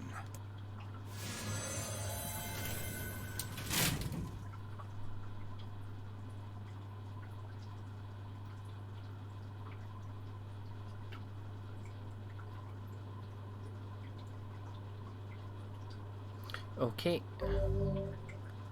This is a good moment for a quick break, our final stretch before the ending. This should not take very long, so I will just be a couple of minutes and then we'll finish up our stream in like half an hour once we get this ending. Back in a moment.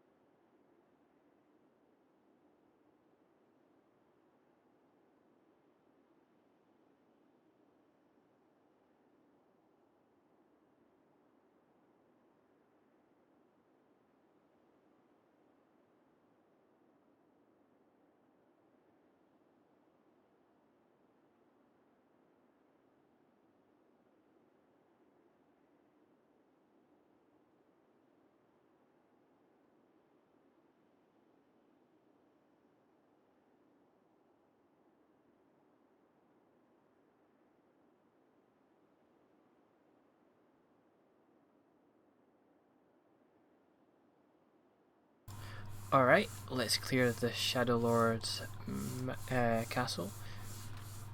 Do you know what? It's a shame there wasn't any music in the background for that. That must have been a boring intermission.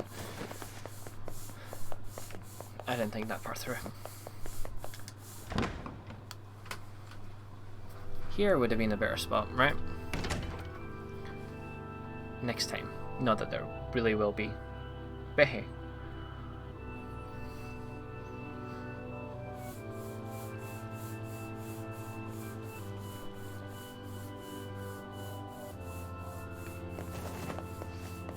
Okay, let's go speak to the pigeons.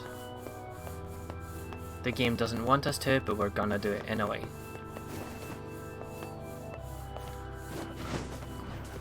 There's a weapon over there in the box. We've already got it, of course. Oh my god, overshooting everything. To whom does the true voice speak? To whom does the true form show itself? You must answer.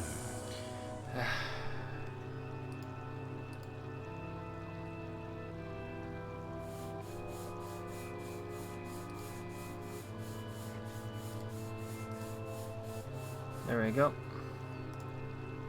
We'll have none of that big follow stuff in here. It can talk! I ask, why did humans disappear from the world? The hell is this? I believe this is some manner of password. Password? Yes. The correct answer should grant us access to the castle. We already know the password from last time we've done this, so this should be easy enough. Talk, not leap. Okay. Why did you must... So why did humans disappear from the world? Because of a black disease. I answer, because of a black disease. I ask, how can humans extend their lives? The Gestalt Project, by severing body from soul. I answer, by separating body from soul. I ask, what is the destination of soul? The vessel, the corresponding shells. I answer, they are placed in their corresponding shells. Very well. You are acknowledged as master. You may enter.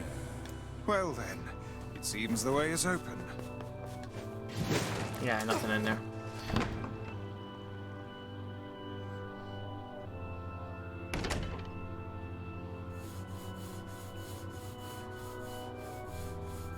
Shock and horror, we're being betrayed again. It's the twins from your village. Popla, Devila, what are you doing here? Hey, any chance you'll just go back to the village? This is a very dangerous place. Even if you can find Yona here, you probably can't get her out. How did you get here? Shh. We're asking the questions right now. We're here to rescue Yona. We're gonna, you know, we done that last time. Let's say something different.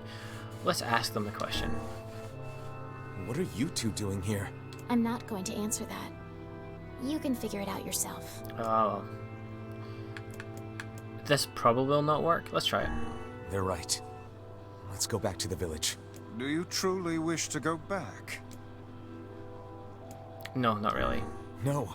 Yona's so close. Let's not risk it. So, obviously the only We're correct here answer. to rescue Yona. No dice, huh? Well, I guess we don't have a choice then. No, I suppose not. How sad. Alright, here we go. This should be quick again, like any other boss fight.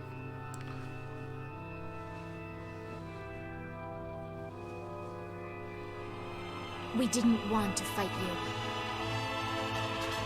We really didn't want to.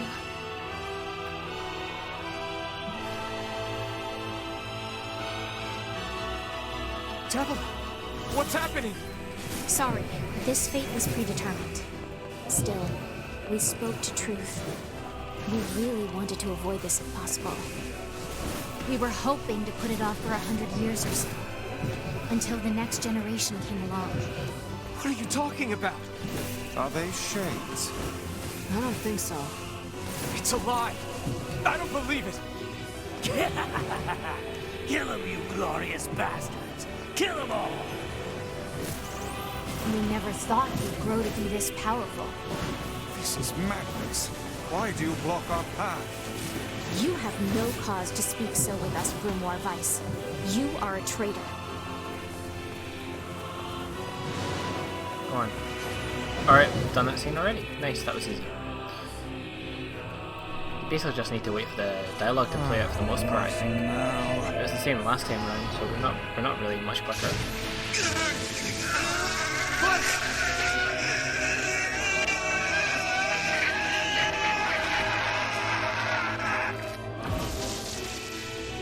They copied my powers. Ah, shit on a shingle. They can use the sealed verses. Of course we can. The power came from us in the first place. You were simply loaned a small portion of it. Vice, are you alright? I'm not even paying too much attention to my health right now. Why are you guys doing this? We're too Why are powerful you at this. siding with the Shades?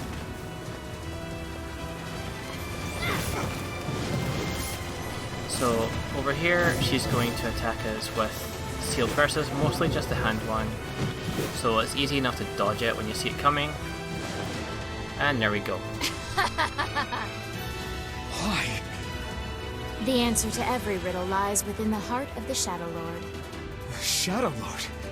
So you've been on his side this whole time? You must search for that answer yourself. You've got to face your own truth now. Please, enter the Shadow Lord's castle.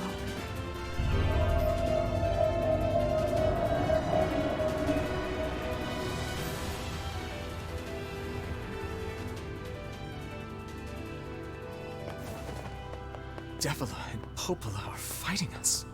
Yes, they do seem to be putting us through a great deal of...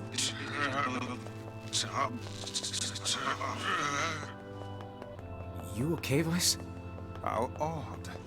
For long years, my mind and tongue have been my greatest assets. But now the latter seems to be... Well... Vice? Do not look at me like that. I am Grimoire Vice. I am perfectly... Oh...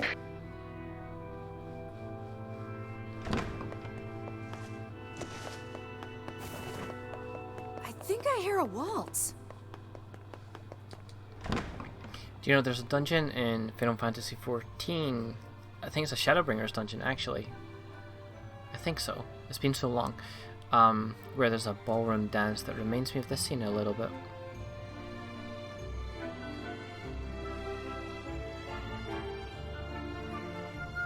Yeah, it's Shadowbringers. It's the second patch dungeon, I believe.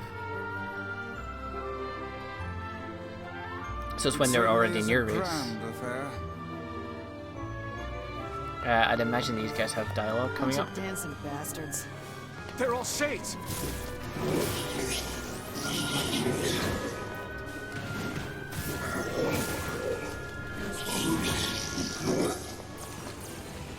I think we're locked in! It's not like I was planning to leave. Yeah, it's a bit late for that.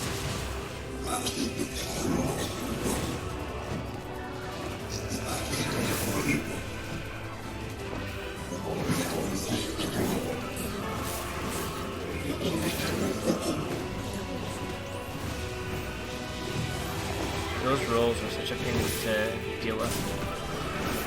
So this is the Shade Sanctuary. This is where they protect their loved ones. They'll have a good time waiting for their turn to get their body back. And we're not going to give many of them a chance. Oh, God, even in the air.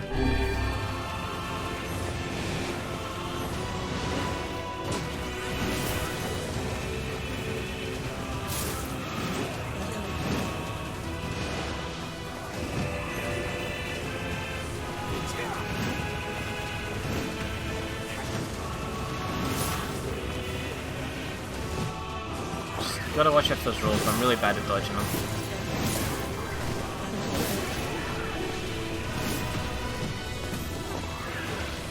And maybe I should stick to the lights.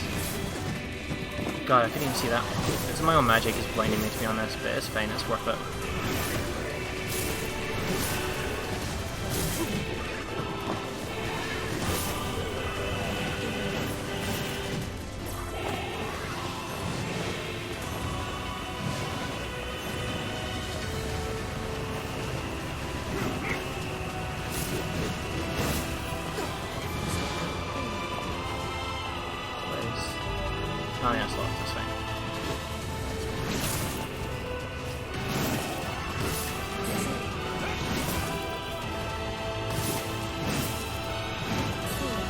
And yes, you can kind of combo the air sort of slam by dodge cancelling it. Not that there are many enemies that survive the two. Whoa.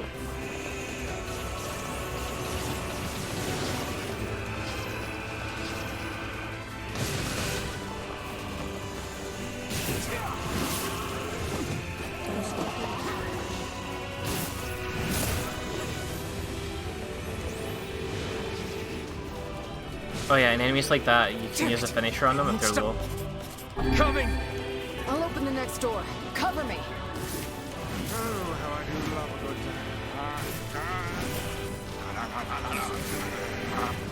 Twice! Oh, right. Protect the hussy, yes? Good plan. Let's go.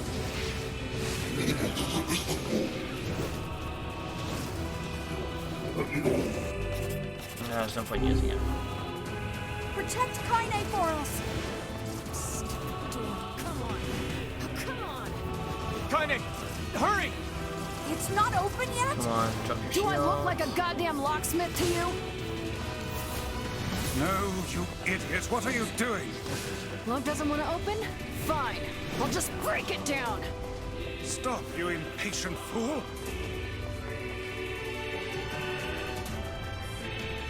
Goddamn no good bullshit bastard!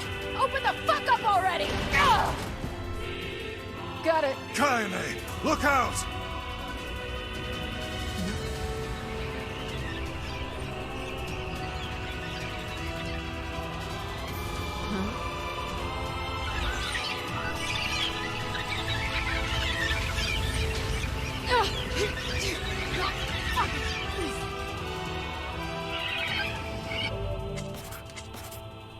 We're gonna use Whirlwind for this one.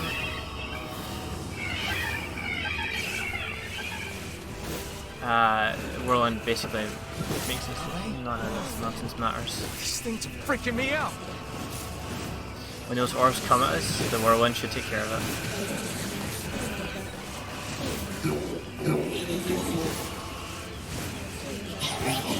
Yeah, I just had a feeling that these were children. Kaine! What's wrong?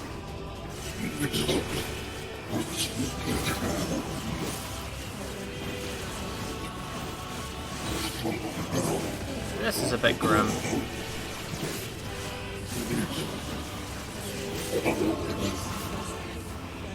We need to help Kaine!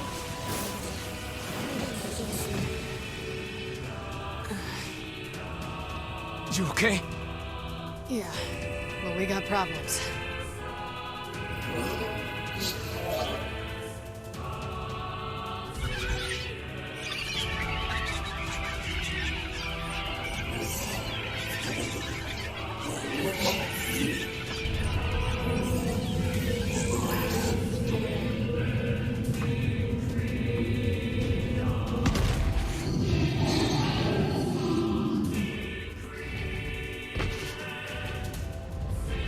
Surprised there's no scorpion shade you have to pay at some point.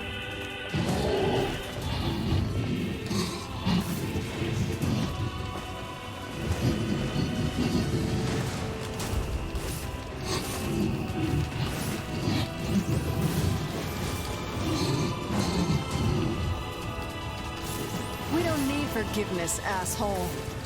Kaine?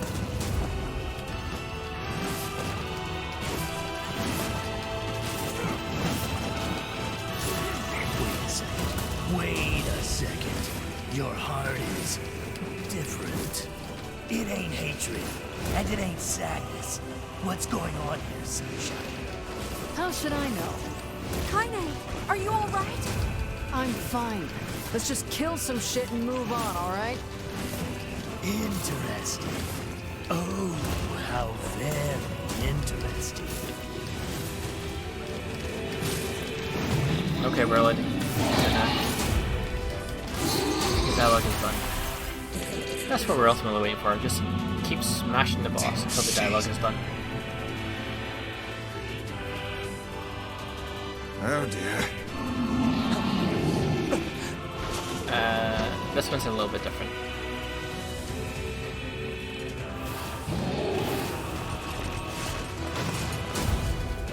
So we're going to destroy the armor first. which we can only really do when it's down. So lure it into a wall, dodged, and destroy the armor.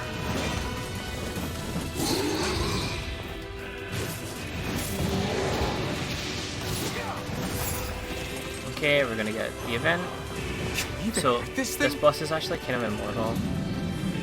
Approaching it will do damage, like green dot does damage, but we're gonna ignore that and keep hitting it.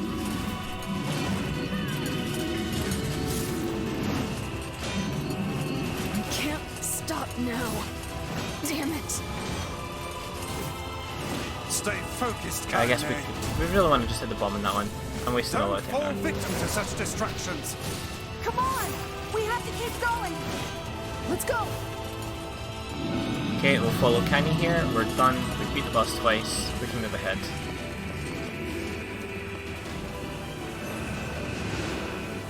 This way! Move! This next bit coming up is one of the trickiest bits, in my opinion. Like, it's easy to muck up, no matter how strong your character is. You'll see why in a moment. Up here! But I actually died once in the air route on this bit. So, who's played Crash Bandicoot before? It's a chase sequence with boxes in the way. And it's kind of hard to see the boxes coming up. Please, hurry!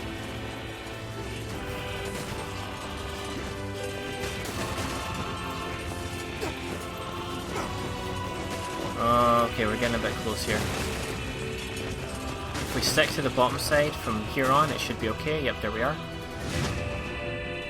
Those boxes actually contain things if you break them, but shooting prevents you from running. Damn it, I can't get it open! Despite everything, we're gonna have to fight the boss again anyway. Last long enough for the next event to trigger. Attack incoming! The entrance is locked too! It seems we are in a bit of a predicament.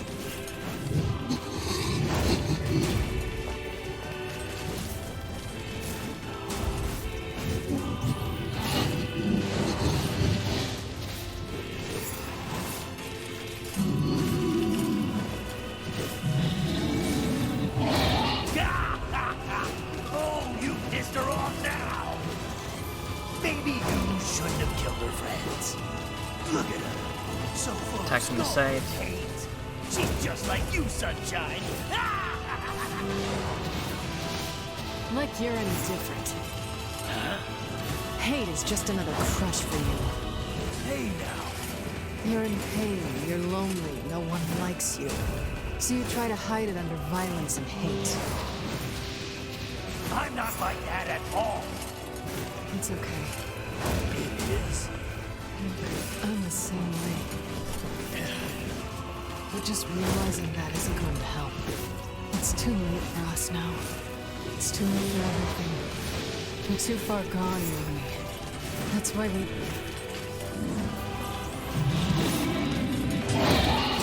That sounds kind of ominous.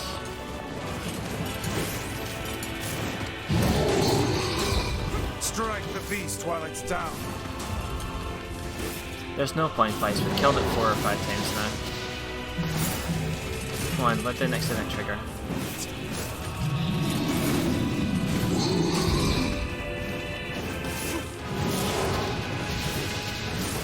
There we go.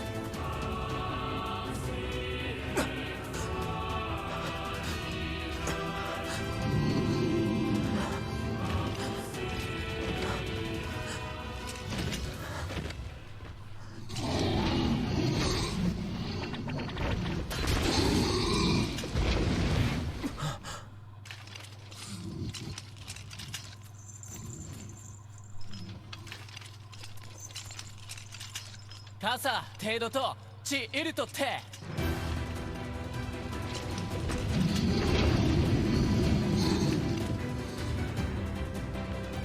One last fight with that.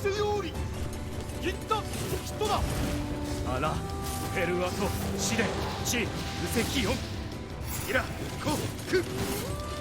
か、つて。 What are you doing here? サルリとした。と、カイザムとキロだろ。 You are correct. いや、アラトテ三世隊。フルアリ割とてトラス感化しチーデ。バチ。アラペルアト。どんだ来てキリゴイタリ。アフィア。そちちさったと。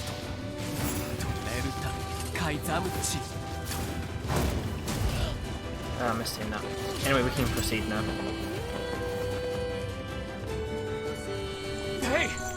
Stop! Let me go! Stop it! Damn it!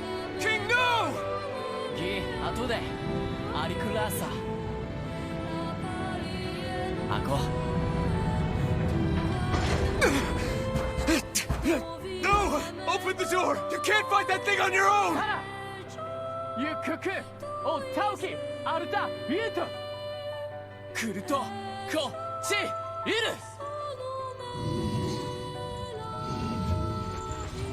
カテケータルイトエチケロアルテリアだせゲウジー各石技師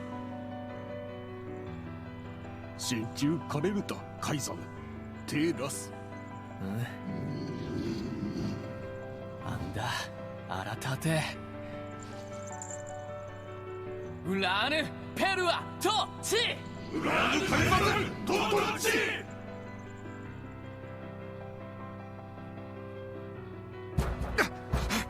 Open the damn door!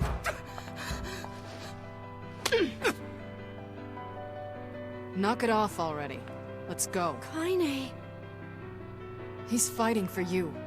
And for Fira. Don't let him die for nothing. My friend.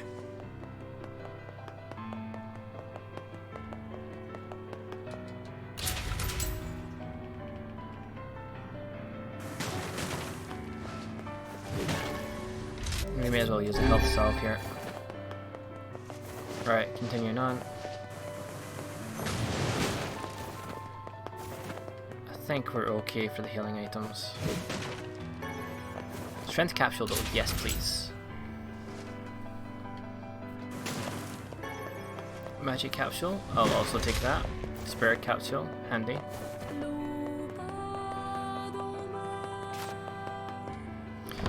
And here we go. Penultimate boss.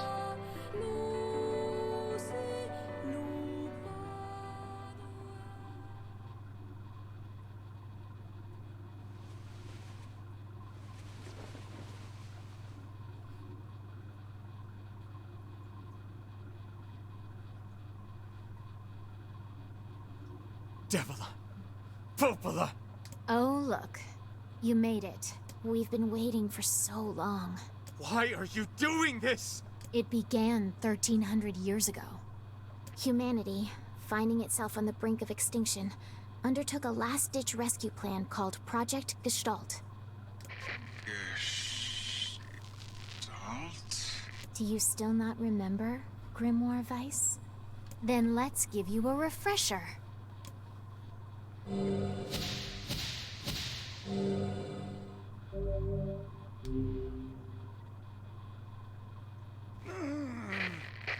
Weiss! My mind.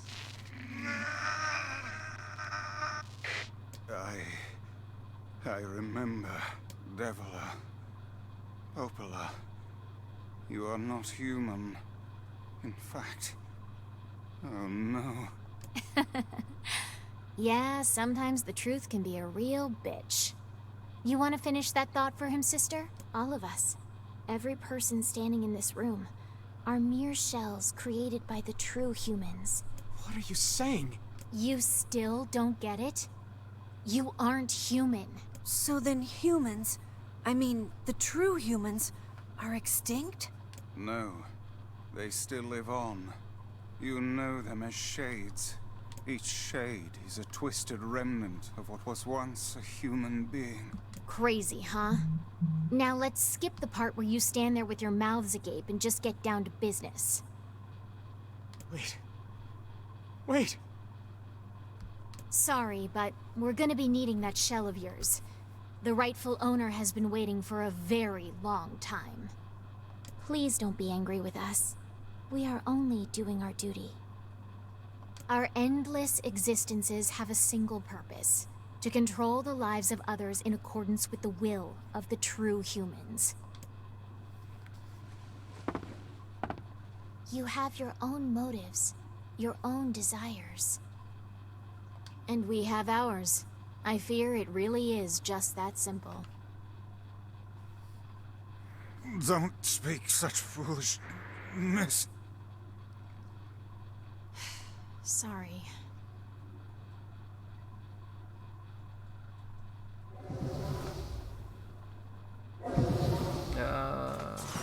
One second.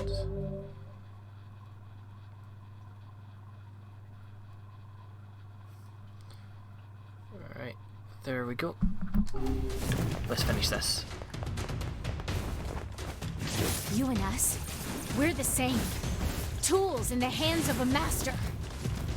No, I'm nothing like you.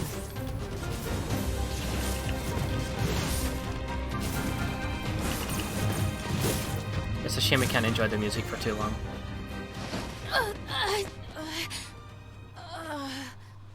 Devila? Devila? Didn't even need a strength drop for that one.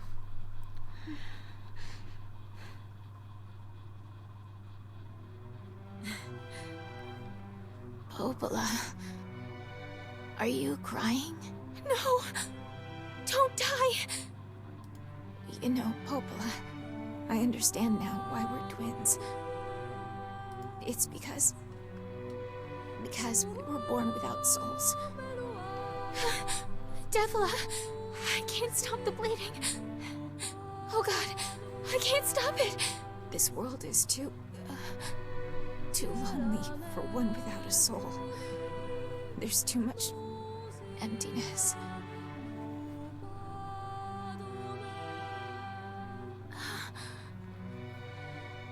Our souls are missing.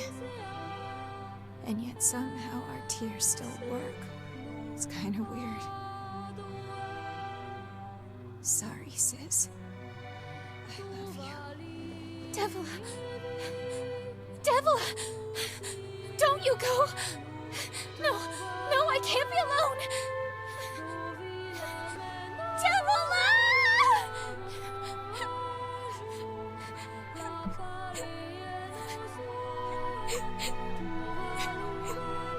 Popola. Let's stop this now. Stop? Stop? Now you want to stop? You think you have the luxury to stop? You cut down my sister like a goddamn animal and now you want to stop? Popola, wait! It doesn't have to— No one stops! It's way too late to stop! No one stops! Please, don't do this, Popola! You and Devila were like parents to me! Those two have watched the world wither for time immemorial. The cruelness of such a fate is difficult to imagine. I don't want to do this! I don't want to fight her! Stop bitching and start fighting! It's the only way! Okay, I think we can finish it now, so let's heal up.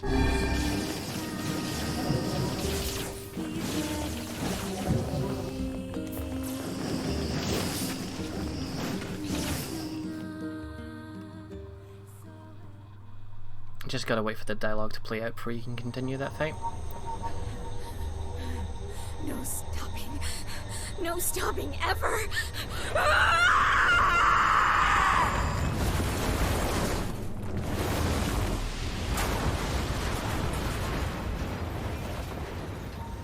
The bridge! Blast! We're trapped.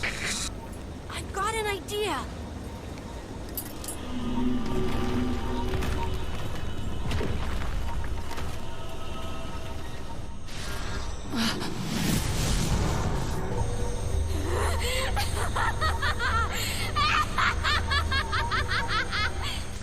fear we're done for. It'll be all right. Huh? You know, when I was young, I hated my eyes. And now that I'm older, I hate what my body has become. But there's something else there now. Something like pride, you know? I mean, without all this, I couldn't have become your friend. Goodbye, my friends. Thank you for everything. Emil! For so long, all I could do was destroy. But now, I have a chance to save something. No! Now get going, okay? Emil! Don't worry about me. I'm gonna be fine.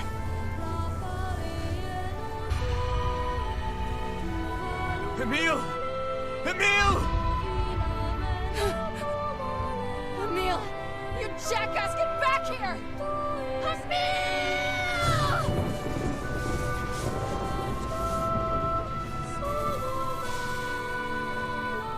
Oh dear. Kaine's so unstable, and Vice can't stop arguing with people. I hope they can hold it together once I'm gone. Well, I guess they'll just have to learn.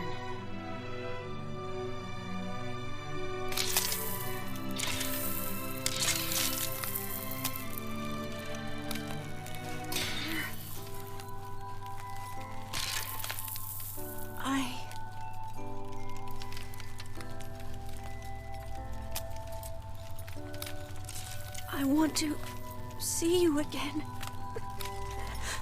I want to see all of you again. Just one more time.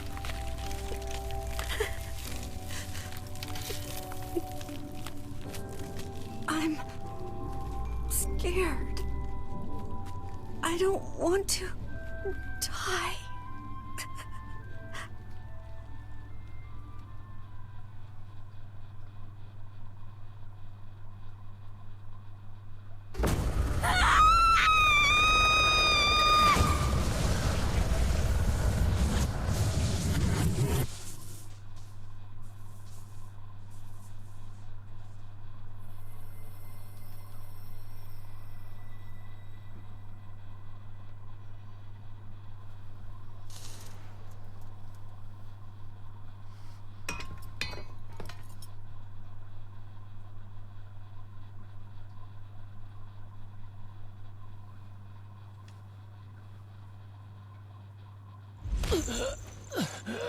Nope, this is new.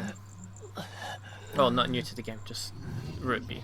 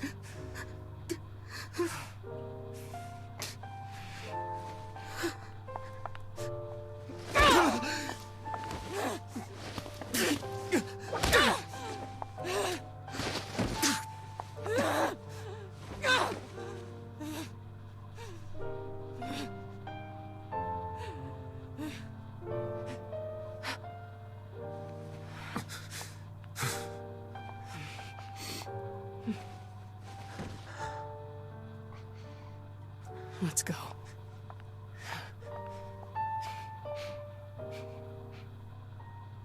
Yeah.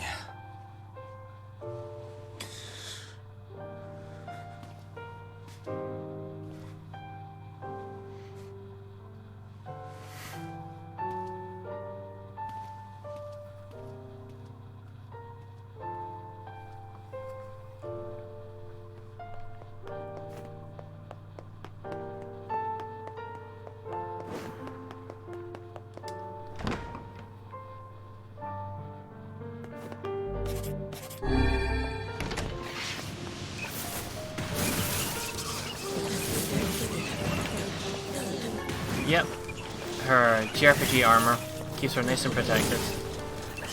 Hey Sacrifice, how's it going?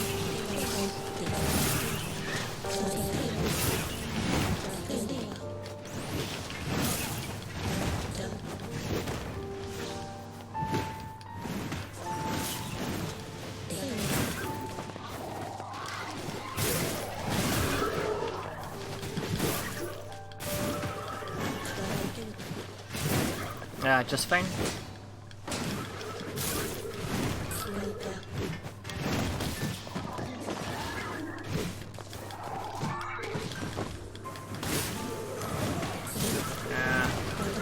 Sorry to hear that.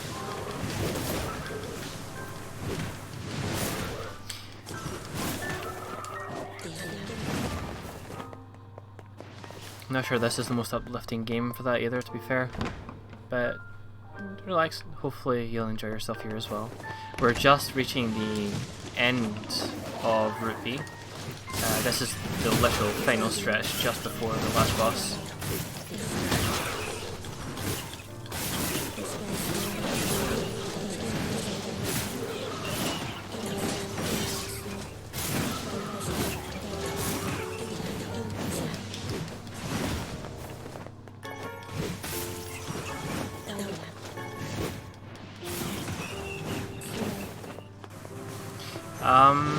I'm gonna get both the other endings and whatever might come after as well. So there'll be one more replay, but there'll be a side quest focus one to collect all the weapons. I'll just speed and skip all the cutscenes up to around this point in the next run. We'll be making a save just before the dungeon as well, so we can go back just to D without having to do a whole new game plus for the D route. And then we'll see what's going on with the other stuff after that. There's some quote-unquote DLC things to do too, which we'll also be doing in the C route. So that'll keep things a little bit fresh as well. We've not touched any of the side stuff for like part 2.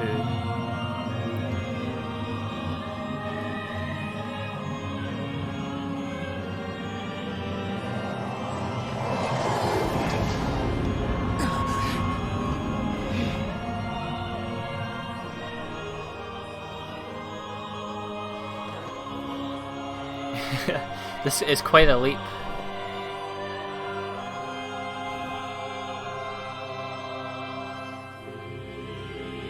So because this is New Game Plus already, I am just going to steamroll everything. Like, the only thing slowing the deaths of the bosses is, like, scripted sequences. Yeah, he's also wearing his fantasy armor.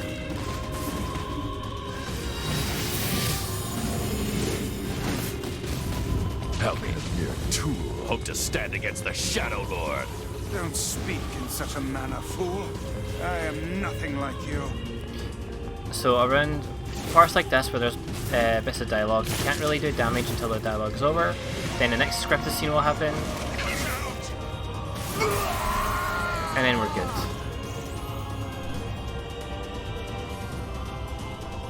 Be careful! I know! Hey, Sunshine. I ain't certain methods, but I think your heart is involved. The hate is gone. The sadness is gone. It's just a bunch of white light now. What the hell's going on here? You can't tell, Tyrant. You're not the only voice in my life anymore. I've experienced fear, hate, and now sympathy. I'm a curse, a freak.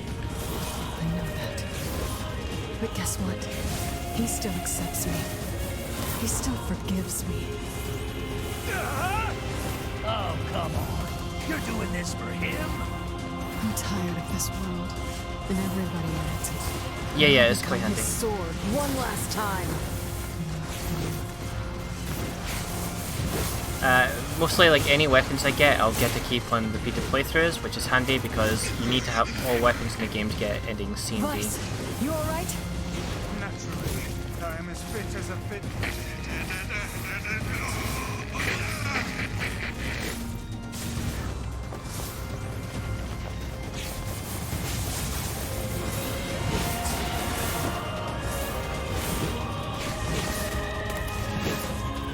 Okay, we've done the event, so we can now do damage.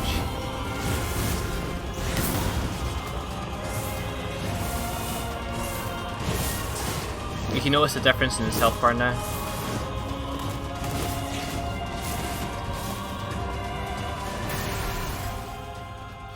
Well, basically, once you beat A, you redo it with B. Wait. A lot of the story has some changes in it. And then for the last repeat, you can just save at the end and you can skip the story stuff towards it. As long as you get all the weapons and stuff, you'll get it. So it's not as many times as it might seem to replay it.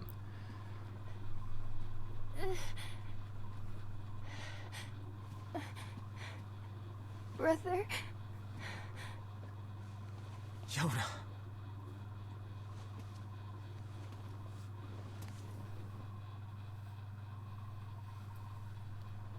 Huh?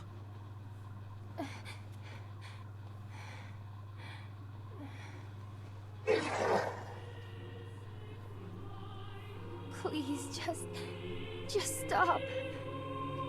I don't want to do this anymore. I don't need someone else's body. I don't want it.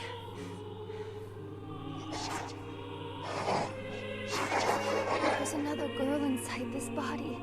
I can hear her. She won't stop crying. She says she wants to see her brother. Yona's been possessed? This girl loves her brother too, just as much as I do.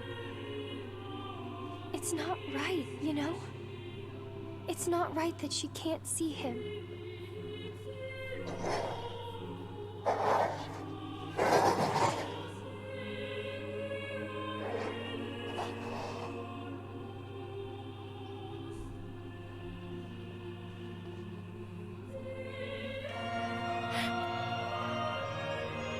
It's you, isn't it?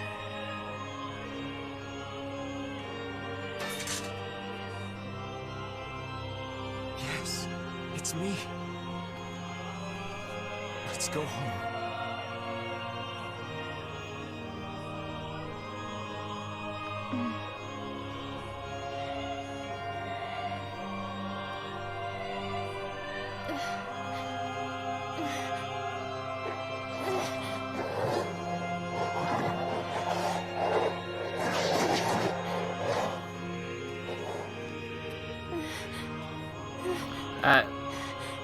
Again, with the frame rate, PC port issues, it lasts like 5 seconds, so it'll disappear in a moment.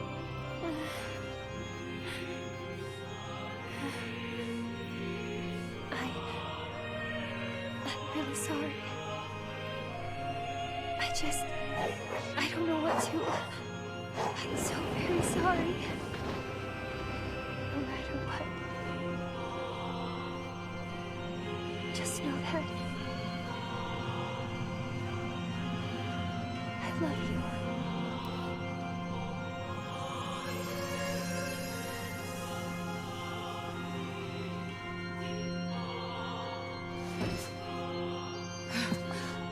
Hurry. The shade that possessed her is gone.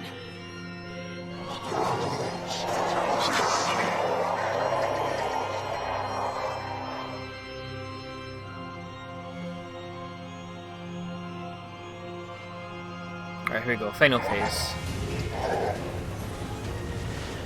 Kaine! Watch over Yona for me. You understand your sadness. You think I'm gonna sympathize with you? I swore to protect my sister and my friends.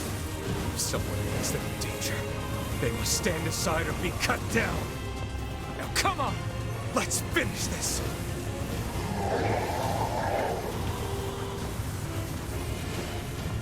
Okay. Should be able to start doing damage shortly.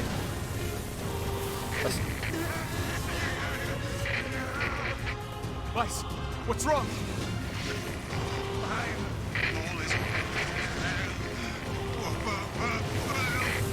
You're freaking me out here, Vice. What are you doing? Come so... Just do it! Strike the killing! Right, here we go. Once he's on the ground, we're gonna get one last final phase. Sorry, I said that was the final phase. It's not. There's one last bit after this event, and then it's a clear. No bother. One moment, please. You okay? Fine, just fine. Alright, no, I'm not. Vice. It seems some headstrong idiot has decided to push me beyond my limits. I should have taken that job as a cookbook when I had the chance. Vice. I'm sorry. I'm sorry. Only joking. I hate cookbooks. But... Let's go. Out of the way. I have one final task to fulfill. Where are you going? Why, to stop him, of course. But after that, it's up to you. Only you can see this battle to its conclusion. I wish you luck, my friend. You can't. I swore I'd always fight by your side. You are an exceedingly stubborn lad. You know that is. Perhaps that's why I've so enjoyed our time together. But I fear this is where our journey ends. Vice! Oh, and remember what I told you about using my full name. Well, forget it. I've grown rather fond of Vice. Vice. I knew you'd come around. Don't let it go to your head now.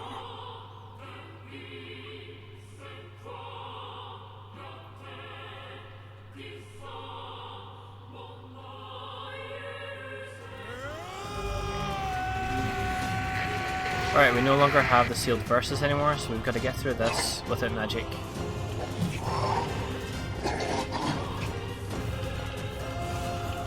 have something to defend. I have a reason to live. Shadow. Oops, let's change it.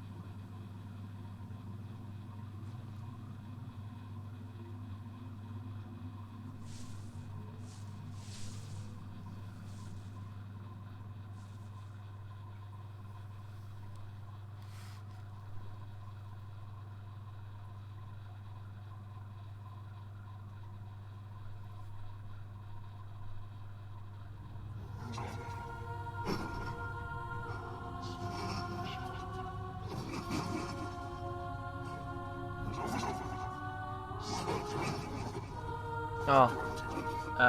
No, that's probably the fish tanks you're hearing. I was supposed to... well, I'll try and get them out of the audio next time.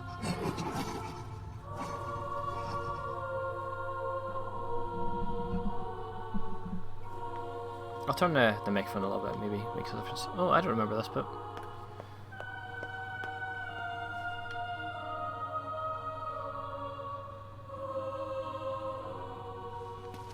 Oh, actually I do, yeah. Here. You can have this cookie. Don't worry about it, Yona. I'm already full. This again? That's what you said yesterday. You haven't been eating anything lately.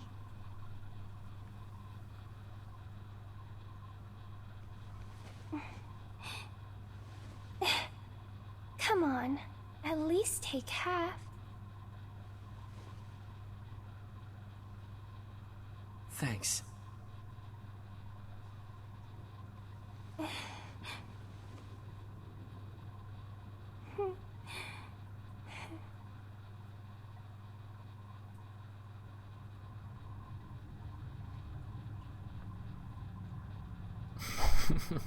Big headphones.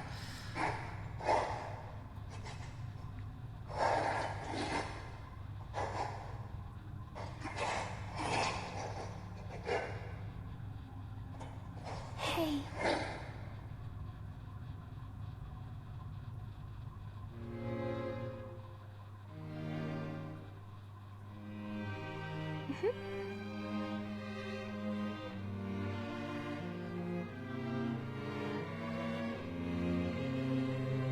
Thanks for always being there for me.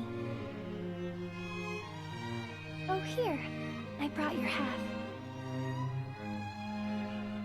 Thanks, Yona.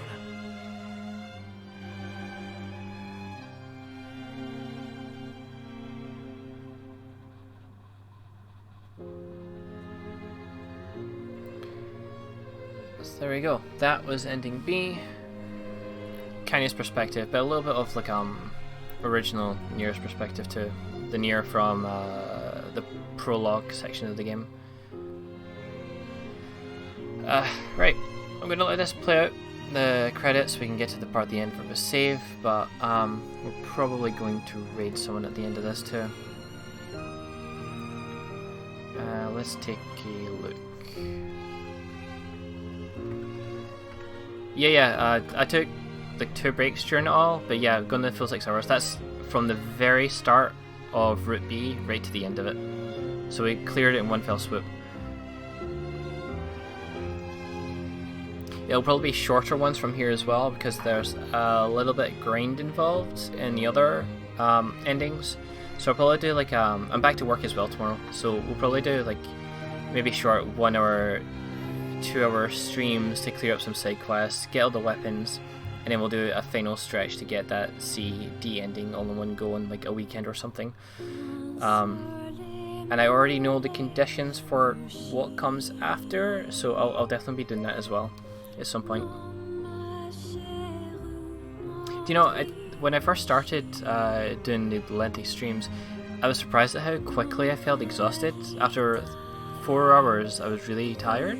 I guess just trying to be on the ball and being aware that I'm being watched and trying to like say things when things are happening. But I'm already kind of over that. It isn't as tiring anymore. I guess it's been like nearly a week of doing that now, isn't it? Yeah, it is, talking all the time.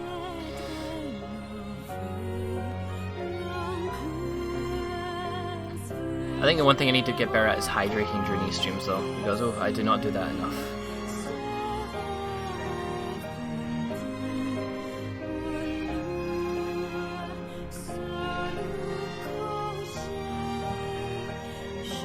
Okay, so at the end of the credits, and once we get our save, we'll see if there's anything that unlocks for us, because again, this is a remake and there are some changes, so it might tell me I've unlocked a new thing.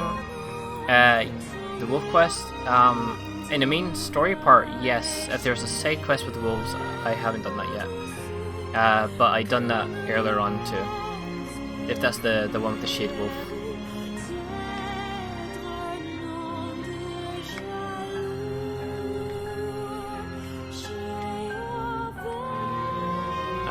basically, this whole stream was the entirety of part 2 of Nier again, which we also sort of done yesterday as well, except with all the new scenes because we beat it the first time.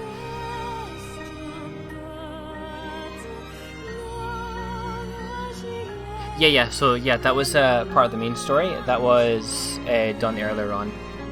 About an hour and a half, 2 hours ago, I think.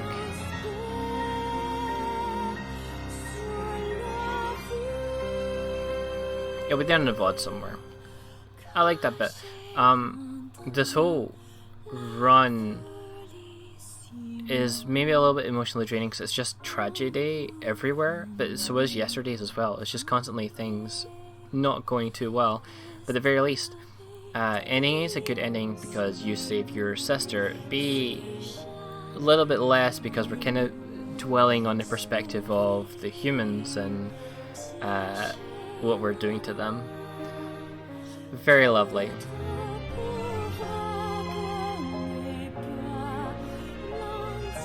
We're reaching the end of the credits here as well, so we'll find out if it unlocks anything new. I know there's, again, I say quote-unquote DLC, it's not actually DLC, but like, one of the things we've done was DLC to the original, the rest feels like kind of DLC, and that it's extra, optional, separate from everything.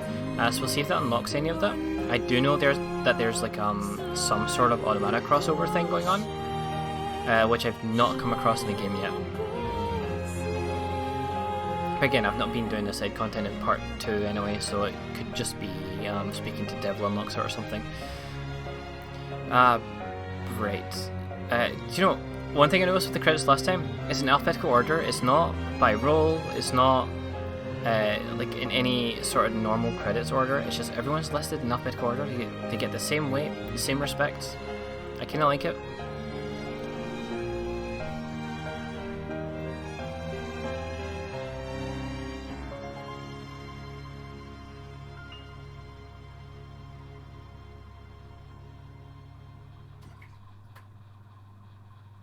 Alright, let's see if anything happens here. There we go. There's something. I knew it'd be worth sticking around.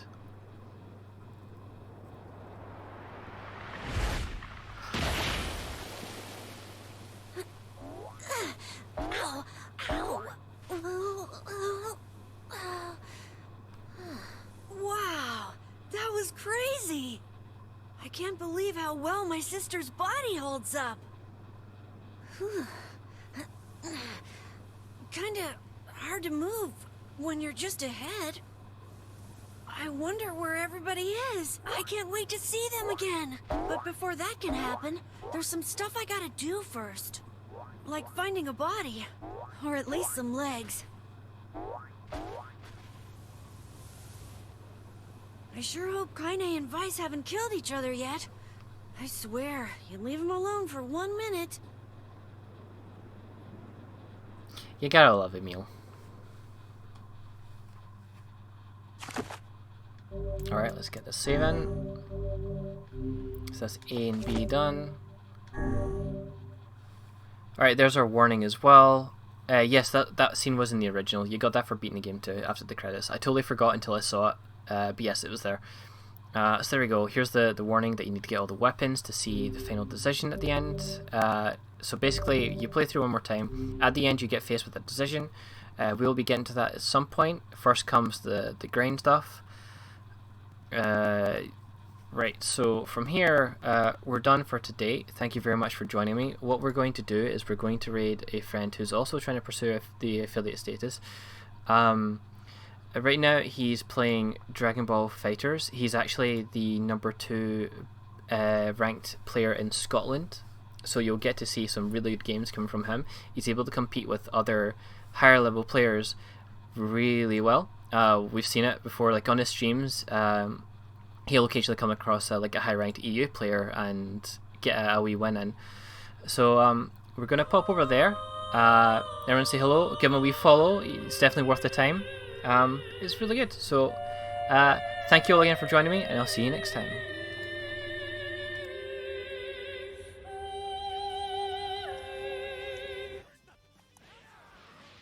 Fair enough. Oh. Hey Crash Screen, how you doing? Get out of here. Smack his heat. I think this is going to be more a data match. Try and figure out how you plays.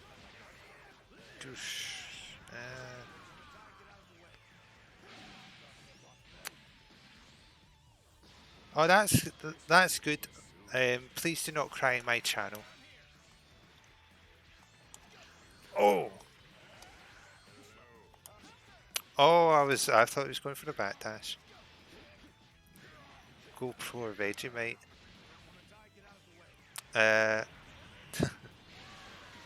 Don't want to get you. I ain't a fight stick, Dan. Right, time for me to win the game now because it's UI Goku.